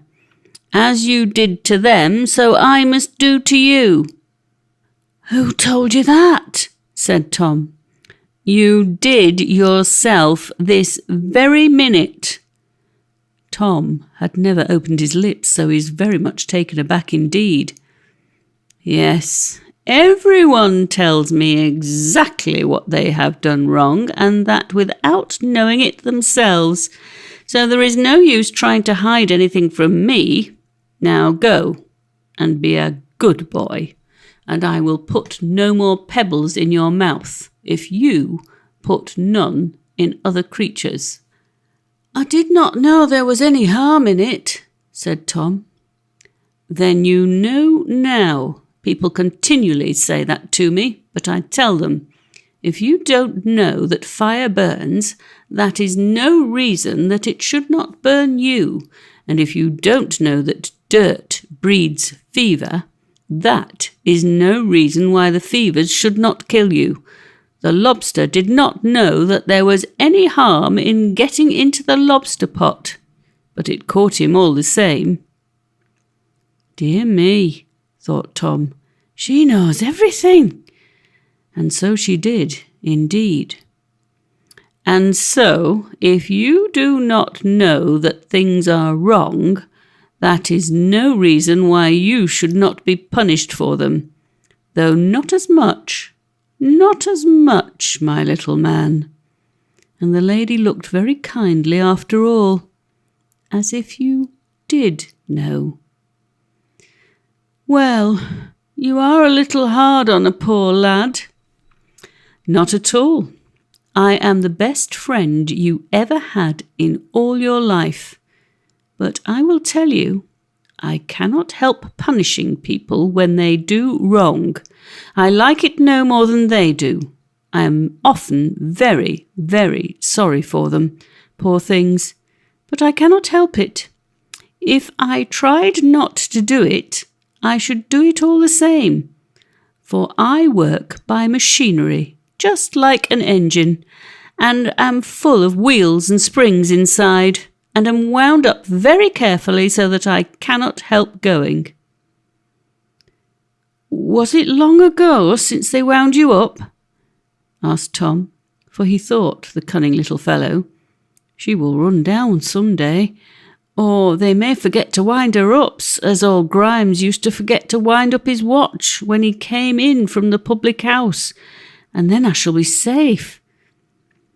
"I was wound up once and for all so long ago that I forgot all about it." "Dear me," said Tom, "you must have been made a long time." "I never was made, my child, and I shall go for ever and ever, for I am as old as eternity, and yet as young as time." And there came over the lady's face a very curious expression, very solemn and very sad, and yet very, very sweet.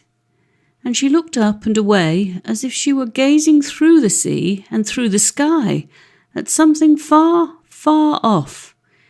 And as she did so, there came such a quiet, tender, patient, hopeful smile over her face that Tom thought for the moment that she did not look ugly at all. And no more she did, for she was like a great many people who have not a pretty feature in their faces, and yet are lovely to behold, and draw little children's hearts to them at once, because though the house is plain enough, yet from the windows a beautiful and good spirit is looking forth. And Tom smiled in her face. She looked so pleasant for the moment. And the strange fairy smiled too, and said, "Yes, you thought me very ugly just now, did you not?" Tom hung down his head and got very red about the ears. "And I am very ugly. I am the ugliest fairy in the world, and I shall be till people behave themselves as they ought to do. And then I shall grow as handsome as my sister, who is the loveliest fairy in the world, and her name is Mrs. Do As You Would Be Done By.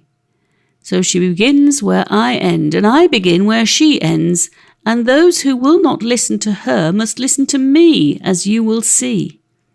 Now, all of you run away, except Tom, and he must stay and see what I am going to do."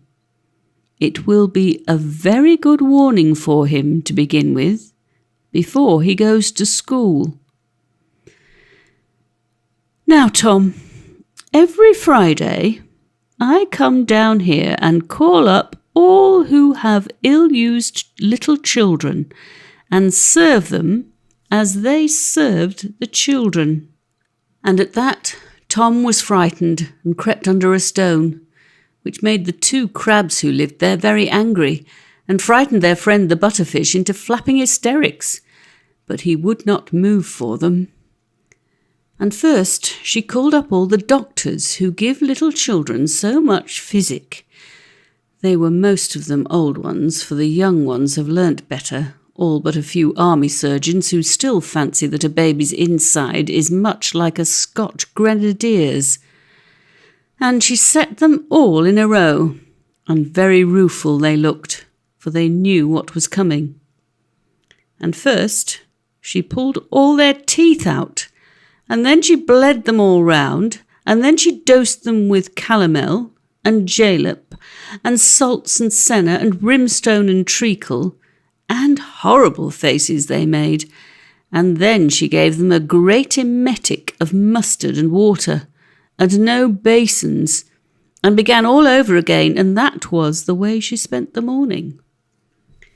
And then she called up a whole troop of foolish ladies, who pinch up their children's waists and toes, and she laced them all up in tight stays so they were choked and sick, and their noses grew red, and their hands and feet swelled, and then she crammed their poor feet into the most dreadfully tight boots and made them all dance, which they did most clumsily indeed.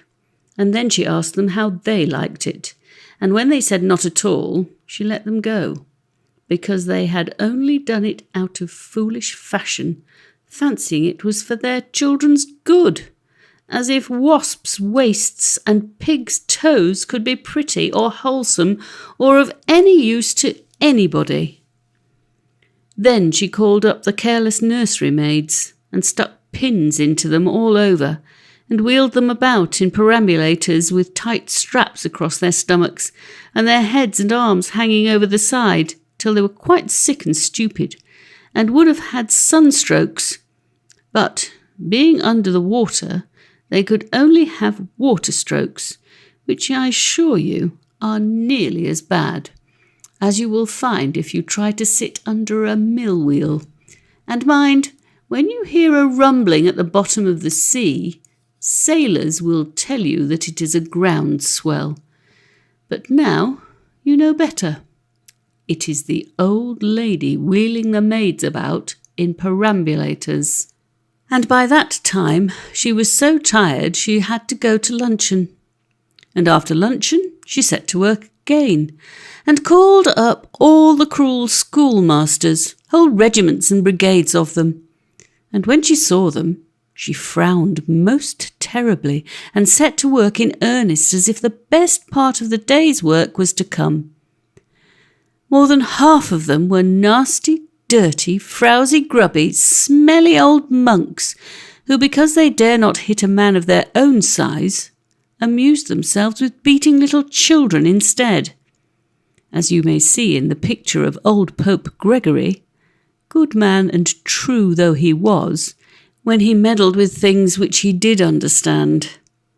Teaching children to sing their far, far, me far with a cat-o'-nine-tails under his chair, but because they had never had any children of their own, they took it into their heads, as some folk do still, that they were the only people in the world who knew how to manage children, and they first brought into England in the old Anglo-Saxon times the fashion of treating free boys and girls too worse than you would treat a dog or a horse. But Mrs. B. Done as you did has caught them all long ago, and given them many a taste of their own rods, and much good may it do them. And she boxed their ears and thumped them over the head with rulers, and pounded their hands with canes, and told them that they told stories, and were this and that bad sort of people, And the more they were very indignant and stood upon their honour and declared they told the truth, the more she declared they were not, and that they were only telling lies. And at last she birched them all round soundly with her great birch rod, and set them each an imposition of 300,000 lines of Hebrew to learn by heart before she came back next Friday. And at that they all cried and howled so that their breaths came up all through the sea like bubbles out of soda water. And that is one reason of the bubbles in the sea.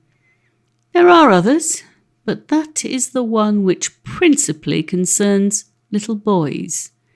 And by that time she was so tired that she was glad to stop. And indeed, she had done a very good day's work. Tom did not quite dislike the old lady, but he could not help thinking her a little spiteful. And no wonder if she was, poor old soul.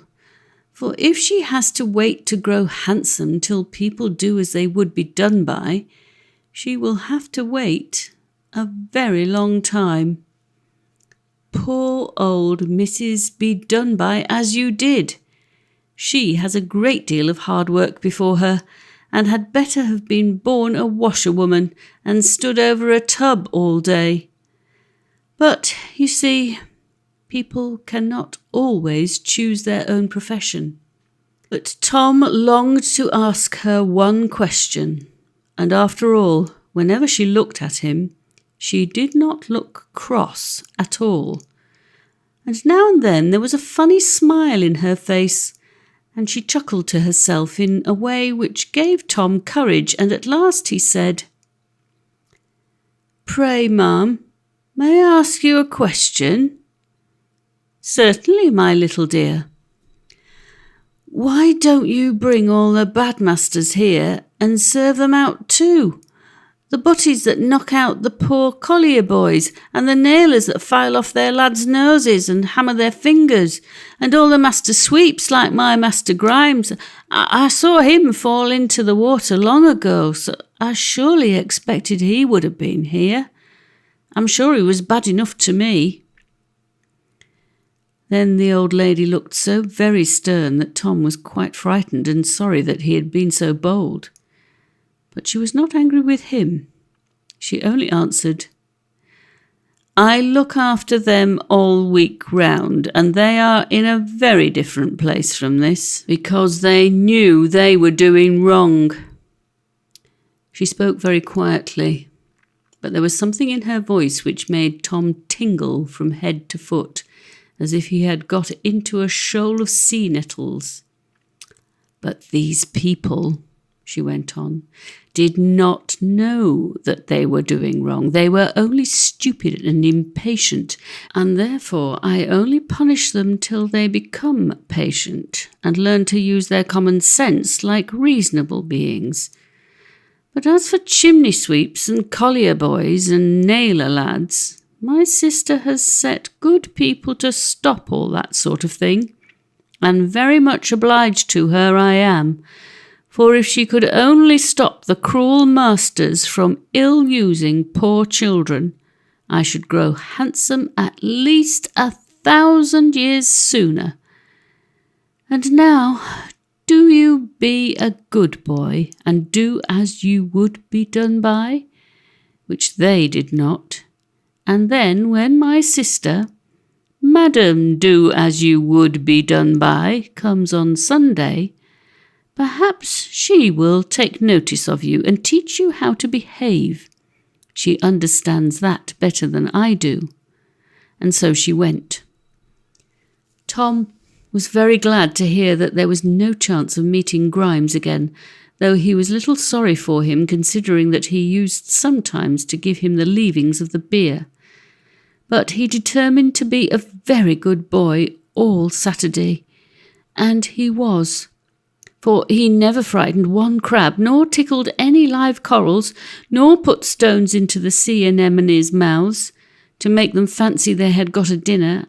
And when Sunday morning came, sure enough, Mrs. Do-as-you-would-be-done-by came too, whereat all the little children began dancing and clapping their hands, and Tom danced too with all his might. And as for the pretty lady, I cannot tell you what the colour of her hair was, or of her eyes.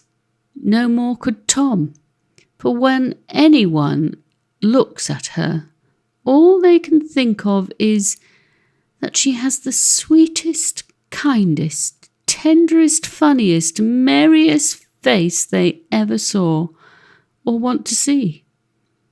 But Tom saw that she was a very tall woman, as tall as her sister.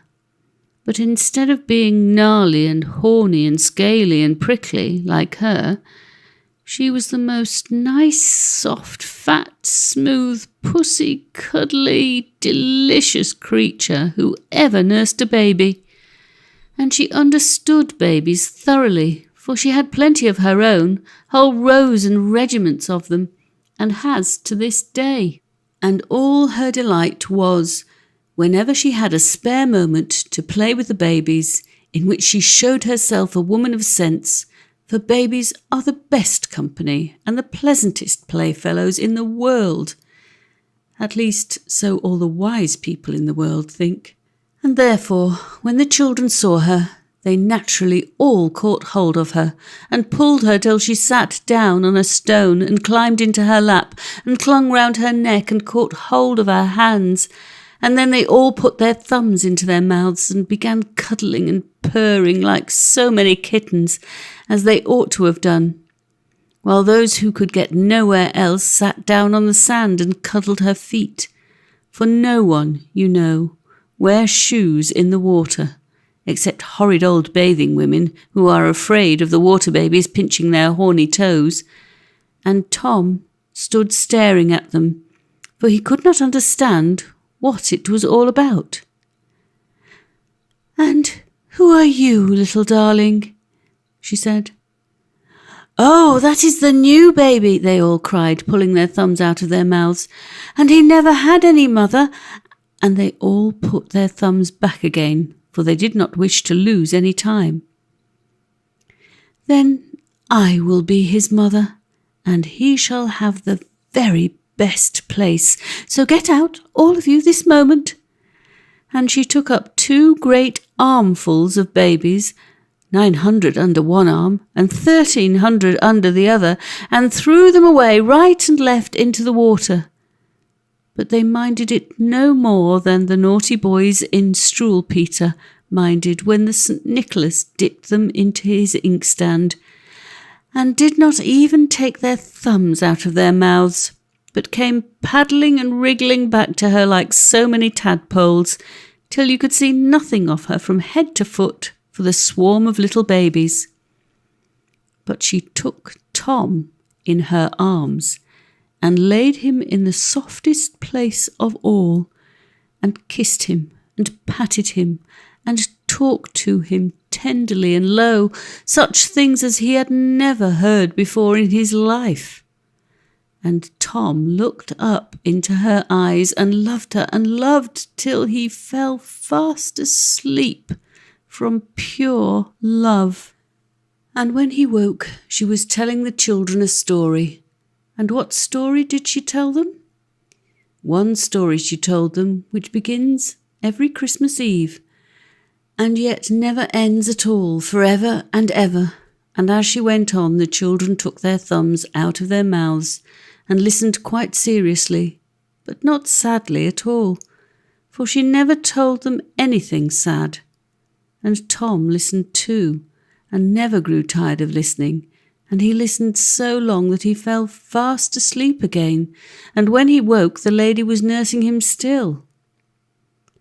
"Don't go away," said little Tom.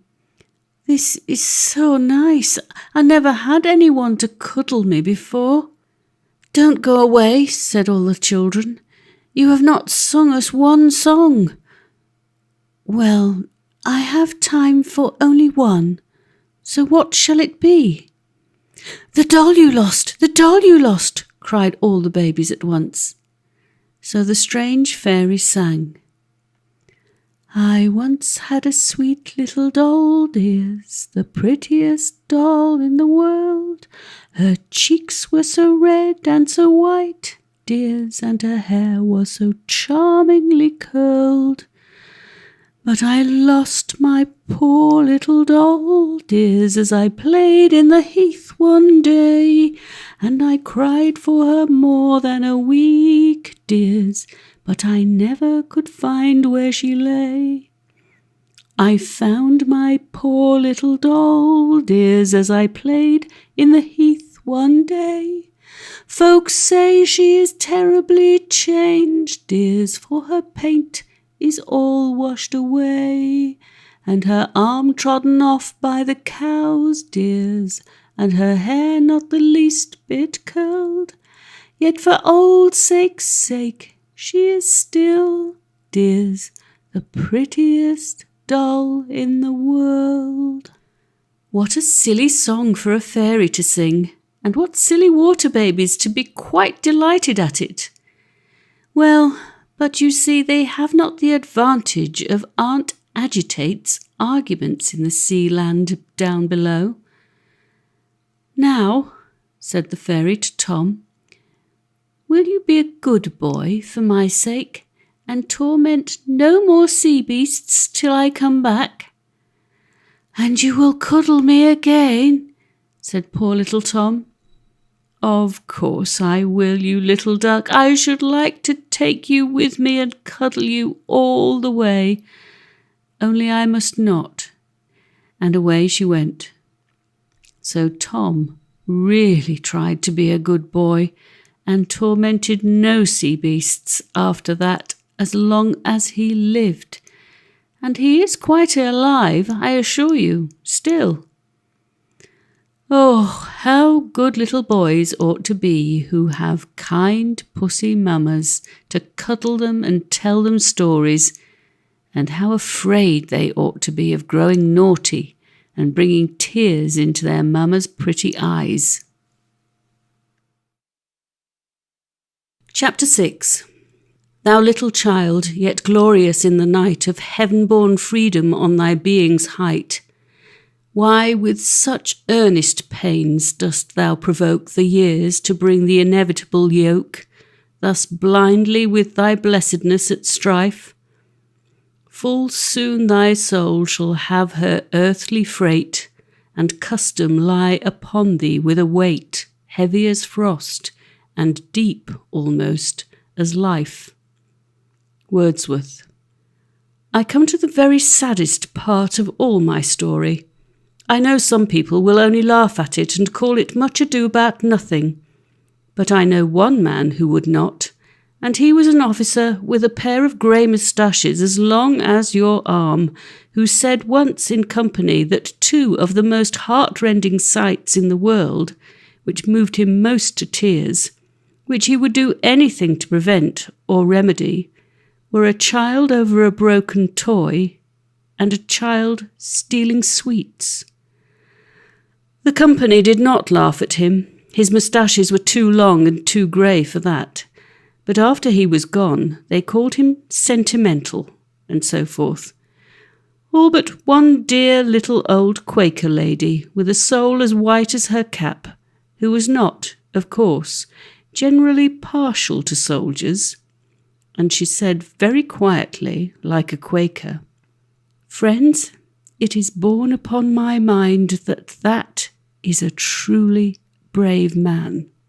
Now you may fancy that Tom was quite good when he had everything that he could want or wish, but you would be very much mistaken. Being quite comfortable is a very good thing, but it does not make people good. Indeed, it sometimes makes them naughty, as it has made the people in America, and as it made the people in the Bible who waxed fat and kicked like horses overfed and underworked. And I am very sorry to say that this happened to little Tom, for he grew so fond of the sea bullseyes and sea lollipops that his foolish little head could think of nothing else, and he was always longing for more, and wondering when the strange lady would come again and give him some, and what she would give him, and how much, and whether she would give him more than the others. And he thought of nothing but lollipops by day, and dreamt of nothing else by night. And what happened then? That he began to watch the lady to see where she kept the sweet things, and began hiding and sneaking and following her about, and pretending to be looking the other way or going after something else, till he found out that she kept them in a beautiful mother-of-pearl cabinet away in a deep crack of the rocks.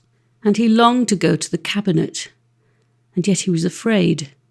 And then he longed again, and was less afraid. And at last, by continual thinking about it, he longed so violently that he was not afraid at all. And one night, when all the other children were asleep, and he could not sleep for thinking of lollipops, he crept away among the rocks and got to the cabinet.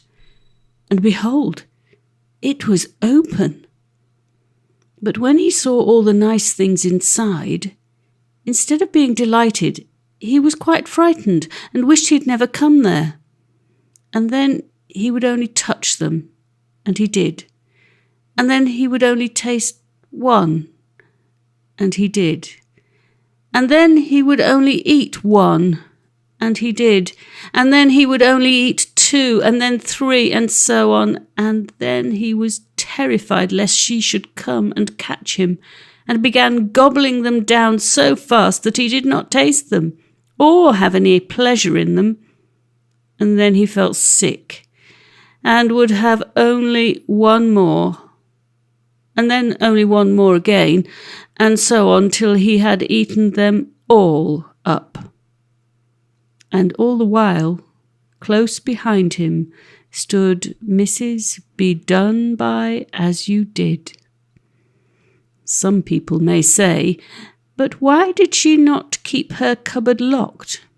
Well, I know, it may seem a very strange thing, but she never does keep her cupboard locked. Everyone may go and taste for themselves and fare accordingly.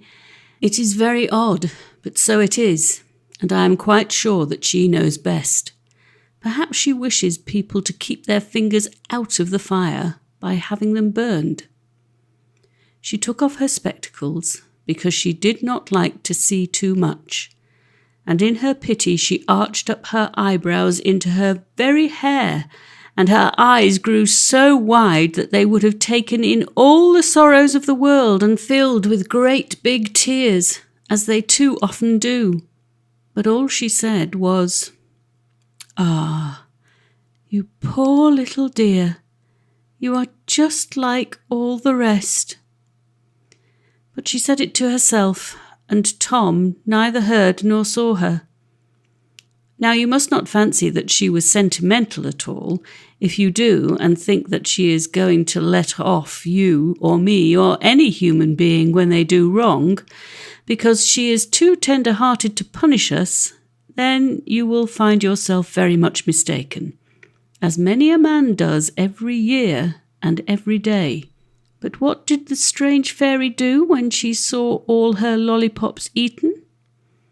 Did she fly at Tom, catch him by the scruff of the neck, hold him, howk him, hump him, hurry him, hit him, poke him, pull him, pinch him, pound him, put him in the corner, shake him, slap him, set him on a cold stone to reconsider himself, and so forth? Not a bit. You may watch her at work if you know where to find her, but you will never see her do that. For if she had, she knew quite well Tom would have fought and kicked and bit and said bad words and turned again that moment into a naughty little heathen chimney-sweep, with his hand, like Ishmael's of old, against every man, and every man's hand against him. Did she question him, hurry him, frighten him, threaten him to make him confess? Not a bit. You may see her, as I said, at her work often enough if you know where to look for her, but you will never see her do that, for if she had, she would have tempted him to tell lies in his fright, and that would have been worse for him, if possible, than even becoming a heathen chimney-sweep again. No. She leaves that for the anxious parents and teachers, lazy ones some call them, who instead of giving children a fair trial such as they would expect and demand for themselves, force them by fright to confess their own faults, which is so cruel and unfair that no judge on the bench dare do it to the wickedest thief or murderer, for the good British law forbids. Aye, and even punish them to make them confess, which is so detestable a crime that it is never committed now, save by inquisitors and kings of Naples, and a few other wretched people of whom the world is weary. And then they say, "We have trained up the child in the way he should go, and when he grew up he has departed from it. Why then did Solomon say that he would not depart from it? And perhaps the way of beating and hurrying and frightening and questioning was not the way that the child should go. For it is not even the way in which a colt would go if you want to break it in and make it a quiet, serviceable horse." Some folks may say, "Ah, but the fairy does not need to do that if she knows everything already." True, but if she did not know, she would not surely behave worse than a British judge and jury, and no more should parents and teachers either. So she just said nothing at all about the matter, not even when Tom came next day with the rest for the sweet things. He was horribly afraid of coming, but he was still more afraid of staying away, lest anyone should suspect him. He was dreadfully afraid, too, lest there should be no sweets, as was to be expected, he having eaten them all, and lest then the fairy should inquire who had taken them. But behold, she pulled out just as many as ever, which astonished Tom and frightened him still more. And when the fairy looked him full in the face, he shook from head to foot. However, she gave him his stare like the rest, and he thought within himself that she could not have found him out. But when he put the sweets into his mouth, he hated the taste of them, and they made him so sick that he had to get away as fast as he could, and terribly sick he was, and very cross and unhappy all the week after. Then, when next week came, he had his share again, and again the fairy looked him full in the face, but more sadly than she had ever looked, and he could not bear the sweets, but took them again in spite of himself. And when Mrs. Do-as-you-would-be-done-by came, he wanted to be cuddled like the rest, but she said very seriously, "I should like to cuddle you, but I cannot. You are so horny and prickly." And Tom looked at himself, and he was all over prickles, just like a sea egg, which was quite natural, for you must know and believe that people's souls make their bodies just as a snail makes its shell.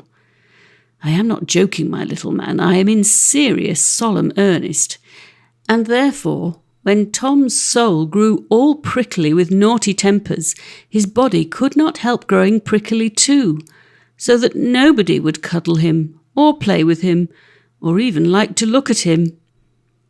What could Tom do now but go away and hide in a corner and cry? For nobody would play with him, and he knew full well why.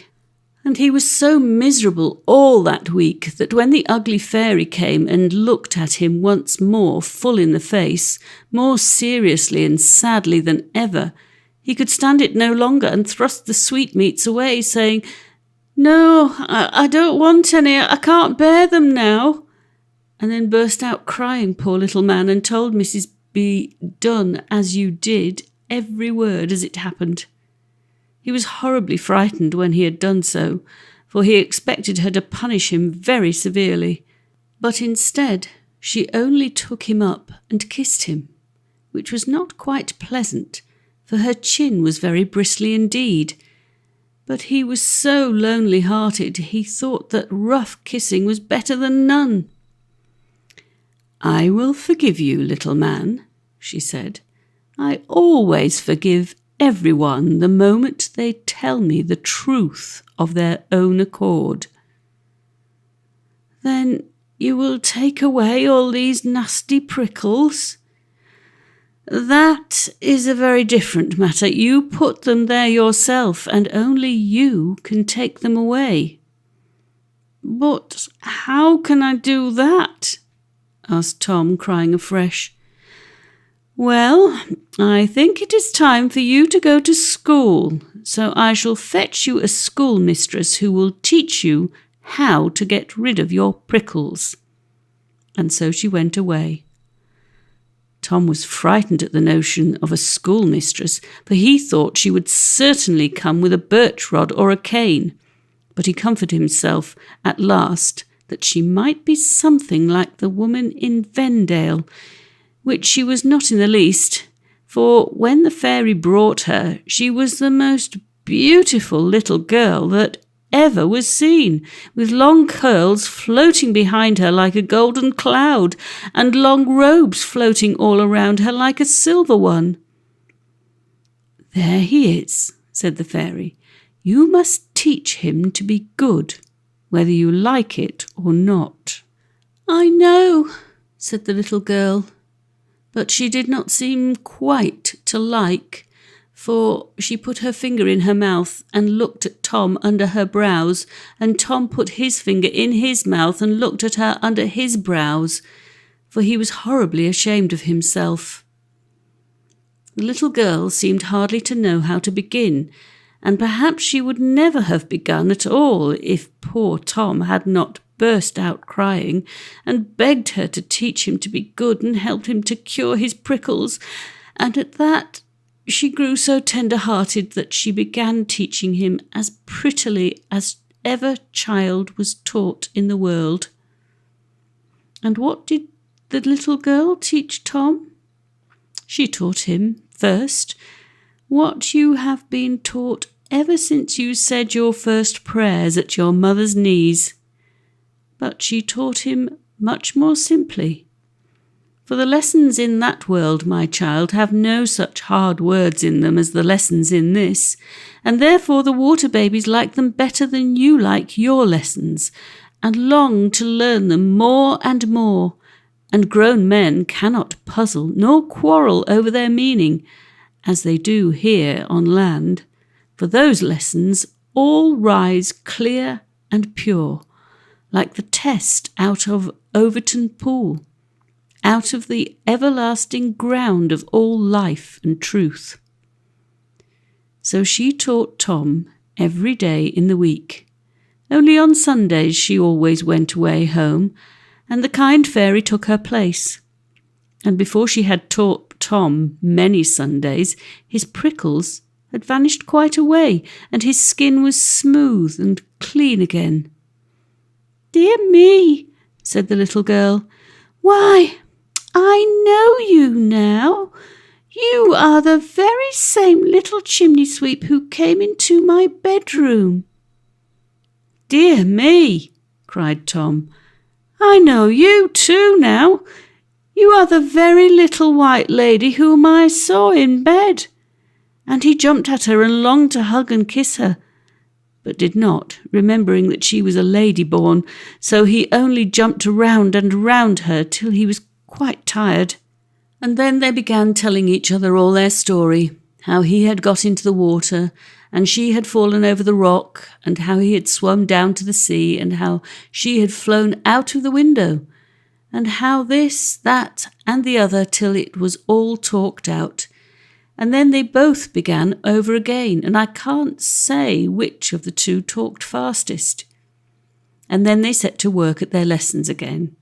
Both liked them so well that they went on well till 7 full years were past and gone. You may fancy that Tom was quite content and happy all these 7 years, but the truth is he was not. he had always one thing on his mind, and that was where little Ellie went when she went home on Sundays. To a very beautiful place, she said. But what was the beautiful place like, and where was it? Ah, that is just what she could not say, and it is strange but true that no one can say, and that those who have been oftenest in it, or even nearest to it, can say least about it, and make people understand least what it is like. There are a good many folks about the other end of nowhere, where Tom went afterwards, who pretend to know it from north to south, as well as if they had been penny postmen there. But as they are safe at the other end of nowhere, 999 million miles away, what they say cannot concern us. But the dear, sweet, loving, wise, good, self-sacrificing people who really go there can never tell you anything about it, save that it is the most beautiful place in all the world, and if you ask them more, they grow modest and hold their peace for fear of being laughed at. And quite right they are. So all that good little Ellie could say was that it was worth all the rest of the world put together, and of course that only made Tom the more anxious to go likewise. "Miss Ellie," he said at last, "I will know why I cannot go with you when you go home on Sundays, or I shall have no peace, and give you none either." "You must ask the fairies that." So when the fairy, Mrs. Be-Done-as-you-did, came next, Tom asked her. "Little boys who are only fit to play with sea beasts cannot go there," she said. "Those who go there must go first where they do not like, and do what they do not like, and help somebody they do not like." "Why did Ellie do that?" "Ask her." And Ellie blushed and said, "Yes, Tom, I did not like coming here at first. I was so much happier at home, where it is always Sunday. And I was afraid of you, Tom, at first, because I was all over prickles. But I'm not prickly now, am I, Miss Ellie?" "No," said Ellie. "I like you very much now, and I like coming here too." "And perhaps," said the fairy, "you will learn to like going where you don't like and helping someone that you don't like, as Ellie has." But Tom put his finger in his mouth and hung his head down, for he did not see that at all. So when Mrs. Do-as-you-would-be-done-by came, Tom asked her, for he thought in his little head, "She is not so strict as her sister, and perhaps she may let me off more easily." Ah, Tom, silly fellow. And yet I don't know why I should blame you, while so many grown people have got the very same notion in their heads. But when they try it, they just get the same answer as Tom did. For when he asked the second fairy, she told him just what the first did, and in the very same words. Tom was very unhappy at that, and when Ellie went home on Sunday, he fretted and cried all day, and did not care to listen to the fairies' stories about good children, though they were prettier than ever. Indeed, the more he overheard of them, the less he liked to listen, because they were all about children who did what they did not like, and took trouble for other people, and worked to feed their little brothers and sisters instead of caring only for their play. And when she began to tell a story about a holy child in old times, who was martyred by the heathen because it would not worship idols, Tom could bear no more, and ran away and hid among the rocks. And when Ellie came back, he was shy with her, because he fancied she looked down on him and thought him a coward. And then he grew quite cross with her because she was superior to him and did what he could not do. And poor Ellie was quite surprised and sad, and at last Tom burst out crying, but he would not tell her what was really in his mind. And all the while he was eaten up with curiosity to know where Ellie went to, so that he began not to care for his playmates, or for the sea palace, or anything else. But perhaps that made matters all the easier for him, for he grew so disconnected with everything around him that he did not care to stay, and did not care where he went.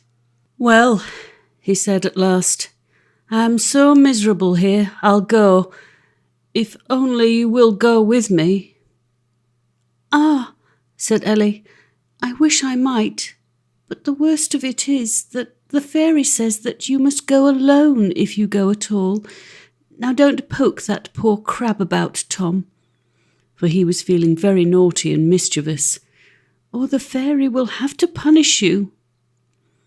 Tom was very nearly saying, "I don't care if she does," but he stopped himself in time.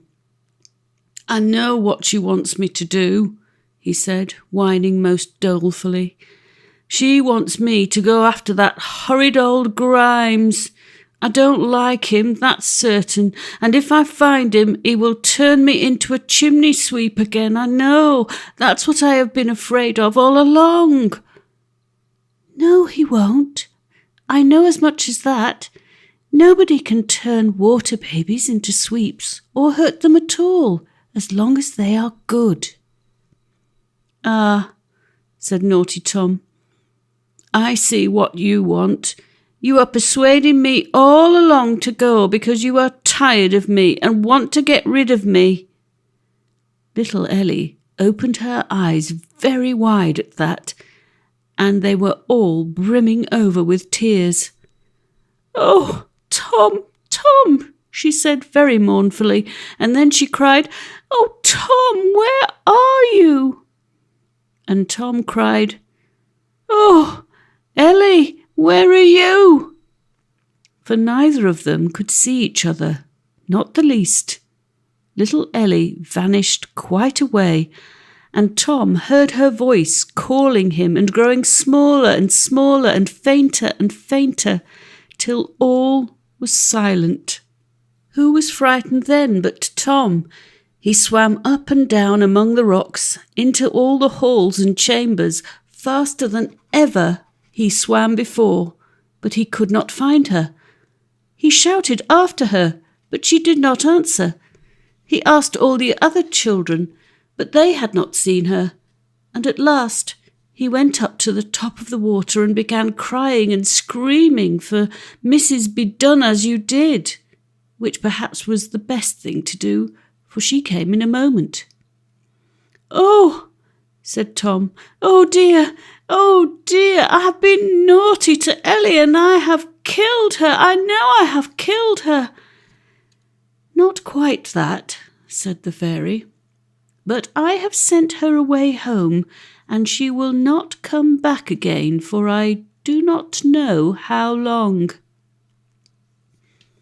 And at that Tom cried so bitterly that the salt sea was swelled with his tears, and the tide was 0.3954620,819 of an inch higher than it had been the day before.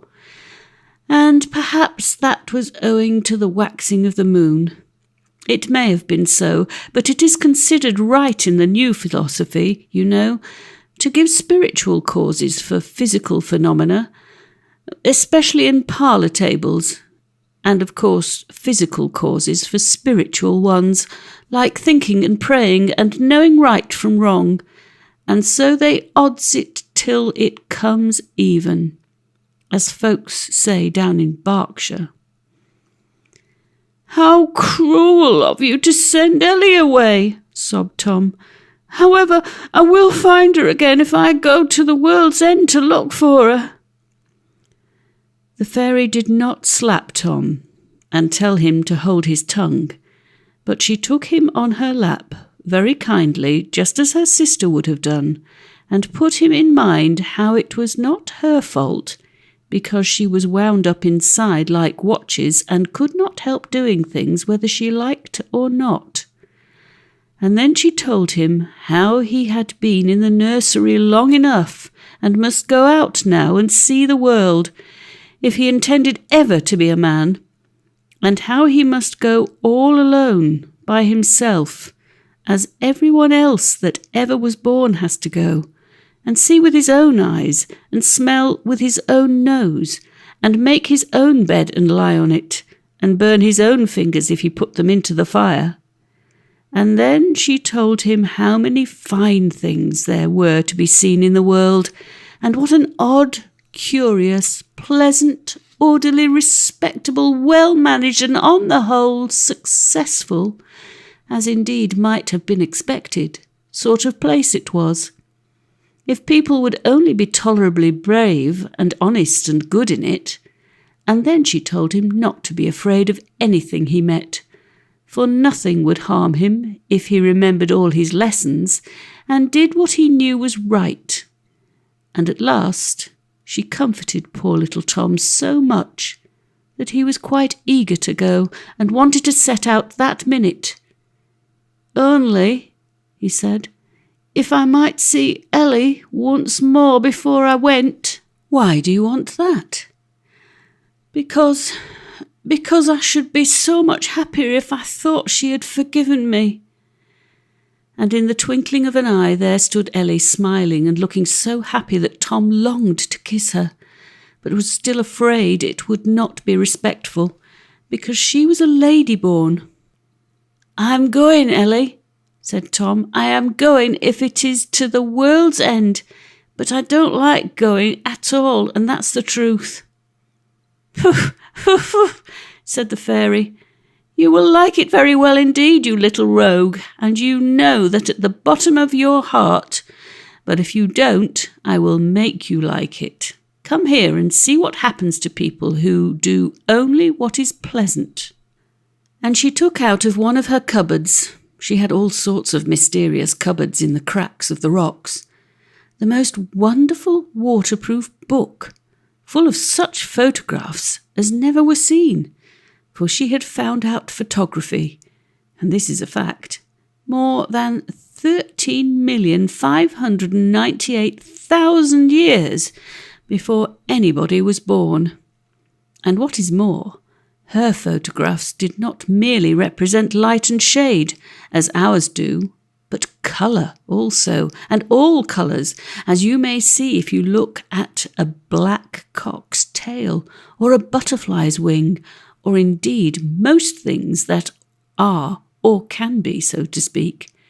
And therefore her photographs were very curious and famous, and the children looked with great delight for the opening of the book. And on the title page was written, "The history of the great and famous nation of the Do-as-you-likes, who came away from the country of hard work because they wanted to play on the Jew's harp all day long." In the first picture they saw these Do-as-you-likes living in the land of ready-made, at the foot of the happy-go-lucky mountains, where flapdoodle grows wild. And if you want to know what that is, you must read Peter Simple. They lived very much such a life as those jolly old Greeks in Sicily, whom you may see painted on the ancient vases, and really there seemed to be great excuses for them, for they had no need to work. Instead of houses, they lived in the beautiful caves of Tufa, and bathed in the warm springs 3 times a day. And as for clothes, it was so warm there that the gentlemen walked about in little beside a cocked hat and a pair of straps, or some light summer tackle of that kind. And the ladies all gathered gossamer in autumn, when they were not too lazy, to make their winter dresses. They were very fond of music, but it was too much trouble to learn the piano or the violin, And as for dancing, that would have been too great an exertion. So they sat on ant-hills all day long and played on the Jew's harp. And if the ants bit them, why then they just got up and went to the next ant-hill till they were bitten there likewise. And they sat under the flapdoodle trees and let the flapdoodle drop into their mouths, and under the vines, and squeezed the grape juice down their throats. And if any little pigs ran about, ready roasted, crying, "Come and eat me," as was their fashion in that country, they waited till the pigs ran against their mouths and then took a bite, and were content, just as so many oysters would have been.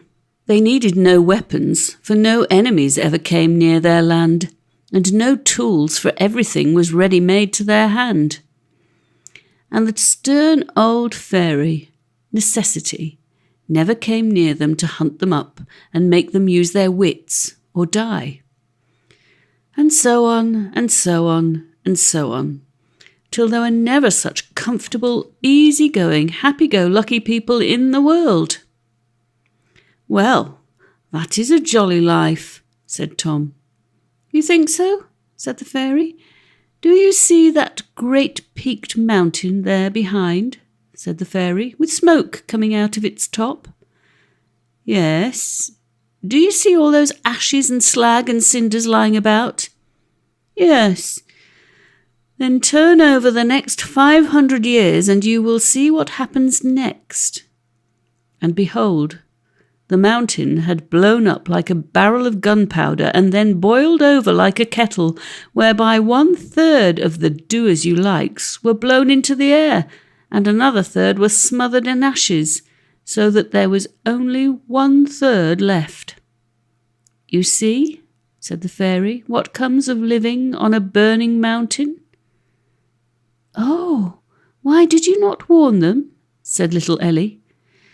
"I did warn them all that I could. I let the smoke come out of the mountain, and wherever there is smoke there is fire, and I laid the ashes and cinders all about, and wherever there are cinders, cinders may be again."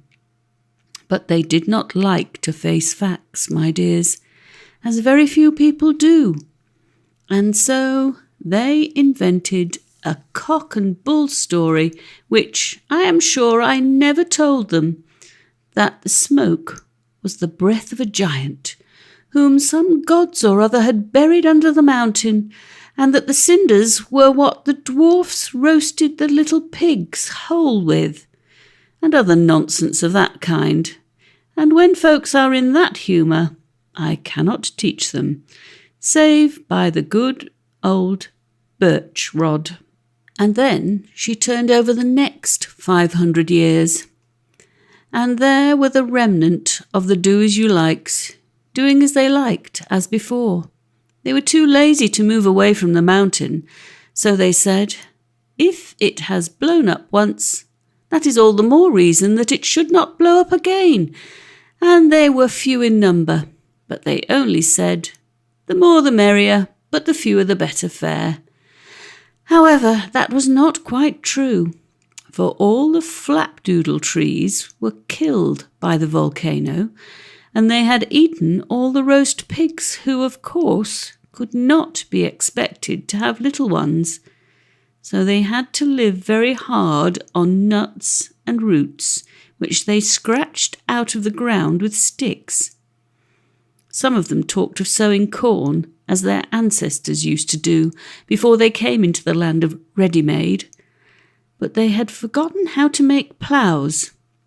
They had forgotten even how to make Jews' harps by this time, and had eaten all the seed corn which they brought out of the land of hard work years since.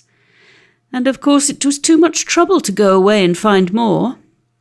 So they lived very miserably on roots and nuts, and all the weakly little children had great stomachs, and then died.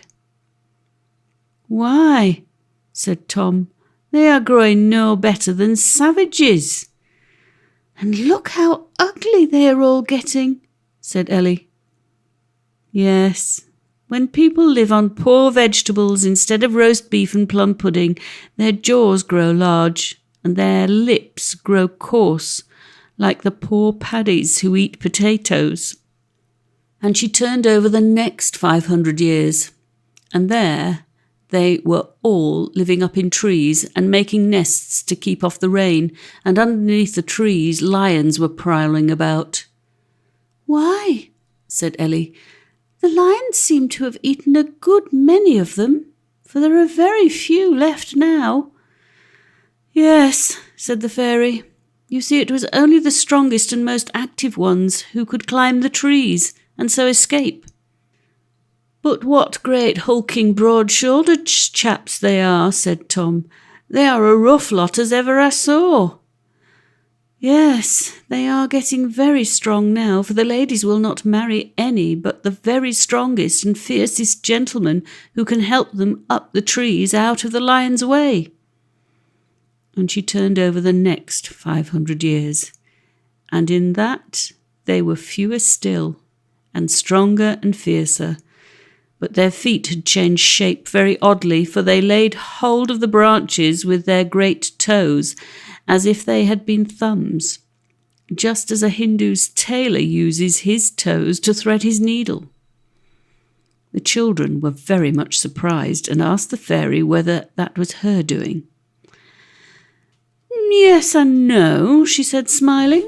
"It was only those who could use their feet as well as their hands who could get a good living, or indeed get married, so that they got the best of everything and starved out all the rest, and those who are left keep up a regular breed of toe-thumb men, as a breed of shorthorns, or our Skye terriers or fancy pigeons is kept up." "But there is a hairy one among them," said Ellie. "Ah," said the fairy, "that will be a great man in his time, and chief of all the tribe." And when she turned over the next 500 years, it was true, for this hairy chief had had hairy children, and they hairier children still, and everyone wished to marry hairy husbands and have hairy children too, for the climate was growing so damp that none but the hairy ones could live. All the rest coughed and sneezed and had sore throats and went into consumptions before they could grow up to be men and women. Then the fairy turned over the next 500 years, and there were fewer still.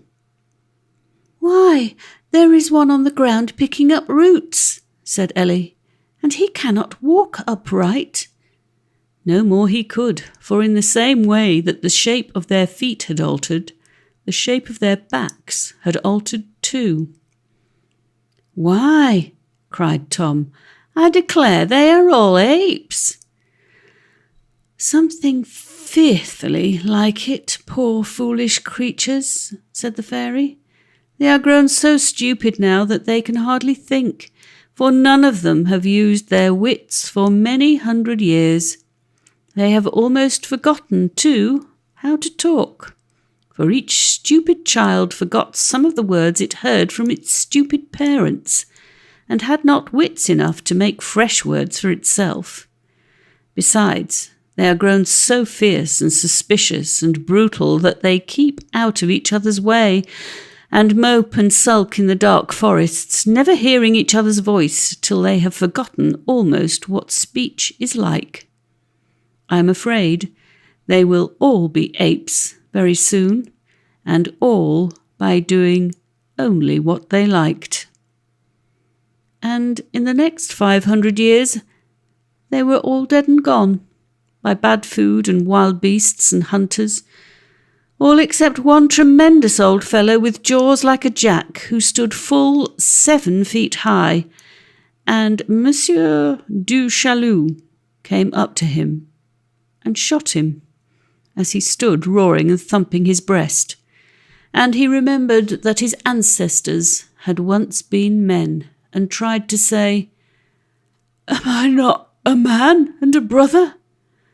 but had forgotten how to use his tongue, and then he tried to call for a doctor, but he had forgotten the word for one, So all he said was, "A boo-boo," and died. And that was the end of the great and jolly nation of the do-as-you-likes. And when Tom and Ellie came to the end of the book, they looked very sad and solemn, and they had good reason so to do, for they really fancied that the men were apes, and never thought, in their simplicity, of asking whether the creatures had hippopotamus majors in their brains or not, in which case, as you have been already told, they could not possibly have been apes, though they were more apish than the apes of all apiaries. "But could you not have saved them from becoming apes?" said little Ellie at last. "At first, my dear, if only they would have behaved like men and set to work to do what they did not like. But the longer they waited and behaved like the dumb beasts who only do what they like, the stupider and clumsier they grew, till at last they were past all cure, for they had thrown their own wits away. It is such things as this that help to make me so ugly, that I know not when I shall grow fair." "And where are they all now?" asked Ellie. "Exactly where they ought to be, my dear." "Yes," said the fairy, solemnly, half to herself, as she closed the wonderful book. "Folks say now that I can make beasts into men by circumstance and selection and competition and so forth. Well, perhaps they are right, and perhaps again they are wrong.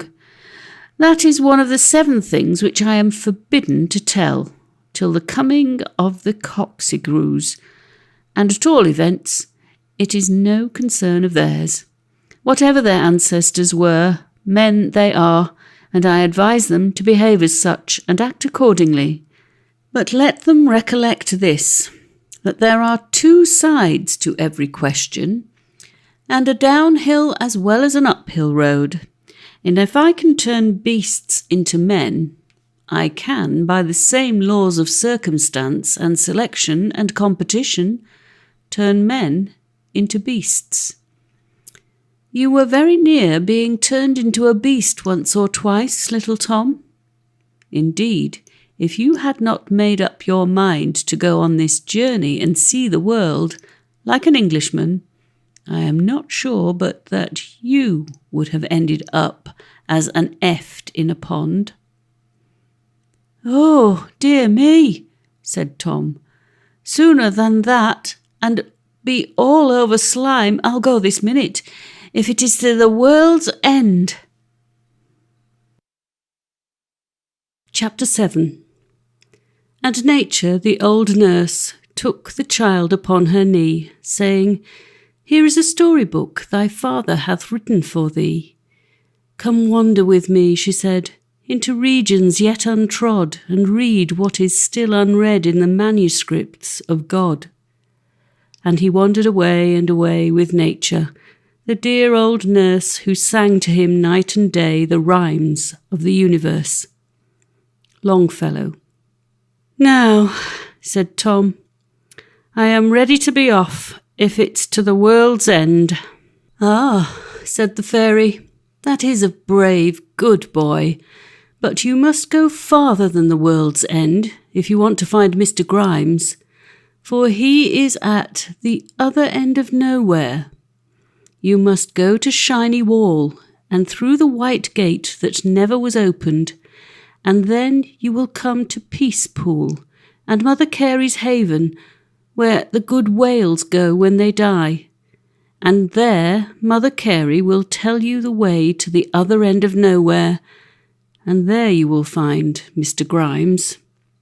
"Oh dear," said Tom, "but I do not know my way to Shiny Wall, or where it is at all."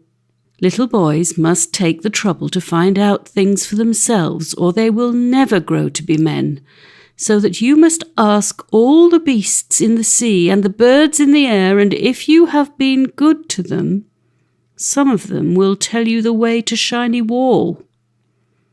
"Well," said Tom, It will be a long journey, so I had better start at once. Goodbye, Miss Ellie.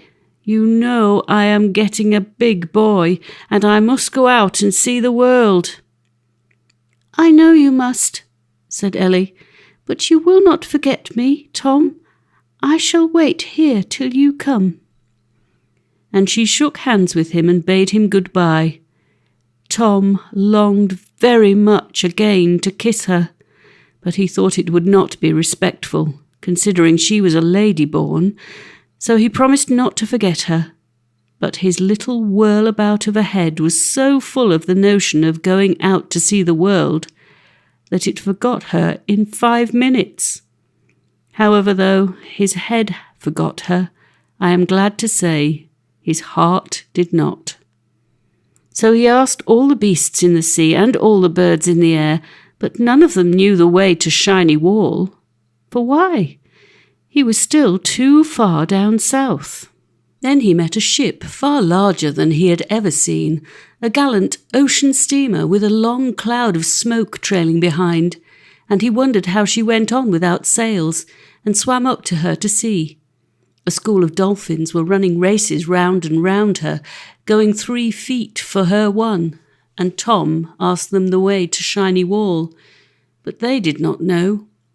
Then he tried to find out how she moved, and at last he saw her screw, and was so delighted with it that he played under her quarter all day, till he had nearly his nose knocked off by the fans, and thought it time to move. Then he watched the sailors upon deck, and the ladies with their bonnets and parasols, but none of them could see him, because their eyes were not opened, as indeed most people's eyes are not. At last there came out into the quarter gallery a very pretty lady, in deep black widow's weeds, and in her arms a baby. She leaned over the quarter gallery and looked back and back towards England far away, and as she looked, she sang. 1. Soft, soft wind from out the sweet south sliding, waft thy silver cloud webs athwart the summer sea. Thin, thin threads of mist on dewy fingers twining, weave a veil of dappled gauze to shade my babe and me. 2. Deep, deep love with thine own abyss biding, pour thyself abroad, O Lord, on earth and air and sea. Worn weary hearts within thy holy temple hiding, shield from sorrow, sin, and shame my helpless babe and me. Her voice was so soft and low, and the music of the air so sweet, that Tom could have listened to it all day. But as she held the baby over the gallery rail to show it to the dolphins leaping and the water gurgling in the ship's wake, lo and behold, the baby saw Tom. He was quite sure of that, for when their eyes met, the baby smiled and held out his hands, and Tom smiled and held out his hands too, and the baby kicked and leaped as if it wanted to jump overboard to him. "What do you see, my darling?" said the lady, and her eyes followed the baby's till she too caught sight of Tom swimming among the foam beds below. She gave a little shriek and start, and then she said quite quietly, "Babies? In the sea? Well, perhaps it is the happiest place for them," and waved her hand to Tom and cried, "Wait a little, darling, only a little, and perhaps she will go with you and be at rest." And at that an old nurse, all in black, came out and talked to her and drew her in. And Tom turned away northward, sad and wondering, and watched the great steamer slide away into the dusk, and the lights on board peep out one by one and die out again, and the long bar of smoke fade away into the evening mist till it was out of sight. And he swam northward again, day after day, till at last he met the King of the Herrings, with a currycomb growing out of his nose and a sprat in his mouth for a cigar, and asked him the way to Shiny Wall. So he bolted his sprat head foremost and said, "If I were you, young gentleman, I should go to the All-Alone Stone and ask the Lask of the Gairfowl. She is of a very ancient clan, very nearly as ancient as my own, and knows a good deal when these modern upstarts don't, as ladies of old houses are likely to do." Tom asked his way to her, and the King of the Herrings told him very kindly, for he was a courteous old gentleman of the old school, though he was horribly ugly and strangely bedizened too, like the old dandies who lounge in the clubhouse windows. But just as Tom had thanked him and set off, he called after him, "Hi, I say, can you fly?" "I never tried," said Tom. "Why?" "Because if you can, I should advise you to say nothing to the old lady about it. There, take a hint. Goodbye." And away Tom went for 7 days and 7 nights, due northwest, till he came to a great cod bank, the like of which he never saw before. The great cod lay below in tens of thousands, and gobbled shellfish all day long, and the blue sharks roved above in hundreds and gobbled them when they came up. So they ate and ate and ate each other, as they had done since the making of the world, for no man had come here yet to catch them and find out how rich old Mother Carey is. And there he saw the last of the Gairfowl standing up on the All-Alone stones, all alone. And a very grand old lady she was, full 3 feet high, and bolt upright like some old Highland chieftainess. She had on a black velvet gown and a white pinner apron, and a very high bridge to her nose, which is a sure mark of high breeding, and a large pair of white spectacles on it, which made her look rather odd. But it was the ancient fashion of her house. And instead of wings, she had 2 little feathery arms, with which she fanned herself and complained of the dreadful heat. And she kept on crooning an old song to herself, which she learnt when she was a little baby bird long ago. 2 little birds, they sat on a stone. One swam away, and then there was one with a fa-la-la lady. The other swam after, and then there was none. And so the poor stone was left all alone with a fa-la-la lady. And it was flew away properly, and not swam away, but as she could not fly, she had a right to alter it.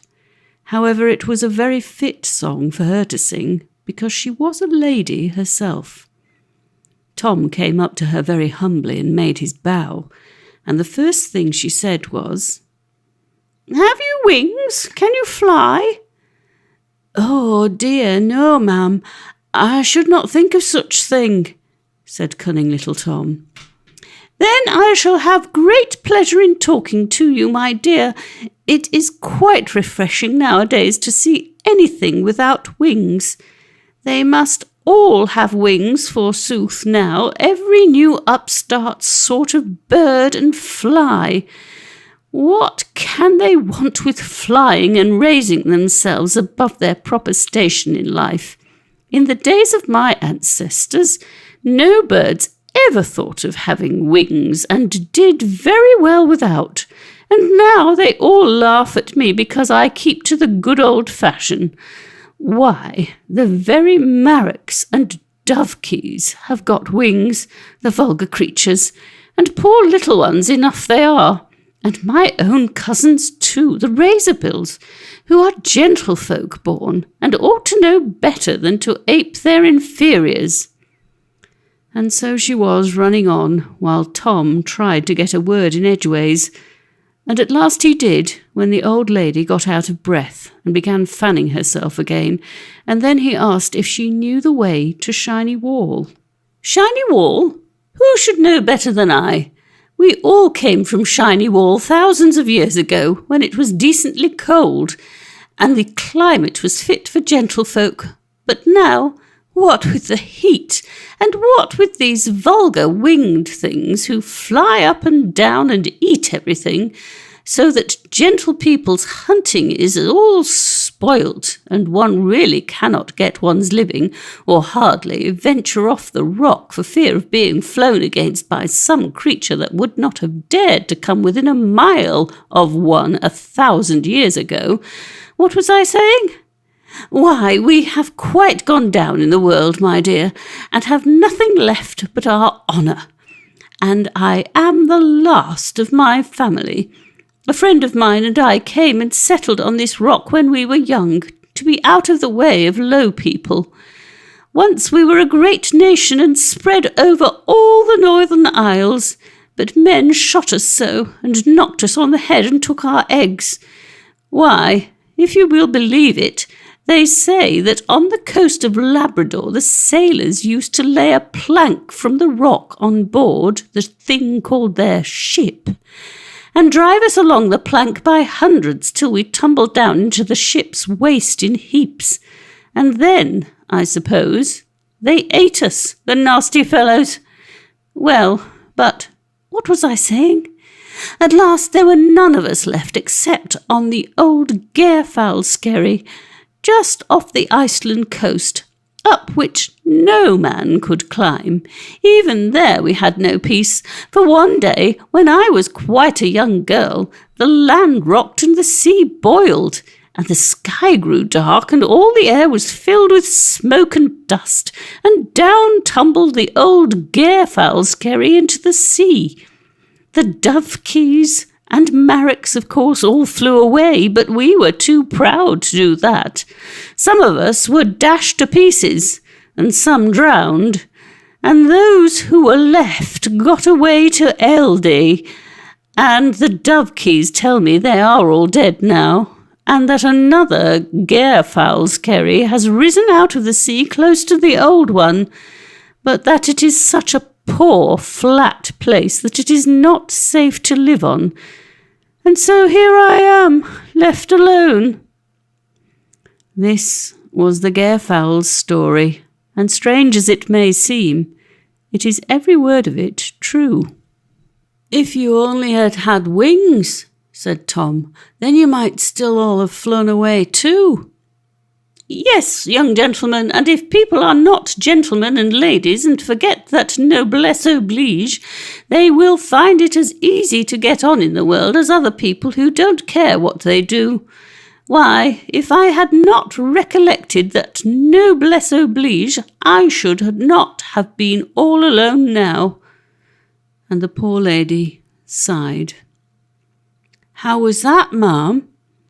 Why, my dear, a gentleman came hither with me, and after we had been here some time, he wanted to marry.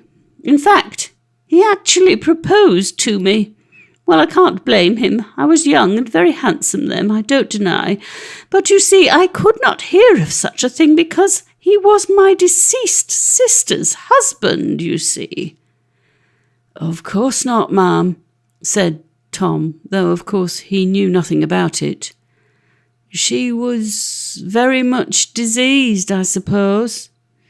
You do not understand me, my dear. I mean that being a lady, and with right and honourable feelings, as our house always has had, I felt it my duty to snub him, and howk him and peck him continually, to keep him at his proper distance. And to tell the truth, I once pecked him a little too hard, poor fellow, and he tumbled backwards off the rock, and really it was very unfortunate, but it was not my fault. A shark coming by saw him and flapping and snapped him up, and since then I have lived all alone with a fa-la-la lady. and soon I shall be gone, my little dear, and nobody will miss me, and then the poor stone will be left all alone." "But please, which is the way to Shiny Wall?" said Tom. "Oh, you must go, my little dear, you must go. Let me see, I am sure that it is... really, my poor old brains are getting quite puzzled. Do you know, my little dear, I'm afraid if you want to know, you must ask some of these vulgar birds about, for I have quite forgotten." And the poor old gairfowl began to cry tears of pure oil, and Tom was quite sorry for her, and for himself too, for he was at his wits' end whom to ask.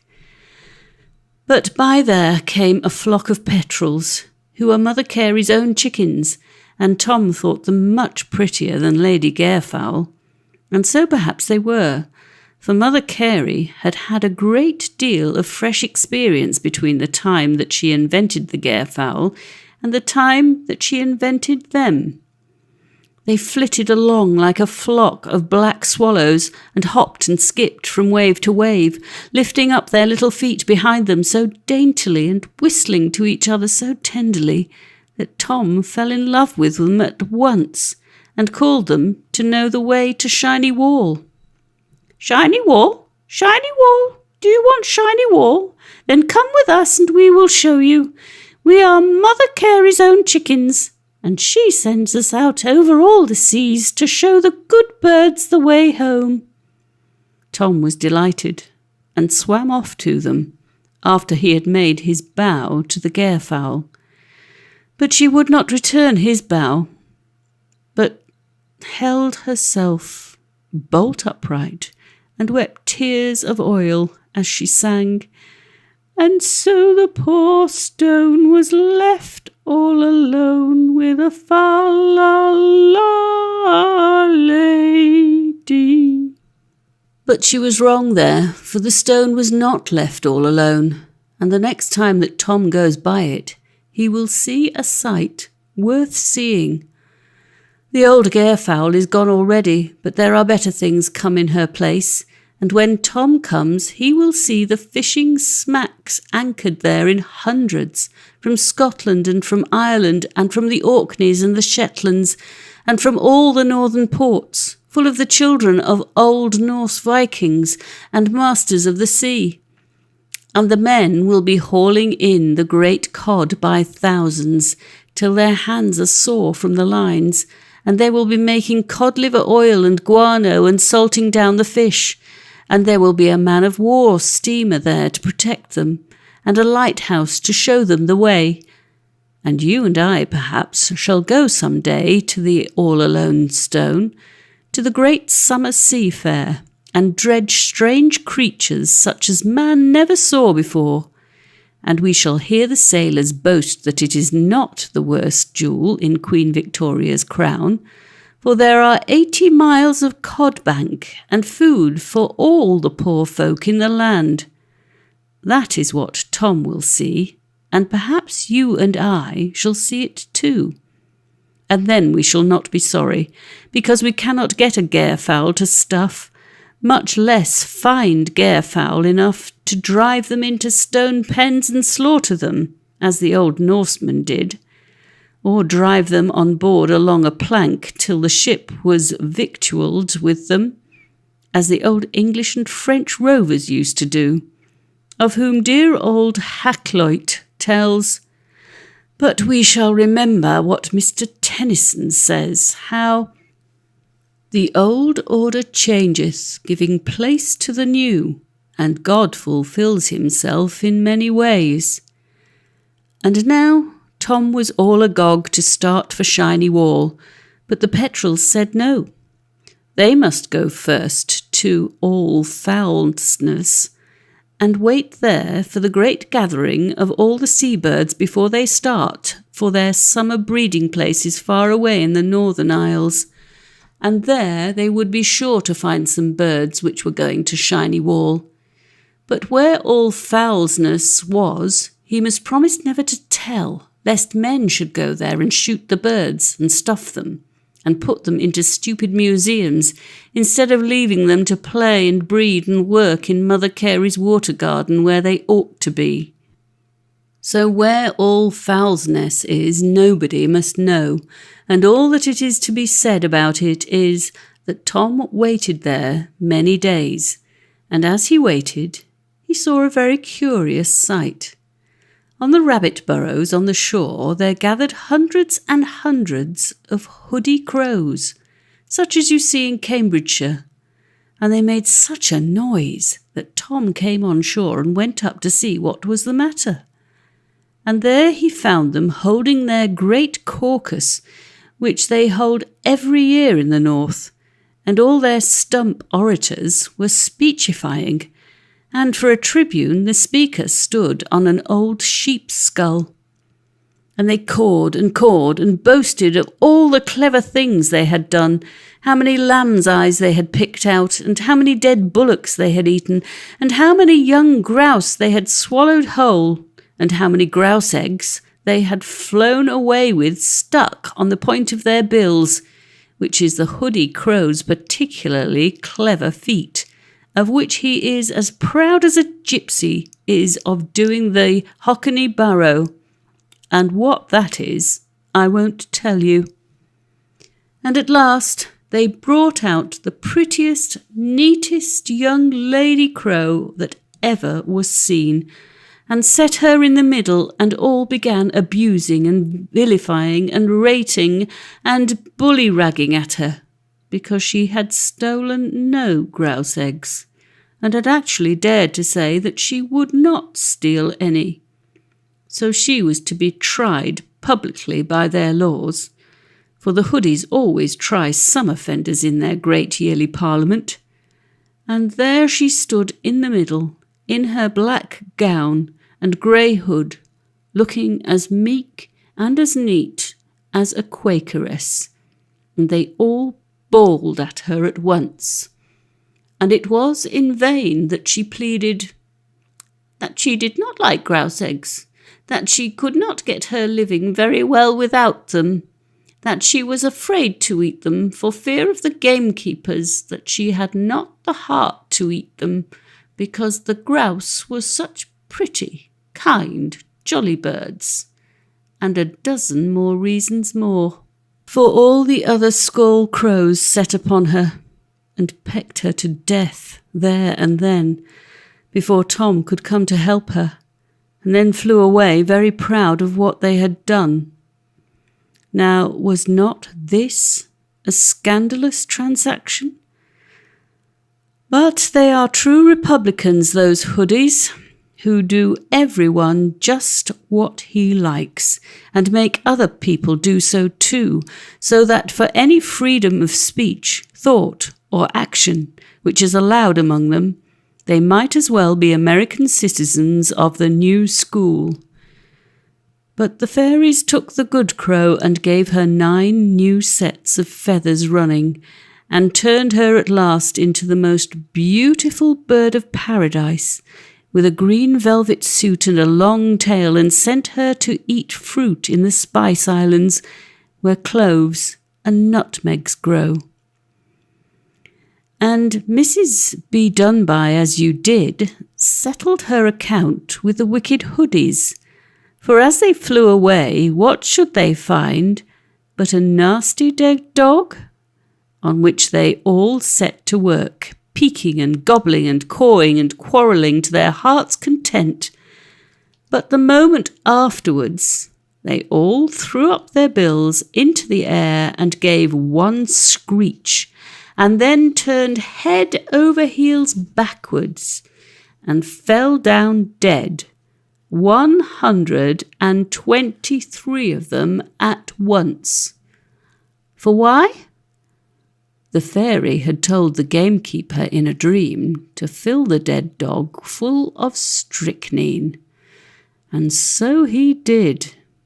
And after a while the birds began to gather at All Fowls' Nest, in thousands and tens of thousands, blackening all the air, swans and brant geese, harlequins and eiders, harolds and garganets, smews and goosanders, divers and loons, grebes and dovekies, auks and razorbills, gannets and petrels, skuas and terns, with gulls beyond all naming or numbering, and they paddled and washed and splashed and combed and brushed themselves on the sand, till the shore was white with feathers, and they quacked and clucked and gabbled and chattered and screamed and whooped as they talked over matters with their friends, and settled where they were to go and breed that summer, till you might have heard them 10 miles off. And lucky it was for them that there was no one to hear them but the old keeper, who lived all alone upon the Ness, in a turf hut thatched with heather and fringed round with great stones slung across the roof by bent ropes, lest the winter gales should blow the hut right away. But he never minded the birds, nor hurt them, because they were not in season. Indeed, he minded but 2 things in the whole world, and those were his Bible and his grouse. For he was as good an old Scotchman as ever knit stockings on a winter's night. Only when all the birds were going, he toddled out and took off his cap to them, and wished them a merry journey and a safe return, and then gathered up all the feathers which they had left, and cleaned them to sell down south, and make feather beds for stuffy people to lie on. Then the petrels asked this bird and that whether they would take Tom to Shiny Wall. But one set was going to Sutherland, and one to the Shetlands, and one to Norway, and one to Spitzbergen, and one to Iceland, and one to Greenland. But none would go to Shiny Wall. So the good-natured petrels said that they would show him part of the way themselves, but they were only going as far as Jan Mayen's land, and after that he must shift for himself. And then all the birds rose up and streamed away in long black lines north and northeast and northwest across the bright blue summer sky, and their cry was like 10,000 packs of hounds and 10,000 peals of bells. Only the puffins stayed behind and killed the young rabbits and laid their eggs in the rabbit burrows, which was rough practice, certainly, but a man must see to his own family. And as Tom and the petrels went northeastwards, it began to blow right hard, for the old gentleman in the grey greatcoat, who looks after the big copper boiler in the Gulf of Mexico, had got behindhand with his work. So Mother Carey had sent an electric message to him for more steam, and now the steam was coming, as much in an hour as ought to have come in a week, puffing and roaring and swishing and swirling, till you could not see where the sky ended and the sea began. But Tom and the petrels never cared, for the gale was right abaft, and away they went over the crests of the billows as merry as so many flying fish. And at last they saw an ugly sight. The black side of a great ship, waterlogged in the trough of the sea. Her funnel and her masts were overboard, and swayed and surged under her lee. Her decks were swept as clean as a barn floor, and there was no living soul on board. The petrels flew up to her and wailed round her, for they were very sorry indeed, and also they expected to find some salt pork. And Tom scrambled on board of her and looked round, frightened and sad. And there, in a little cot, lashed tight under the bulwark, lay a baby, fast asleep. The very same baby Tom saw at once, which he had seen in the singing lady's arms. He went up to it and wanted to wake it, but behold, from under the cot out jumped a little black and tan terrier dog and began barking and snapping at Tom, and would not let him touch the cot. Tom knew the dog's teeth could not hurt him, but at least it could shove him away, and did, and he and the dog fought and struggled, for he wanted to help the baby and did not want to throw the poor dog overboard. But as they were struggling, there came a tall green sea and walked in over the weather side of the ship and swept them all into the waves. "Oh, the baby," screamed Tom. But the next moment he did not scream at all, for he saw the cot settling down through the green water with the baby smiling in it, still fast asleep, and he saw the fairies come up from below and carry baby and cradle gently down in their soft arms. And then he knew it was all right, and that there would be a new water baby in St. Brandon's Isle. And the poor little dog? Why, after he had kicked and coughed a little, he sneezed so hard that he sneezed himself clean out of his skin and turned into a water dog, and jumped and danced round Tom and ran over the crest of the waves and snapped at the jellyfish and the mackerel and followed Tom the whole way to the other end of nowhere. Then they went on again, till they began to see the peak of Jan Mayen's land standing up like a white sugar loaf 2 miles above the clouds. And there they fell in with a whole flock of mollymocks who were feeding on a dead whale. "These are the fellows to show you the way," said Mother Carey's chickens. "We cannot help you further north. We don't like to get among the ice pack for fear it should nip our toes, but the mollies dare fly anywhere." So the petrels called to the mollies, but they were so busy and greedy, gobbling and peeking and spluttering and fighting over the blubber, that they did not take the least notice. "Come, come," said the petrels, "you lazy, greedy lubbers, this young gentleman is going to Mother Carey, and if you don't attend on him, you won't earn your discharge from her, you know." "Greedy we are," said a great fat old molly, "but lazy we ain't. And as for lubbers, we're no more lubbers than you. Let's have a look at the lad." And he flapped right into Tom's face and stared at him in the most impudent way, for the mollies are audacious fellows, as all whalers know, and then asked him where he hailed from and what land he sighted last. And when Tom told him, he seemed pleased and said he was a good plucked one to have got so far. "Come on, lads," he said to the rest, "and give this little chap a cast over the pack for Mother Carey's sake.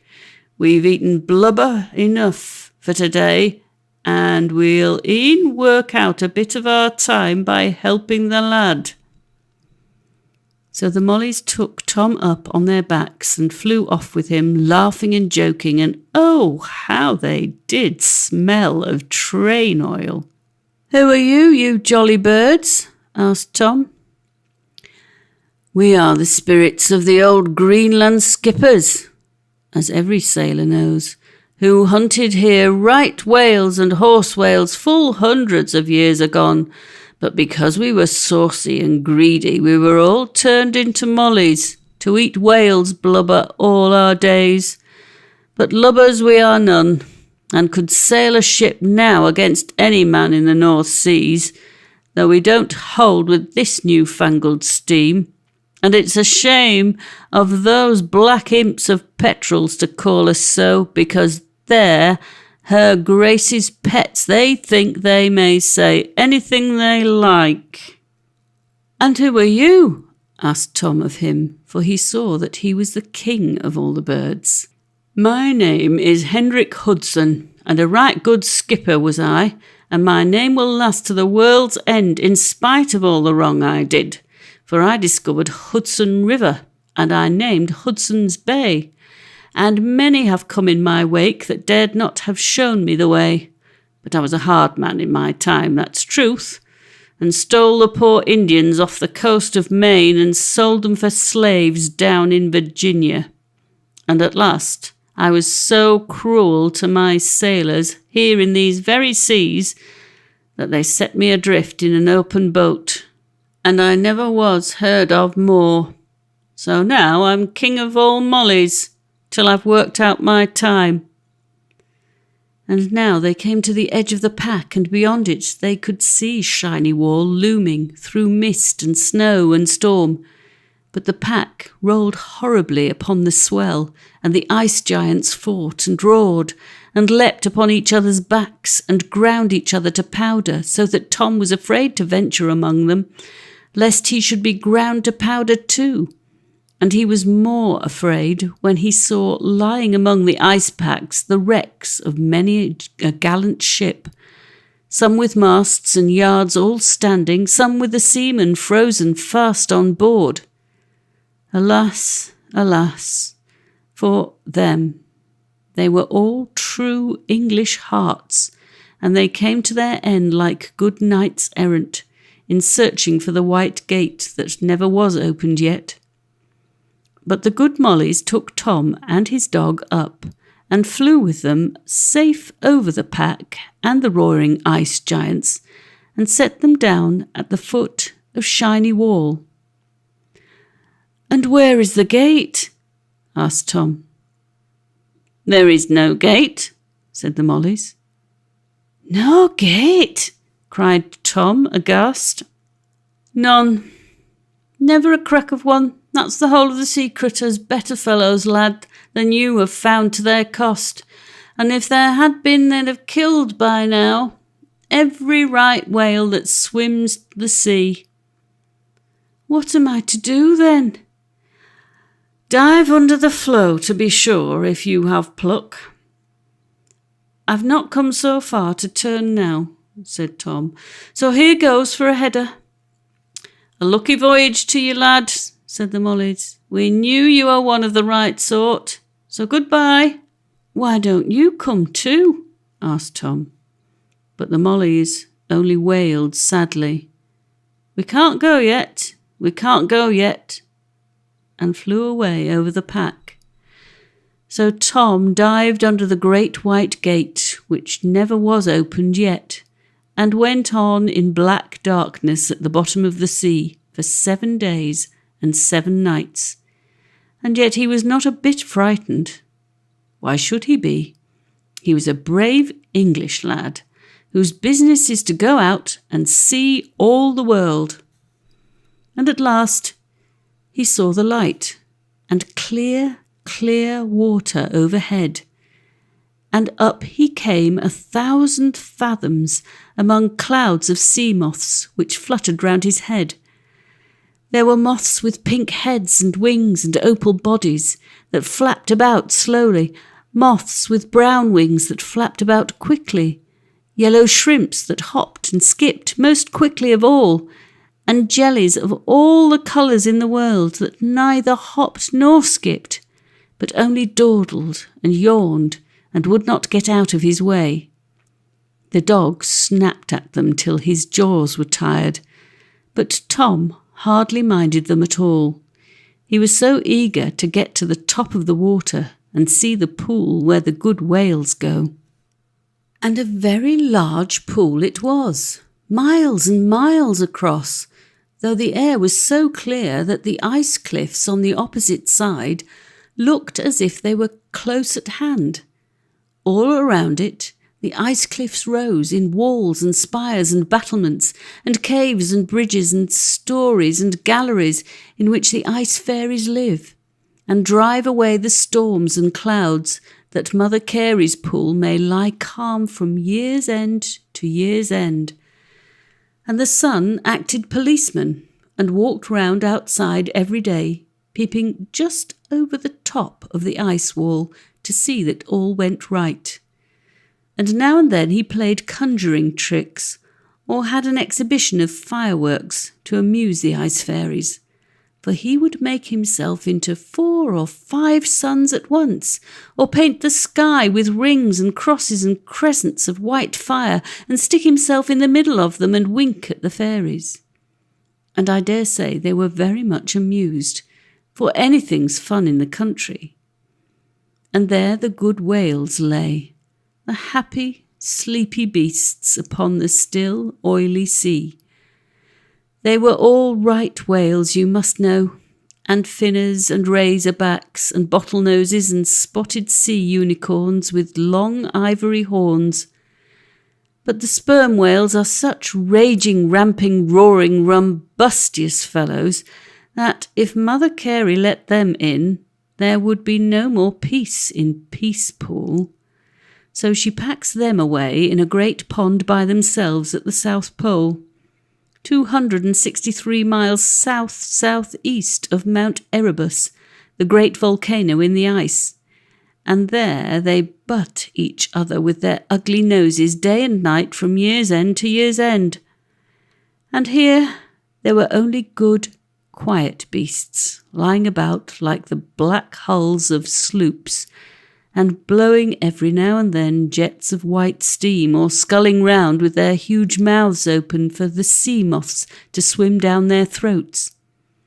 There were no threshers there to thresh their poor old backs, or swordfish to stab their stomachs, or sawfish to rip them up, or ice sharks to bite lumps out of their sides, or whalers to harpoon and lance them. They were quite safe and happy there, and all they had to do was to wait quietly in Peacepool till Mother Carey sent for them to make them out of old beasts into new. Tom swam up to the nearest whale and asked the way to Mother Carey. "There she sits in the middle," said the whale. Tom looked, but he could see nothing in the middle of the pool but one peaked iceberg, and he said so. "That's Mother Carey," said the whale, "as you will find when you get to her. There she sits, making old beasts into new all the year round." "How does she do that?" "That's her concern, not mine," said the old whale, and yawned so wide, for he was very large, that there swam into his mouth 943 sea moths, 13,846 jellyfish, no bigger than pins' heads, a string of salpine 9 yards long, and 43 little ice crabs who gave each other a parting pinch all round, tucked their legs under their stomachs and determined to die decently, like Julius Caesar. "I suppose," said Tom, "she cuts up a great whale like you into a shoal of porpoises," at which the old whale laughed so violently that he coughed up all the creatures, who swam away again, very thankful at having escaped out of that terrible whalebone net of his, from which born no traveller returns, and Tom went on to the iceberg, wondering. And when he came near to it, it took the form of the grandest old lady he had ever seen, a white marble lady sitting on a white marble throne, and from the foot of the throne there swum away, out and out into the sea, millions of newborn creatures, of more shapes and colours than man ever dreamed, and they were Mother Carey's children, whom she makes out of the sea water all day long.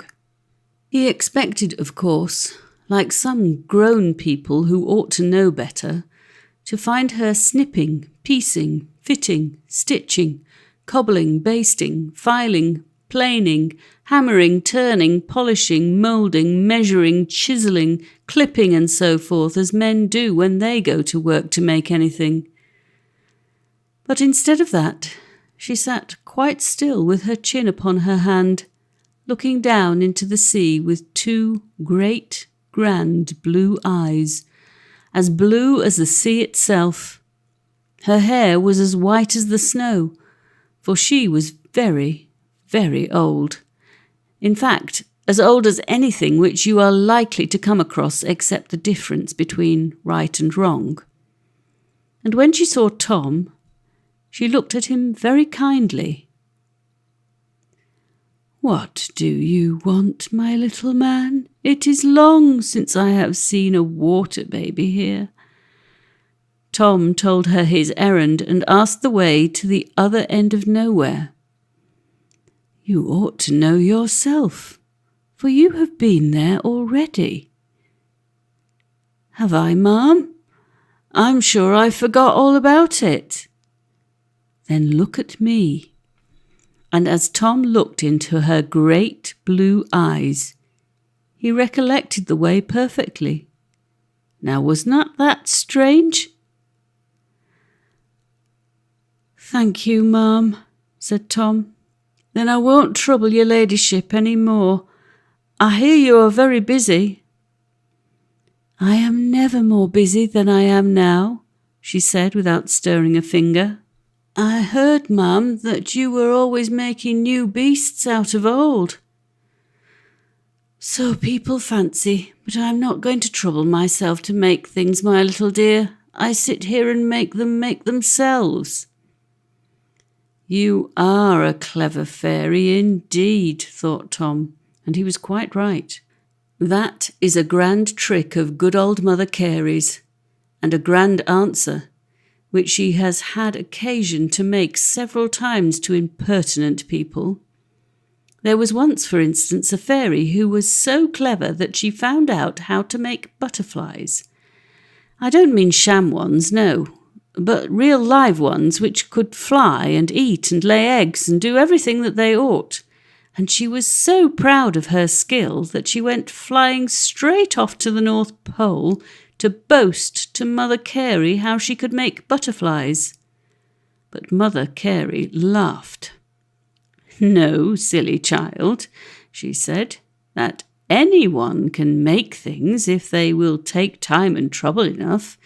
It is not everyone who, like me, can make things make themselves." But people do not yet believe that Mother Carey is as clever as all that comes to, and they will not till they, too, go the journey to the other end of nowhere. "And now, my pretty little man," said Mother Carey, "you are sure you know the way to the other end of nowhere?" Tom thought, and behold, he had forgotten it utterly. "That is because you took your eyes off me." Tom looked at her again, and recollected, and then looked away, and forgot in an instant. "But what am I to do, ma'am? For I can't keep looking at you when I am somewhere else." "You must do without me as most people have to do for 999 thousandths of their lives, and look at the dog instead, for he knows the way well enough and will not forget it. Besides, you may meet some very queer-tempered people there who will not let you pass without this passport of mine, which you must hang round your neck and take care of. And, of course, as the dog will always go behind you, you must go the whole way backward." "Backward?" cried Tom. "Then I shall not be able to see my way."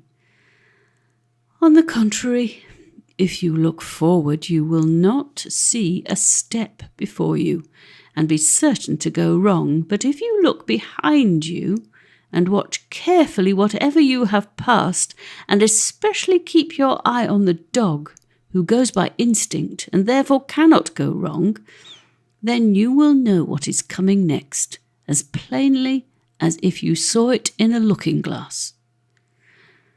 Tom was very much astonished, but he obeyed her, for he had learnt always to believe what the fairies told him. "So it is, my dear child," said Mother Carey, "and I will tell you a story, which will show you that I am perfectly right, as it is my custom to be. Once upon a time, there were two brothers.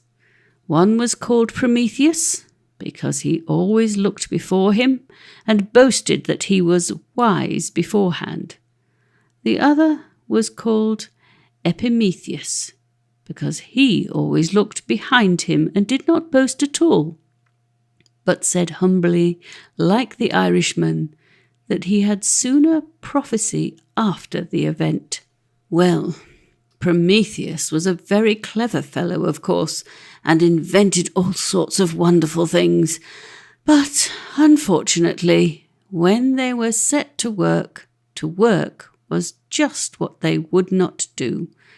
Wherefore very little has come of them, and very little is left of them, and now nobody knows what they were, save a few archaeological old gentlemen who scratch in queer corners and find little there save patinum forum, blaptem, mortisagum, acarum horridum, antinium laciniarum. But Epimetheus was a very slow fellow, certainly, and went among men for a clod and a muff and a milksop and a slow coach and a bloke and a boodle and so forth, and very little he did for many years. But what he did, he never had to do over again. And what happened at last? There came to the two brothers the most beautiful creature that ever was seen, Pandora by name, which means all the gifts of the gods.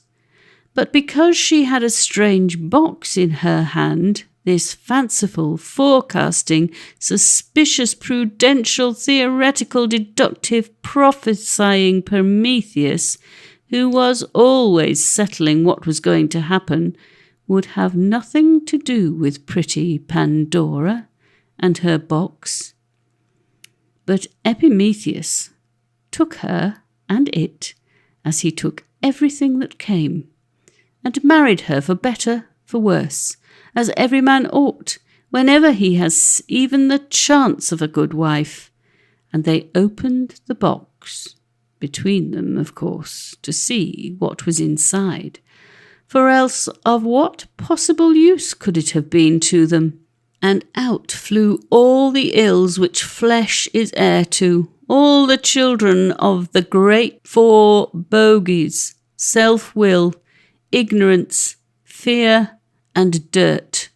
For instance, measles, famines, monks, quacks, scarlatina, unpaid bills, idols, tight stays, whooping coughs, potatoes, popes, bad wine, wars, despots, peacemongers, demagogues, and worst of all, naughty boys and girls.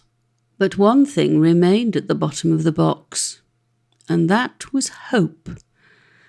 So Epimetheus got a great deal of trouble, as most men do in this world, but he got the three best things in the world into the bargain: a good wife and experience and hope, while Prometheus had just as much trouble and a great deal more, as you will hear, of his own making, with nothing beside save fancies spun out of his own brain, as a spider spins her web out of her stomach. And Prometheus kept on looking before him so far ahead that as he was running about with a box of lucifers, which were the only useful things he ever invented and do as much harm as good, he trod on his own nose and tumbled down, as most deductive philosophers do, whereby he set the Thames on fire, and they have hardly put it out again yet.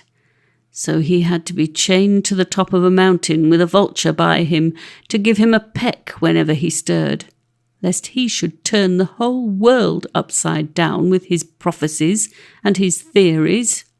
But stupid old Epimetheus went working and grubbing on, with the help of his wife Pandora, always looking behind him to see what had happened, till he really learnt to know now and then what would happen next, and understood so well which side his bread was buttered, and which way the cat jumped, that he began to make things which would work, and go on working too, to till and drain the ground, and to make looms and ships and railroads and steam ploughs and electric telegraphs, and all the things which you see in the great exhibition, and to foretell famine and bad weather, and the price of stocks, and, what is hardest of all, the next vagary of the great idle whirligig, which some call public opinion, till at last he grew as rich as a prince and as fat as a farmer, and people thought twice before they meddled with him, but only once before they asked him to help them. For because he earned his money well, he could afford to spend it well likewise. And his children are the men of science, who get good, lasting work done in the world. But the children of Prometheus are the fanatics, and the theorists, and the bigots, and the bores, and the noisy, windy people who go telling silly folk what will happen, instead of looking to see what has happened already. Now, was not Mother Carey's a wonderful story? And I am happy to say Tom believed it every word. For so it happened to Tom likewise. He was very sorely tried, for though by keeping the dog to heels, or rather to toes, for he had to walk backward, he could see pretty well which way the dog was hunting, yet it was much slower work to go backwards than go forwards. But what was more trying still, no sooner had he got out of Peacepool than there came running to him all the conjurers, fortune-tellers, astrologers, prophesiers, projectors, prestigiators, as many as were in those parts, and there are too many of them everywhere. Old Mother Shipton on her broomstick, with Merlin, Thomas the Rhymer, Gerbertus, Rabanus, Morus, Nostradamus, Zadkiel, Raphael, Moore, old Nixon, and a good many in black coats and white ties who might have known better, considering in what century they were born, all bawling and screaming at him. "Look ahead! Only look ahead, and we will show you what man never saw before, and right away to the end of the world." But I am proud to say that though Tom had not been to Cambridge, for if he had, he would have certainly been senior wrangler, he was such a little dogged, hard, gnarly, foursquare brick of an English boy that he never turned his head round once, all the way from Peacepool to the other end of nowhere, but kept his eye on the dog and let him pick out the scent, hot or cold, straight or crooked, wet or dry, uphill or down dale, by which means he never made a single mistake, and saw all the wonderful and hitherto by no mortal man imagined things which it is my duty to relate to you in the next chapter. Chapter 8, and last. Come to me, O ye children, for I hear you at your play, and the questions that perplexed me have vanished quite away. Ye open the eastern windows that look towards the sun, where thoughts are singing swallows and the brooks of morning run. For what are all our contrivings and the wisdom of our books when compared with your caresses and the gladness of your looks? Ye are better than all the ballads that ever were sung or said, for ye are living poems, and all the rest are dead. Longfellow. Here begins the never to be too much studied account of the 999th part of the wonderful things which Tom saw on his journey to the other end of nowhere, which all good little children are requested to read, that if they ever get to the other end of nowhere, as they may very probably do, they may not burst out laughing, or try to run away, or do any other silly little vulgar thing which may offend Mrs. Be-done-by-as-you-did. Now, as soon as Tom had left Peacepool, he came to the white lap of the great sea-mother, 10,000 fathoms deep, where she makes world pap all day long for the steam giants to knead and the fire giants to bake, till it has risen and hardened into mountain loaves and island cakes. And there Tom was very near being kneaded up in the world pap and turned into a fossil water baby, which would have astonished the Geological Society of New Zealand some hundreds of thousands of years hence.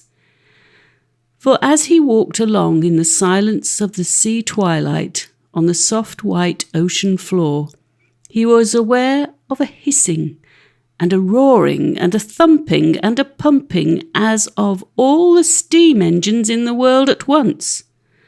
And when he came near, the water grew boiling hot. Not that that hurt him in the least, but it also grew as foul as gruel, and every moment he stumbled over dead shells and fish and sharks and seals and whales which had been killed by the hot water. And at last he came to the great sea serpent himself, lying dead at the bottom. And as he was too thick to scramble over, Tom had to walk round him 3/4 of a mile and more, which put him out of his path sadly. And when he had got round, he came to the place called Stop. And there he stopped, and just in time.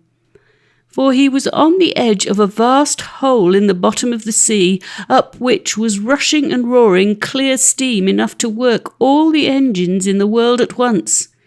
So clear, indeed, that it was quite light at moments, and Tom could see almost up to the top of the water above and down below into the pit, for nobody knows how far. But as soon as he bent his head over the edge, he got such a rap on the nose from pebbles that he jumped back again, for the steam, as it rushed up, rasped away the sides of the hole and hurled it up into the sea in a shower of mud and gravel and ashes. And then it spread all around and sank again, and covered in the dead fish so fast that before Tom had stood there 5 minutes, he was buried in silt up to his ankles, and began to be afraid that he should have been buried alive. And perhaps he would have been, but that while he was thinking, the whole piece of ground on which he stood was torn off and blown upwards, and away flew Tom a mile up through the sea, wondering what was coming next. At last he stopped, thump, and found himself tight in the legs of the most wonderful bogey which he had ever seen. It had I don't know how many wings as big as the sails of a windmill, and spread out in a ring like them, and with them it hovered over the steam which rushed up as a ball hovers over the top of a fountain. And for every wing above it had a leg below, with a claw like a comb at the tip, and a nostril at the root, and in the middle it had no stomach and one eye. And as for its mouth, that was all on one side, as the mandriporiform tubercle in a starfish is. Well, it was a very strange beast, but no stranger than some dozens which you may see. "What do you want here?" it cried quite peevishly, "getting in my way." And it tried to drop Tom, but he held on tight to its claws, thinking himself safer where he was. So Tom told him who he was and what his errand was, and the thing winked its one eye and sneered. "I am too old to be taken in that way. You are come after gold. I know you are." "Gold? What is gold?" And really Tom did not know, but the suspicious old bogey would not believe him. But after a while Tom began to understand a little, for as the vapours came up out of the hole, the bogey smelt them with his nostrils and combed them and sorted them with his combs. And then, when they steamed up through them against his wings, they were changed into showers and streams of metal. From one wing fell gold dust, and from another silver, and from another copper, and from another tin, and from another lead, and so on, and sank into the soft mud, into veins and cracks, and hardened there, whereby it comes to pass that the rocks are full of metal. But all of a sudden, somebody shut off the steam below, and the hole was left empty in an instant. And then down rushed the water into the hole in such a whirlpool that the bogey spun round and round as fast as a teetotum. But that was all in his day's work, like a fair fall with the hounds. So all he did was to say to Tom, "Now is your time, youngster, to get down, if you are in earnest, which I don't believe." "You'll soon see," said Tom, and away he went, as bold as Baron Munchausen, and shot down the rushing cataract like a salmon at Ballisodare. And when he got to the bottom, he swam till he was washed on shore, safe upon the other end of nowhere. And he found it, to his surprise, as most other people do, much more like this end of somewhere than he had been in the habit of expecting. And first he went through waste paper land, where all the stupid books lie in heaps up hill and down dale like leaves in a winter wood.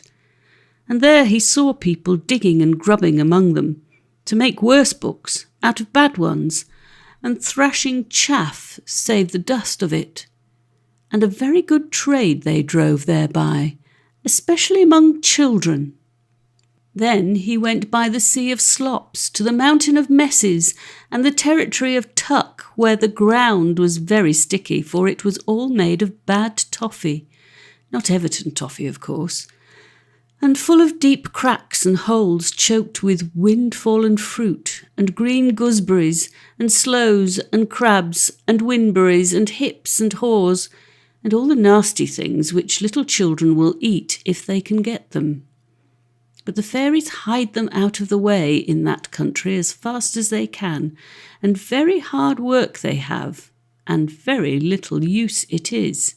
For as fast as they hide away the old trash, foolish and wicked people make fresh trash full of lime and poisonous paints, and actually go and steal receipts out of old Madam Science's big book to invent poisons for little children, and sell them at wakes and fairs and tuck shops. Very well, let them go on. Dr. Leatherby and Dr. Hassel cannot catch them, though they are setting traps for them all day long.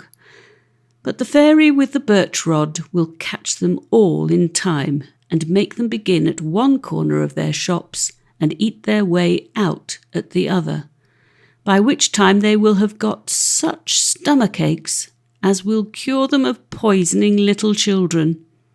Next, he saw all the little people in the world writing all the little books in the world about all the other little people in the world, probably because they had no great people to write about, and if the names of the books were not Squeaky, nor the Pump Lighter, nor the Narrow, Narrow World, nor the Hills of the Catamuch, nor the Children's Twaddiday, why then they were something else.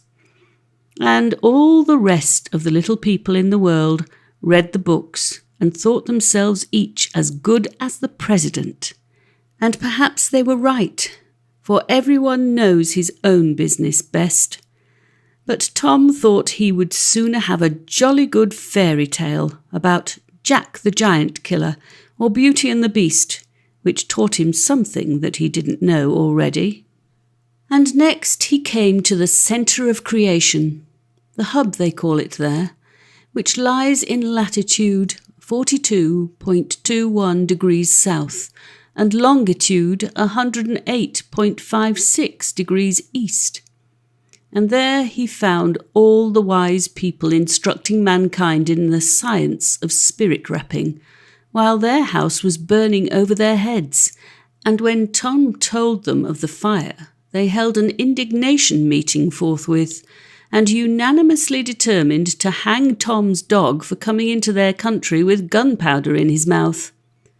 Tom couldn't help saying that though they did fancy they had carried all the wit away with them out of Lincolnshire 200 years ago, yet if they had had one such Lincolnshire nobleman among them as good as old Lord Yarborough, he would have called for the fire engines before he hanged other people's dogs. But it was of no use, and the dog was hanged, and Tom couldn't even have his carcass, for they had abolished the Have His Carcass Act in that country, for fear lest when rogues fell out honest men should come by on their own. And so they would have succeeded perfectly, as they always do, only that, as they also always do, they failed in one little particular, viz., that the dog would not die, being a water dog, but bit their fingers so abominably that they were forced to let him go, and Tom likewise, as British subjects. Whereon they recommenced rapping for the spirits of their fathers, and very much astonished the poor old spirits were when they came, and saw how, according to the laws of Mrs. Be Done As You Did, their descendants had weakened their constitution by hard living. Then came Tom to the island of Polupragmosine, which some call Rogue's Harbour, but they are wrong, for that it is in the middle of Bramshill bushes, and the county police have cleared it out long ago. There, everyone knows his neighbour's business better than his own, and a very noisy place it is, as might be expected, considering that all the inhabitants are ex officio on the wrong side of the house in the Parliament of Man and the Federation of the world, and are always making wry mouths and crying that fairies' grapes were sour. There, Tom saw ploughs drawing horses, nails driving hammers, birds' nests taking boys, books making authors, bulls keeping china shops, monkeys shaving cats, dead dogs drilling live lions, blind brigadiers shelved as principals of colleges, play actors not in the least shell-fed as popular preachers, and in short, everyone set to do something which he had not learnt, because in what he had learned, or pretended to learn, he had failed.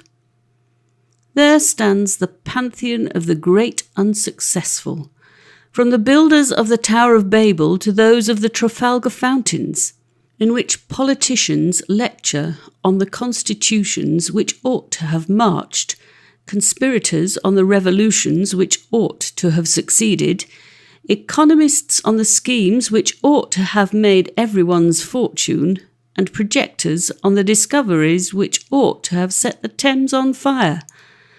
There, cobblers lecture on orthopedy, whatever that may be, because they cannot sell their shoes, and poets on aesthetics, whatsoever that may be, because they cannot sell their poetry. There, philosophers demonstrate that England would be the freest and richest country in the world if she would only turn papist again. Penny-a-liners abuse the Times because they have not wit enough to get on its staff, and young ladies walk about with lockets of Charles I's hair, inscribed with the neat and appropriate legend, which indeed is popular through all that land, and which, I hope, you will learn to translate in due time and to perpend likewise. Victrix causa diis placuit, said Victor Puellis. When he got into the middle of the town, they all set on him at once, to show him his way, or rather to show him that he did not know his way. For as for asking him what way he wanted to go, no one ever thought of that. But one pulled him hither, and another poked him thither, and a third cried, You mustn't go west, I tell you. It is destruction to go west. But I'm not going west, as you may see, said Tom. And another, The east lies here, my dear. I assure you this is the east. But I don't want to go east, said Tom. Well then, at all events, whichever way you are going wrong, cried they with all one voice, which was the only thing which they ever agreed about, and all pointed at once to all the 32 points of the compass, till Tom thought all the signposts in England had got together and fallen fighting. And whether he would have ever escaped out of the town, it is hard to say, if the dog had not taken it into his head that they were going to pull his master in pieces, and tackled them so sharply about the gastrocnemius muscle that he gave them some business of their own to think of at last. And while they were rubbing their bitten calves, Tom and the dog got safe away. On the borders of that island he found Gotham, where the wise men live, the same who dragged the pond because the moon had fallen into it, and planted a hedge round the cuckoo to keep spring all year. And he found them bricking up the town gate, because it was so wide that little folks could not get through. And when he asked why, they told him they were expanding their liturgy. So he went on, for it was no business of his, only he could not help saying that in his country, if the kitten could not get in at the same hole as the cat, she might stay outside and mew. But he saw the end of such fellows when he came to the island of the Golden Asses, where nothing but thistles grow.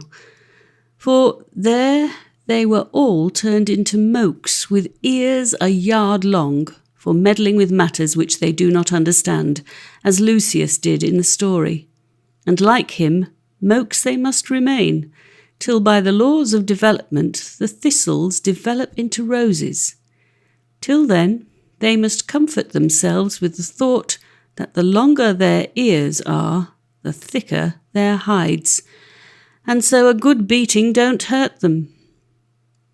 Then came Tom to the great land of hearsay, in which are no less than 30 and odd kings, besides 6 republics, and perhaps more by next mail. And there he fell in with a deep, dark, deadly, and destructive war waged by the princes and potentates for those parts, both spiritual and temporal, against what, do you think? One thing I am sure of, that unless I told you, you would never know, nor how they waged that war either, for all their strategy and art military consisted in the safe and easy process of stopping their ears and screaming, "Oh, don't tell us!" and then running away. So when Tom came into that land, he found them all, high and low, man, woman, and child, running for their lives day and night continually, and entreating not to be told that they didn't know what.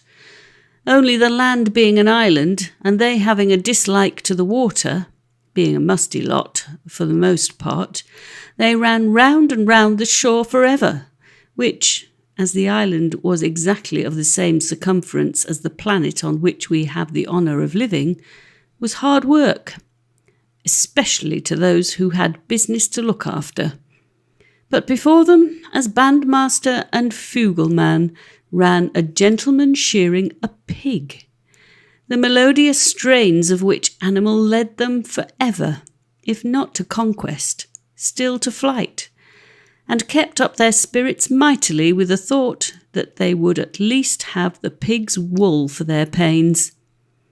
And running after them, day and night, came such a poor, lean, seedy, hard-worked old giant as ought to have been cockered up, and had a good dinner given him, and a good wife found him, and been set to play with little children, and then he would have been a very presentable old fellow after all, for he had a heart, though it was considerably overgrown with brains. He was made up principally of fish bones and parchment, put together with wire and Canada balsam, and smelt strongly of spirits, though he never drank anything but water. But spirits he used somehow, there was no denying.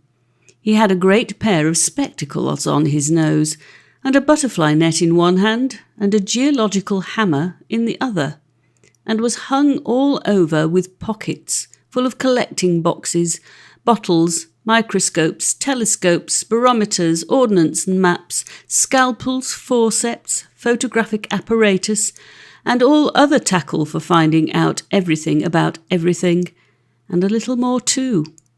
And most strange of all, he was running not forwards, but backwards as fast as he could. Away all the good folks ran from him, except Tom, who stood his ground and dodged between his legs, and the giant, when he had passed him, looked down and cried as if he was quite pleased and comforted. "What? Who are you? And you actually don't run away like all the rest?" But he had to take his spectacles off, Tom remarked, in order to see him plainly. Tom told him who he was, and the giant pulled out a bottle and a cork instantly to collect him with. But Tom was too sharp for that, and dodged between his legs and in front of him, and then the giant could not see him at all. No, said Tom. "I've not been round the world and through the world and up to Mother Carey's haven beside being caught in a net and called a holothurian and a cephalopod to be bottled up by any old giant like you." And when the giant understood what a great traveller Tom had been, he made a truce with him at once, and would have kept him there to this day to pick his brains, so delighted was he at finding anyone to tell him what he did not know before.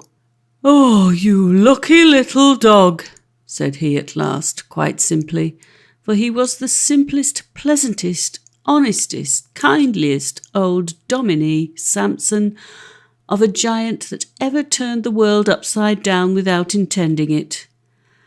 "Oh, you lucky little dog, if I had only been where you have been to see what you have seen." "Well," said Tom, "if you want to do that, you had best put your head under water for a few hours as I did and turn into a water baby, or some other baby, and then you might have a chance." "Turn into a baby, eh? If I could do that and know what was happening to me for but 1 hour, I should know everything then and be at rest. But I can't. I can't be a little child again, and I suppose if I could, it would be no use, because then I should then know nothing about what was happening to me. Oh, you lucky little dog," said the poor old giant. "But why do you run after all these poor people?" said Tom, who liked the giant very much.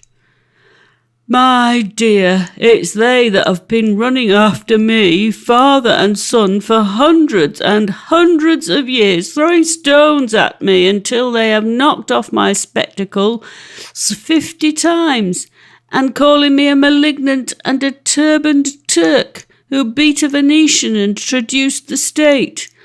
Goodness only knows what they mean, for I have never read poetry, and hunting me round and round.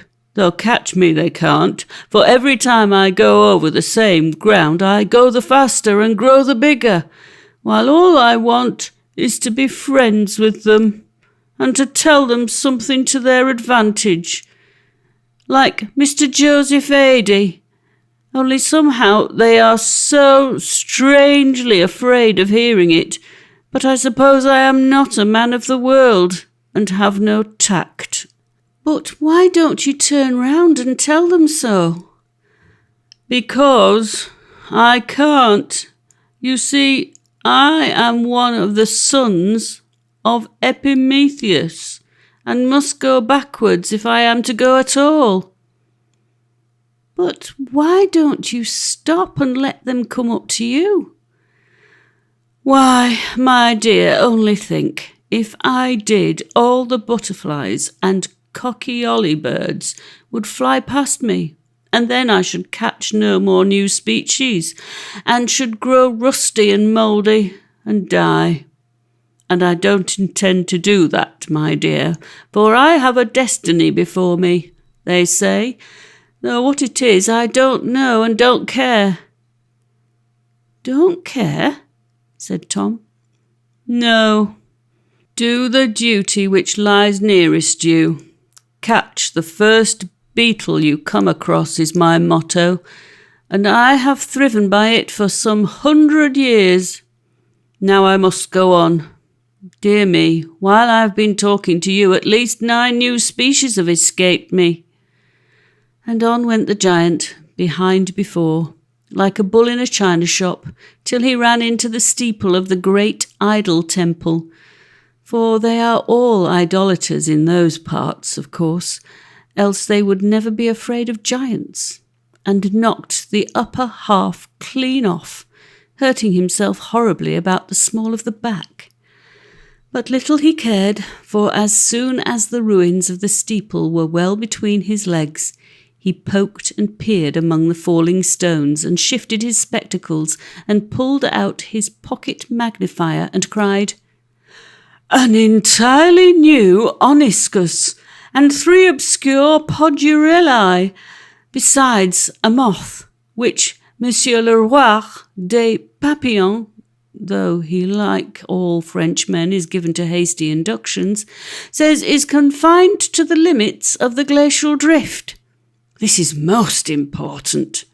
And down he sat on the nave of the temple, not being a man of the world, to examine his podurellae, whereupon, as was to be expected, the roof caved in bodily, smashing the idols and sending the priests flying out of doors and windows like rabbits out of a burrow when a ferret goes in. But he never heeded, for out of the dust flew a bat, and the giant had him in a moment. "Dear me, this is even more important. This is a cognate species to that which Makegilliwaukie Brown insists is confined to the Buddhist temples of Little Tibet. And now when I look at it, it may be only a variety produced by difference of climate." And having bagged his bat, up he got, and on he went, while all the people ran, being in none the better humour for having their temples smashed for the sake of 3 obscure species of podurella and a Buddhist bat. "Well," thought Tom, "this is a very pretty quarrel, with a good deal to be said on both sides, but it is no business of mine." And no more it was, because he was a water baby, and had the original sow by the right ear, which you will never have unless you are to be a baby. Whether of the water, the land, or the air matters not, provided you can only keep on continually being a baby. So the giant ran round after the people, and the people ran round after the giant, and they are running until this day, for aught I know, or do not know, and will run till either he, or they, or both, turn into little children. And then, as Shakespeare says, and therefore it must be true, "Jack shall have Jill, naught shall go ill, the man shall have his mare again, and all go well." Then Tom came to a very famous island, which was called, in the days of the great traveller, Captain Gulliver, the Isle of Laputa. But Mrs. Be-Done-as-you-did has named it over again, the Isle of Tom Toddies, all heads and no bodies. And when Tom came near it, he heard such a grumbling and grunting and growling and wailing and weeping and whining that he thought people must be ringing little pigs, or cropping puppies' ears, or drowning kittens. But when he came nearer still, he began to hear words among the noise, which was the Tom Toddy's song, which they sing morning and evening, and all night too, to their great idle examination. "I can't learn my lesson, the examiner's coming." And that was the only song which they knew. And when Tom got on shore, the first thing he saw was a great pillar on one side of which was inscribed, "Playthings not allowed here," at which he was so shocked that he would not stay to see what was written on the other side, but he looked round for the people of the island, but instead of men, women and children, he found nothing but turnips and radishes, beet and mangold wurzel, without a single green leaf among them, and half of them burst and decayed, with toadstools growing out of them.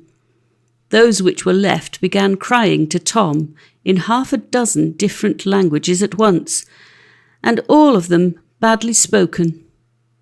"I can't learn my lesson. Do come and help me," the one cried. "Can you show me how to extract this square root?" And another, "Can you tell me the distance between Alpha Lyrae and Beta Camelopardis?" And another, "What is the latitude and longitude of Snooksville in Nomans County, Oregon, U.S.? And another, "What was the name of Mutius Scavola's 13th cousin's grandmother's maid's cat?" And another, "How long would it take a school inspector of average activity to tumble head over heels from London to York?" And another, "Can you tell me the name of a place that nobody ever heard of, where nothing ever happened, in a country which has not been discovered yet?" And another, "Can you show me how to correct this hopelessly corrupt passage of Gradiocolosciatus Taberniticus on the cause why crocodiles have no tongues?" And so on, and so on, and so on, till one would have thought they were all trying for tide-waiters' places or cornetcies in the heavy dragoons. "And what good on earth will it do you if I tell you?"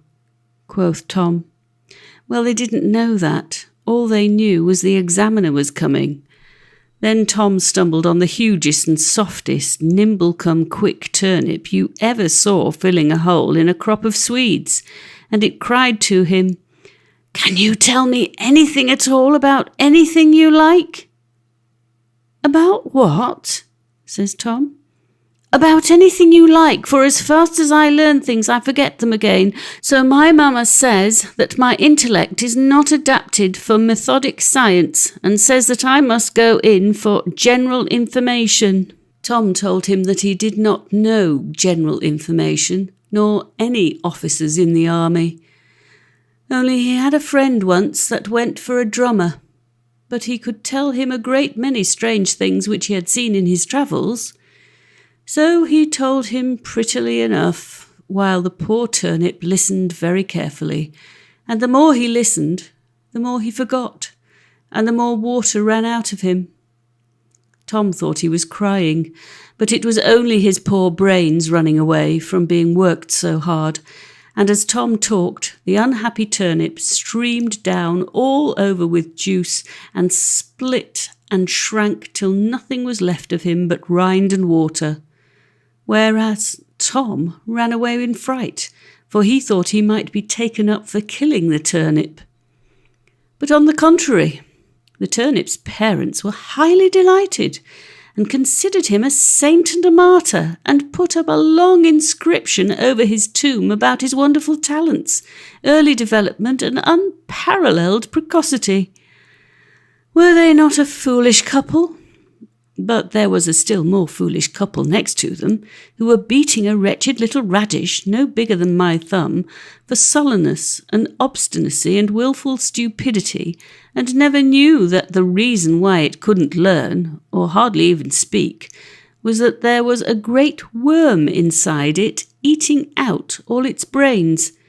But even they are no foolisher than some 100 score of papas and mammas who fetch the rod when they ought to fetch a new toy, and send to the dark cupboard instead of to the doctor. Tom was so puzzled and frightened with all he saw that he was longing to ask the meaning of it, and at last he stumbled over a respectable old stick lying half covered with earth.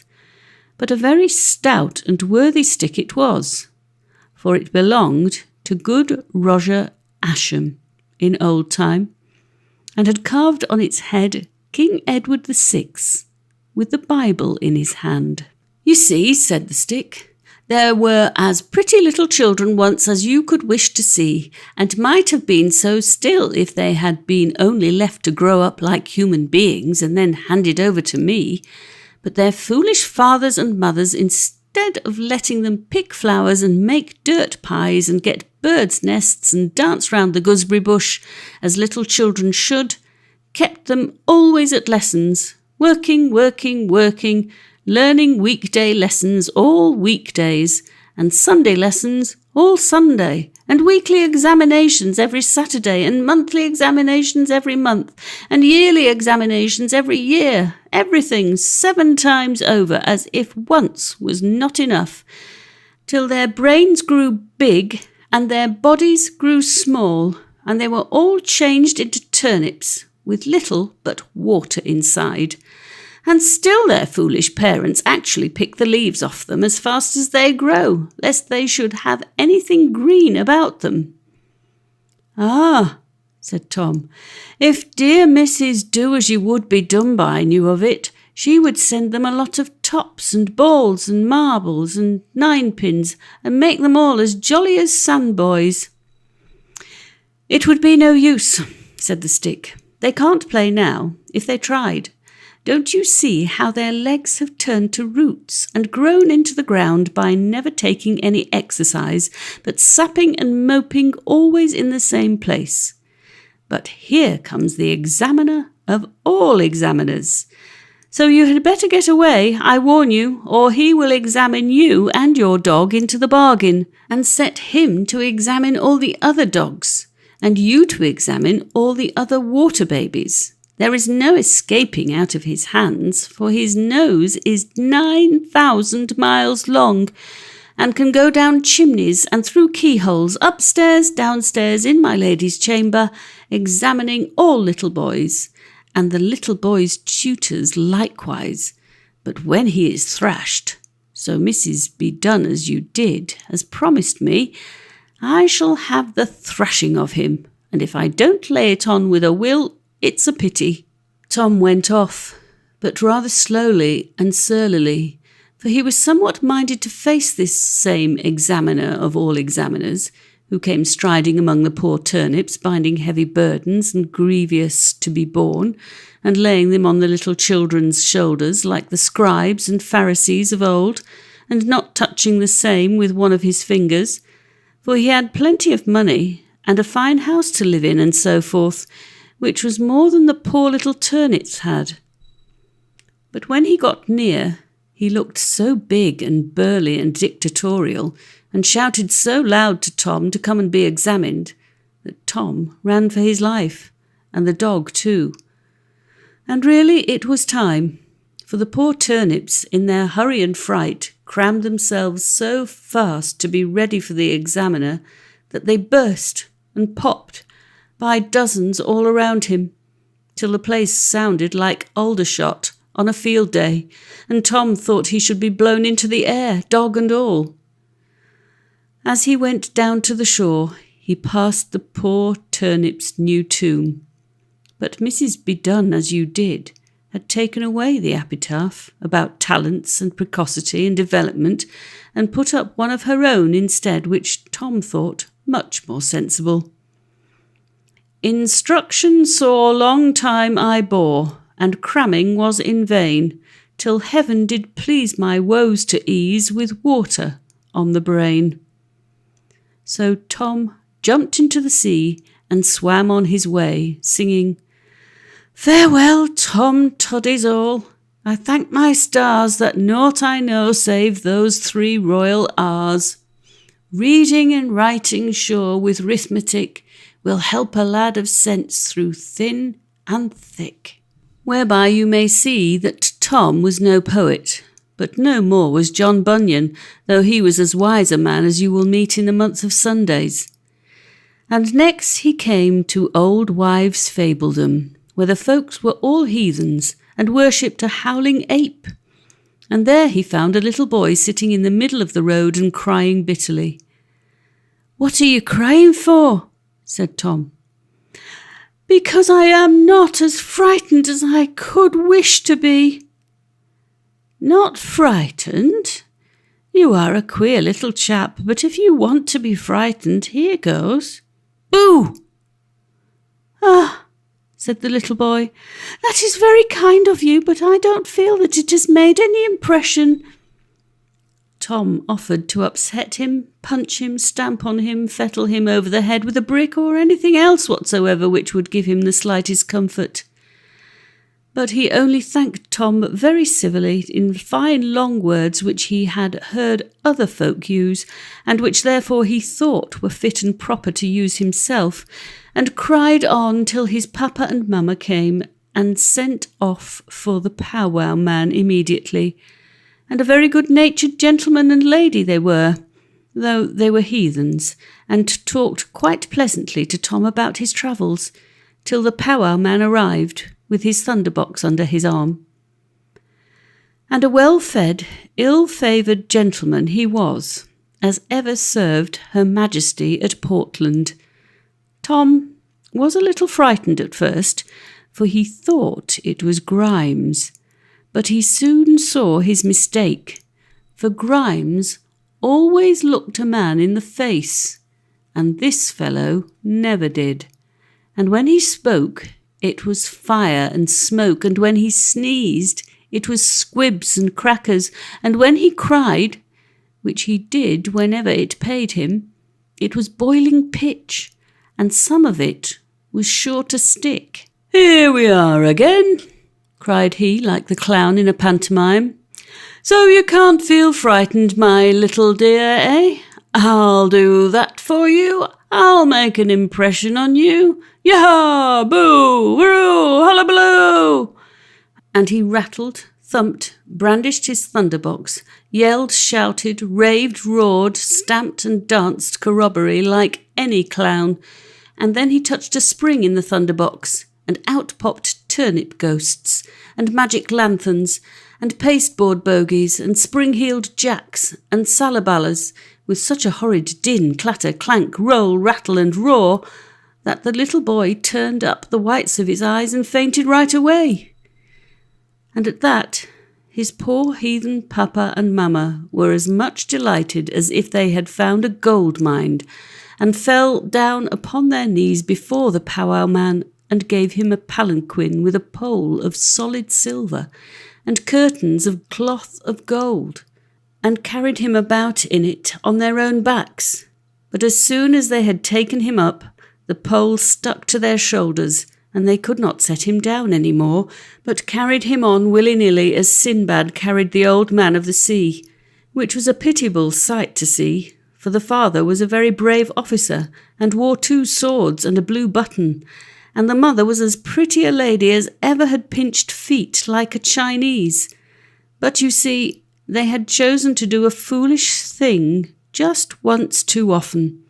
So, by the laws of Mrs. Be Done As You Did, they had to go on doing it, whether they chose or not, till the coming of the Coxigrews. Ah, don't you wish that someone would go and convert those poor heathens and teach them not to frighten their little children into fits? "Now then," said the powwow man to Tom, "wouldn't you like to be frightened, my little dear? For I can see plainly that you are a very wicked, naughty, graceless, reprobate boy." "You're another," quoth Tom very sturdily, and when the man ran at him and cried, "Boo!" Tom ran at him in return and cried, "Boo!" likewise right in his face, and set the little dog upon him, and at his legs the dog went. At which, if you will believe it, the fellow turned tail, thunderbox and all, with a woof, like an old sow on the common, and ran for his life, screaming, "Help! Thieves! Murder! Fire! He is going to kill me! I am a ruined man! He will murder me and break and burn and destroy my precious and invaluable thunderbox, and then you will have no more thunder shows in the land. Help! Help! Help!" At which the papa and mamma and all the people of old wives' fabledom flew at Tom, shouting, "Oh, the wicked, impudent, hard-hearted, graceless boy! Beat him, kick him, shoot him, drown him, hang him, burn him," and so forth. But luckily they had nothing to shoot, hang, or burn him with, for the fairies had hid all the killing tackle out of the way a little while before, so they could only pelt him with stones, and some of the stones went clean through him, and came out the other side. But he did not mind that a bit, for the holes closed up again as fast as they were made, because he was a water baby. However, he was very glad when he was safe out of the country, for the noise there made him all but deaf. Then he came to a very quiet place called Leave Heaven Alone, and there the sun was drawing water out of the sea to make steam threads, and the wind was twisting them up to make cloud patterns, till they had worked between them the loveliest wedding veil of Chantilly lace, and hung it up in their own crystal palace for anyone to buy who could afford it, while the good old sea never grudged, for she knew they would pay her back honestly. So the sun span and the wind wove, and all went well with the great steam loom, as is likely, considering, and considering, and considering. And at last, after innumerable adventures, each more wonderful than the last, he saw before him a huge building, much bigger and, what is most surprising, a little uglier than a certain new lunatic asylum, but not built quite of the same materials. None of it, at least, or indeed for aught that I ever saw any part of the other building whatsoever, is cased with 9-inch brick inside and out, and filled up with rubble between the walls, in order that any gentleman who has been confined during Her Majesty's pleasure may be unconfined during his own pleasure, and take a walk in the neighbouring park to improve his spirits after an hour's light and wholesome labour, with his dinner fork or one of the legs of his iron bedstead. No, the walls of this building were built on an entirely different principle, which need not be described, as it has not yet been discovered. Tom walked towards this great building, wondering what it was, and having a strange fancy that he might find Mr. Grimes inside it, till he saw running toward him and shouting, "Stop!" 3 or 4 people, who, when they came nearer, were nothing else than policemen's truncheons running along without legs or arms. Tom was not astonished. He was long past that. Besides, he had seen the naviculi in the water move nobody knows how 100 times without arms or legs or anything to stand in their stead. Neither was he frightened, for he had been doing no harm. So he stopped. And when the foremost truncheon came up and asked his business, he showed Mother Carey's pass, and the truncheon looked at it in the oddest fashion, for he had one eye in the middle of his upper end, so that when he looked at anything being quite stiff, he had to slope himself and poke himself till it was a wonder why he did not tumble over. But being quite full of the spirit of justice, as all policemen and their truncheons ought to be, he was always in a position of stable equilibrium, whichever way he put himself. "All right, pass on," said he at last, and then he added, "I had better go with you, young man." And Tom had no objection, for such company was both respectable and safe. So the truncheon coiled its thong neatly round its handle to prevent it tripping itself up, for the thong had got loose in running, and marched on by Tom's side. "Why have you no policeman to carry you?" asked Tom after a while. "Because we are not like those clumsy-made truncheons in the land world, which cannot go without having a whole man to carry them about. We do our own work for ourselves, and do it very well, though I say it, who should not?" "Then why have you a thong to your handle?" asked Tom. "To hang ourselves up by, of course, when we are off duty." Tom had got his answer, and had no more to say till they came up to the great iron door of the prison, and there the truncheon knocked twice with its own head. A wicket in the door opened, and out looked a tremendous old brass blunderbuss charged up to the muzzle with slugs, who was the porter, and Tom started back a little at the sight of him. "What case is this?" he asked in a deep voice, out of his broad bell mouth. "If you please, sir, it is no case, only a young gentleman from her ladyship who wants to see Grimes, the master sweep." "Grimes?" said the blunderbuss, and he pulled in his muzzle, perhaps to look over his prison lists. "Grimes is up chimney number 345, he said from inside. "So the young gentleman had better go on to the roof." Tom looked up at the enormous wall, which seemed at least 90 miles high, and wondered how he should ever get up. But when he hinted that to the truncheon, it settled the matter in a moment, for it whisked round and gave him such a shove behind as sent him up to the roof in no time, with his little dog under his arm. And there he walked along the leads, till he met another truncheon, and told him his errand. "Very good," it said.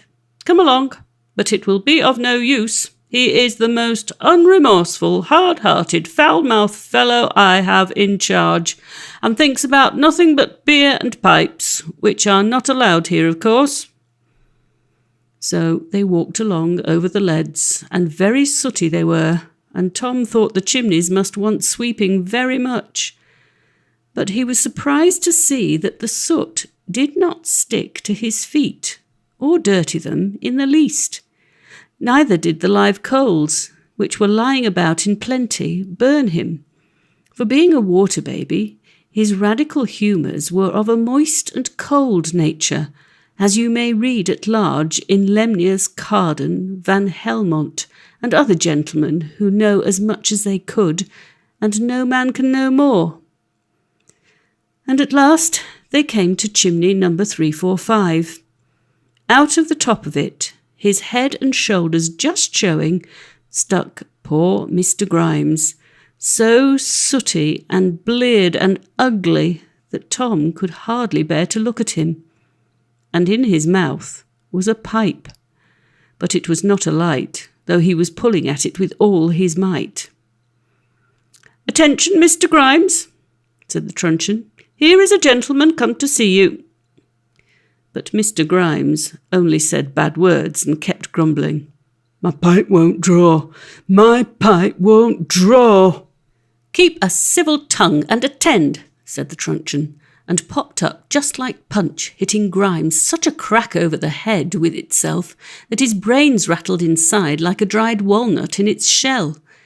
He tried to get his hands out and rub the place, but he could not, for they were stuck fast in the chimney. Now he was forced to attend. "Hey," he said. "Why, it's Tom. I suppose you have come here to laugh at me, you spiteful little atomy." Tom assured him he had not, but only wanted to help him. "I don't want anything except beer, and that I can't get, and a light to this bothering pipe, and that I can't get either." "I'll get you on," said Tom, and he took up a live coal. There were plenty lying about, and put it to Grimes's pipe, but it went out instantly. "It's no use," said the truncheon, leaning itself up against the chimney and looking on. "I tell you, it's no use. His heart is so cold that it freezes everything that comes near him. You will see that presently plain enough." "Oh, of course it's my fault. Everything was always my fault," said Grimes. "Now don't go to hit me again," for the truncheon started upright and looked very wicked. "You know, if my arms were only free, you daren't hit me then." The truncheon leant back against the chimney and took no notice of the personal insult, like a well-trained policeman as it was, though he was ready enough to avenge any transgression against morality or order. "But can't I help you in any other way? Can't I help you to get out of this chimney?" said Tom. "No," interposed the truncheon. "He has come to the place where everybody must help themselves, and he will find it out, I hope, before he has done with me." "Oh, yes," said Grimes. "Of course it's me. Did I ask to be brought here into the prison? Did I ask to be set up to sweep your foul chimneys? Did I ask to have lighted straw put under me to make me go up? Did I ask to stick fast in the very first chimney of all because it was so shamefully clogged up with soot?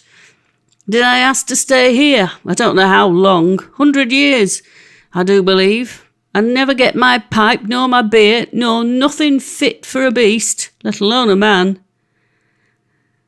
"No," answered a solemn voice behind. "No more did Tom when you behaved to him in the very same way. It was Mrs. Be done as you did." And when the truncheon saw her, it started, bolt upright, attention, and made such a low bow that if it had not been full of the spirit of justice, it might have tumbled on its end, and probably hurt its one eye, and Tom made his bow too. "Oh, Ma'am," he said, "don't think about me. That's all past and gone, and good times and bad times and all times pass over. But may I not help poor Mr. Grimes? Mayn't I try and get some of these bricks away that he may move his arms?" "You may try, of course," she said. So Tom pulled and tugged at the bricks, but he could not move one. And then he tried to wipe Mr. Grimes's face, but the soot would not come off. "Oh dear," he said, "I have come all this way, through all these terrible places to help you, and now I'm of no use at all." "You had better leave me alone," said Grimes. "You are a good-natured, forgiving little chap, and that's truth. But you'd best be off. The hail's coming on soon, and it will beat the eyes out of your little head." "What hail?" "Why, hail that falls every evening here, and till it comes close to me, it's like so much warm rain, but then it turns to hail over my head and knocks me about like a small shot." "That hail will never come any more," said the strange lady. "I have told you before what it was. It was your mother's tears, those which she shed when she prayed for you by her bedside. But your cold heart froze it into hail. But she is gone to heaven now, and will weep no more for her graceless son." Then Grimes was silent a while, and then he looked very sad. "So, my old mother's gone, and I'm never there to speak to her. Oh, a good woman she was, and might have been a happy one in her little school there in Vendale if it hadn't been for me and my bad ways." "Did she keep the school in Vendale?" asked Tom, and then he told Grimes all the story of his going to her house, and how she could not abide the sight of a chimney sweep, and then how kind she was, and how he turned her into a water baby. "Ah," said Grimes, "good reason she had to hate the sight of a chimney sweep. I ran away from her and took up with the sweeps, and never let her know where I was, nor sent her a penny to help her. And now it's too late, said Mr. Grimes. And he began crying and blubbering like a great baby, till his pipe dropped out of his mouth and broke all to bits. Oh dear, if I was but a little chap in Vendale again to see the clear beck and the apple orchard and the yew hedge, how different I would go on. But it's too late now. So you go along, you kind little chap, and don't stand to look at a man crying that's old enough to be your father, and never feared the face of man, nor of worse neither. But I'm beat now, and beat I must be. I've made my bed, and I must lie on it. Foul I would be, and foul I am. As an Irish woman said to me once, and little I heeded it, it's all my own fault. But it's too late. And he cried so bitterly that Tom began crying too. Never too late, said the fairy in such a strange, soft new voice that Tom looked up at her, and she was so beautiful for the moment that Tom half fancied she was her sister. No more was it too late, for as poor Grimes cried and blubbered on, his own tears did what his mother's could not do, and Tom's could not do, and nobody's on earth could do for him. They washed the soot off his face and off his clothes, and then they washed the mortar away from between the bricks, and the chimney crumbled down, and Grimes began to get out of it. Up jumped the truncheon, and was going to hit him on the crown a tremendous thump and drive him down again like a cork into a bottle. But the strange lady put it aside. Will you obey me if I give you a chance? As you please, ma'am. You're stronger than me, that I know too well, and wiser than me, I know too well also. And as for being my own master, I've fared ill enough with that as yet. So whatever your ladyship pleases to order me, for I'm beat, and that's the truth. Be it so then, you may come out.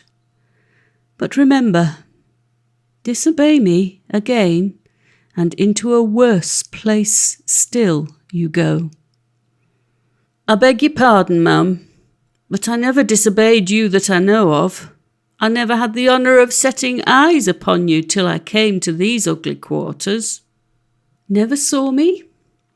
Who said to you, those that will be foul, foul they will be? Grimes looked up, and Tom looked up too, for the voice was that of the Irishwoman who met them the day that they went out together to Harthover. I gave you your warning then, but you gave it yourself 1,000 times before and since. Every bad word that you said, every cruel and mean thing that you did, every time that you got tipsy, every day that you went dirty, you were disobeying me, whether you knew it or not. If only I'd known, ma'am. You knew well enough that you were disobeying something, though you did not know it was me. But come out and take your chance. Perhaps it may be your last. So Grimes stepped out of the chimney, and really, if it had not been for the scars on his face, he looked as clean and respectable as a master sweep need look. Take him away, said she to the truncheon, and give him his ticket of leave. And what is he to do, ma'am? Get him to sweep out the crater of Etna. He will find some very steady men working out their time there who will teach him his business. But mind, if that crater gets choked again, and there is an earthquake in consequence, bring them all to me, and I shall investigate the case very severely. So the truncheon marched off Mr. Grimes, looking as meek as a drowned worm. And for aught I know, or do not know, he is sweeping the crater of Etna to this very day. And now, said the fairy to Tom, your work here is done. You may as well go back again. "I should be glad enough to go," said Tom, "but how am I to get up that great hall again now the steam has stopped blowing?" "I will take you up the back stairs, but I must bandage your eyes first, for I never allow anybody to see those back stairs of mine." "I'm sure I shall not tell anybody about them, ma'am, if you bid me not." "Ah, so you think, my little man, but you would soon forget your promise if you got back into the land world. For if people only once found out that you had been up my back stairs, you would have all the fine ladies kneeling to you, and the rich men emptying their purses before you, and statesmen offering you place and power, and young and old, rich and poor, crying to you, 'Only tell us the great backstairs secret, and we will be your slaves. We will make you lord, king, emperor, bishop, archbishop, pope, if you like. Only tell us the secret of the backstairs. For thousands of years we have been paying and petting and obeying and worshipping quacks who told us they had the key of the backstairs and could smuggle us up them. And in spite of all our disappointments, we will honour and glorify and adore and beatify and translate and apotheotize you likewise on the chance of your knowing something about the back stairs, that we may all go on pilgrimage to it. And even if we cannot get up it, lie at the foot of it and cry, "Oh, backstairs, precious backstairs, invaluable backstairs, requisite backstairs, necessary backstairs, good-natured backstairs, cosmopolitan backstairs, comprehensive backstairs, accommodating backstairs, well-bred backstairs, commercial backstairs, economical backstairs, practical backstairs, logical backstairs, deductive backstairs, comfortable backstairs, humane backstairs, reasonable backstairs, long-sought backstairs, coveted backstairs, aristocratic backstairs, respectable backstairs, gentlemanlike backstairs, ladylike backstairs, orthodox backstairs, probable backstairs, credible backstairs, demonstrable backstairs, irrefragable backstairs, potent backstairs, all but omnipotent backstairs, etc. Save us from the consequences of our own actions and from the cruel fairy Mrs. Bedunby as you did. Do not you think that you would be a little tempted then to tell what you know, laddie?" Tom thought so, certainly. "But why do you want so to know about the backstairs?" asked he, being a little frightened at the long words and not understanding them the least, as indeed he was not meant to do, or you either. "That I shall not tell you. I never put things into little folks' heads which are but too likely to come there of themselves. So come, now I must bandage your eyes." So she tied the bandage on his eyes with one hand, and with the other she took it off. "Now," she said, "you are safe up the stairs." Tom opened his eyes very wide, and his mouth too, for he had not, as he had thought, moved a single step.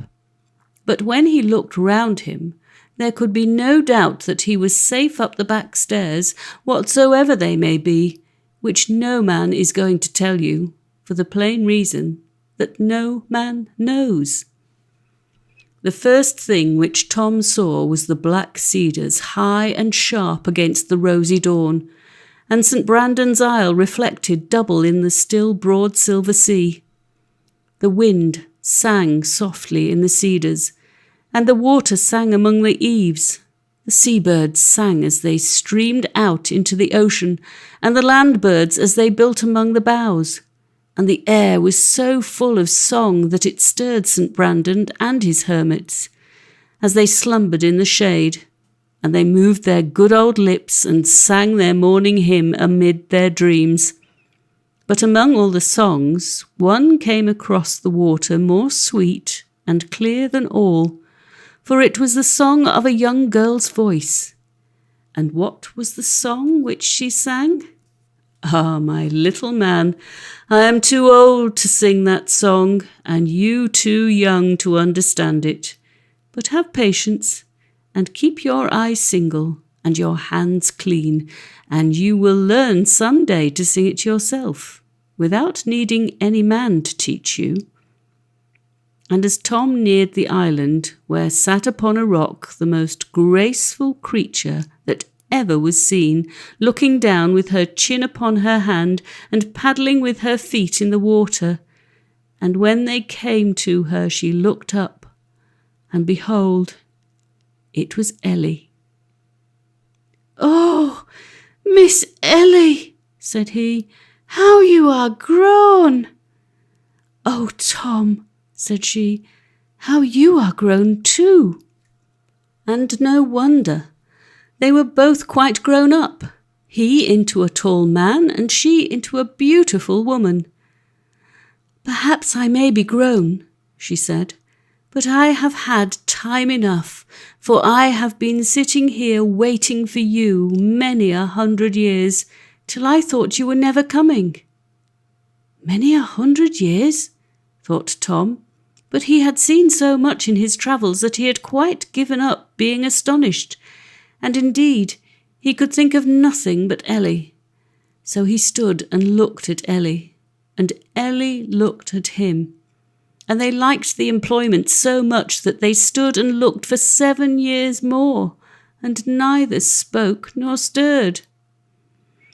At last they heard the fairy say, "Attention, children, are you never going to look at me again?" "We have been looking at you all this while," they said, and so they thought they had been. "Then look at me once more," said she. They looked, and both of them cried out at once, "Oh, who are you, after all?" "You are our dear Mrs. Do-as-you-would-be-done-by." "No, you are Mrs. Be-done-by as you did, but you are grown quite beautiful now." "To you," said the fairy, "but look again." "You are Mother Carey," said Tom in a very low, solemn voice, for he had found out something which made him very happy, and yet frightened him more than all that he had ever seen. "But you are grown quite young again." "To you," said the fairy. "Look again." "You are the Irish woman who met me the day I went to Harthover." And when they looked, she was neither of them, and yet all of them at once. "My name is written in my eyes, if you have eyes to see it there." And they looked into her great, deep, soft eyes, and they changed again and again into every hue, as the light changes in a diamond. "Now, read my name," she said at last, and her eyes flashed for one moment clear, white, blazing light, but the children could not read her name, for they were dazzled and hid their faces in their hands. "Not yet, young things, not yet," said she, smiling, and then she turned to Ellie. "You may take him home with you now on Sundays, Ellie. He has won his spurs in the great battle and become fit to go with you and be a man, because he has done the thing he did not like." So Tom went home with Ellie on Sundays, and sometimes on weekdays too, and he is now a great man of science and can plan railroads and steam engines and electric telegraphs and rifled guns and so forth, and knows everything about everything, except why a hen's egg don't turn into a crocodile, and 2 or 3 other little things which no one will know till the coming of the cocksigrews, and all this from what he learnt when he was a water baby underneath the sea. And of course Tom married Ellie? My dear child, what a silly notion. Don't you know that no one ever marries in a fairy tale under the rank of a prince or a princess? And Tom's dog? Oh, you may see him any clear night in July, for the old dog star was so worn out by the last 3 hot summers that there have been no dog days since, so that they had to take him down and put Tom's dog up in his place. Therefore, as the new brooms sweep clean, we may hope for some warm weather this year. And that is the end of my story. Moral. And now, my dear little man, what should we learn from this parable? We should learn 37 or 39 things, I am not exactly sure which, but one thing at least we may learn, and that is this. When we see efts in the pond, never to throw stones at them, or catch them with crooked pins, or put them into vivariums with sticklebacks, that the sticklebacks may prick them in their poor little stomachs and make them jump out of the glass into somebody's workbox, and so come to a bad end. For these efts are nothing else but the water babies who are stupid and dirty, and will not learn their lessons and keep themselves clean, and therefore, as comparative anatomists will tell you 50 years hence, though they are not learned enough to tell you now, their skulls grow flat, their jaws grow out, and their brains grow small, and their tails grow long, and they lose all their ribs, which I am sure you would not like to do, and their skins grow dirty and spotted, and they never get into the clear rivers, much less into the great wide sea, but hang about in dirty ponds, and live in the mud, and eat worms, as they deserve to do.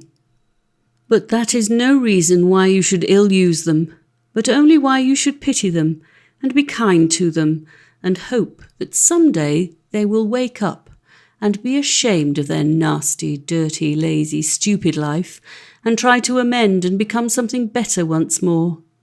For perhaps if they do so, then after 379,423 years, 9 months, 13 days, 2 hours and 21 minutes, for aught that appears to the contrary, if they work very hard and wash very hard all that time, their brains may grow bigger, and their jaws grow smaller, and their ribs come back, and their tails wither off, and they will turn into water babies again, and perhaps after that into land babies, and after that perhaps into grown men. You know they won't? Very well, I dare say you know best. But you see, some folks have a great liking for those poor little efts. They never did anybody any harm, or could if they tried, and their only fault is that they do no good, any more than some thousands of their betters. But what with ducks, and what with pike, and what with sticklebacks, and what with water beetles, and what with naughty boys they are, say sair hadden doon, as the Scotsmen say, that is a wonder how they live. And some folks can't help hoping, with good Bishop Butler, that they may have another chance to make things fair and even somewhere, somewhen, somehow. Meanwhile, do you learn your lessons and thank God that you have plenty of cold water to wash in, and wash in it too like a true Englishman? And then, if my story is not true, something better is, and if I am not quite right, still you will be, as long as you stick to hard work and cold water.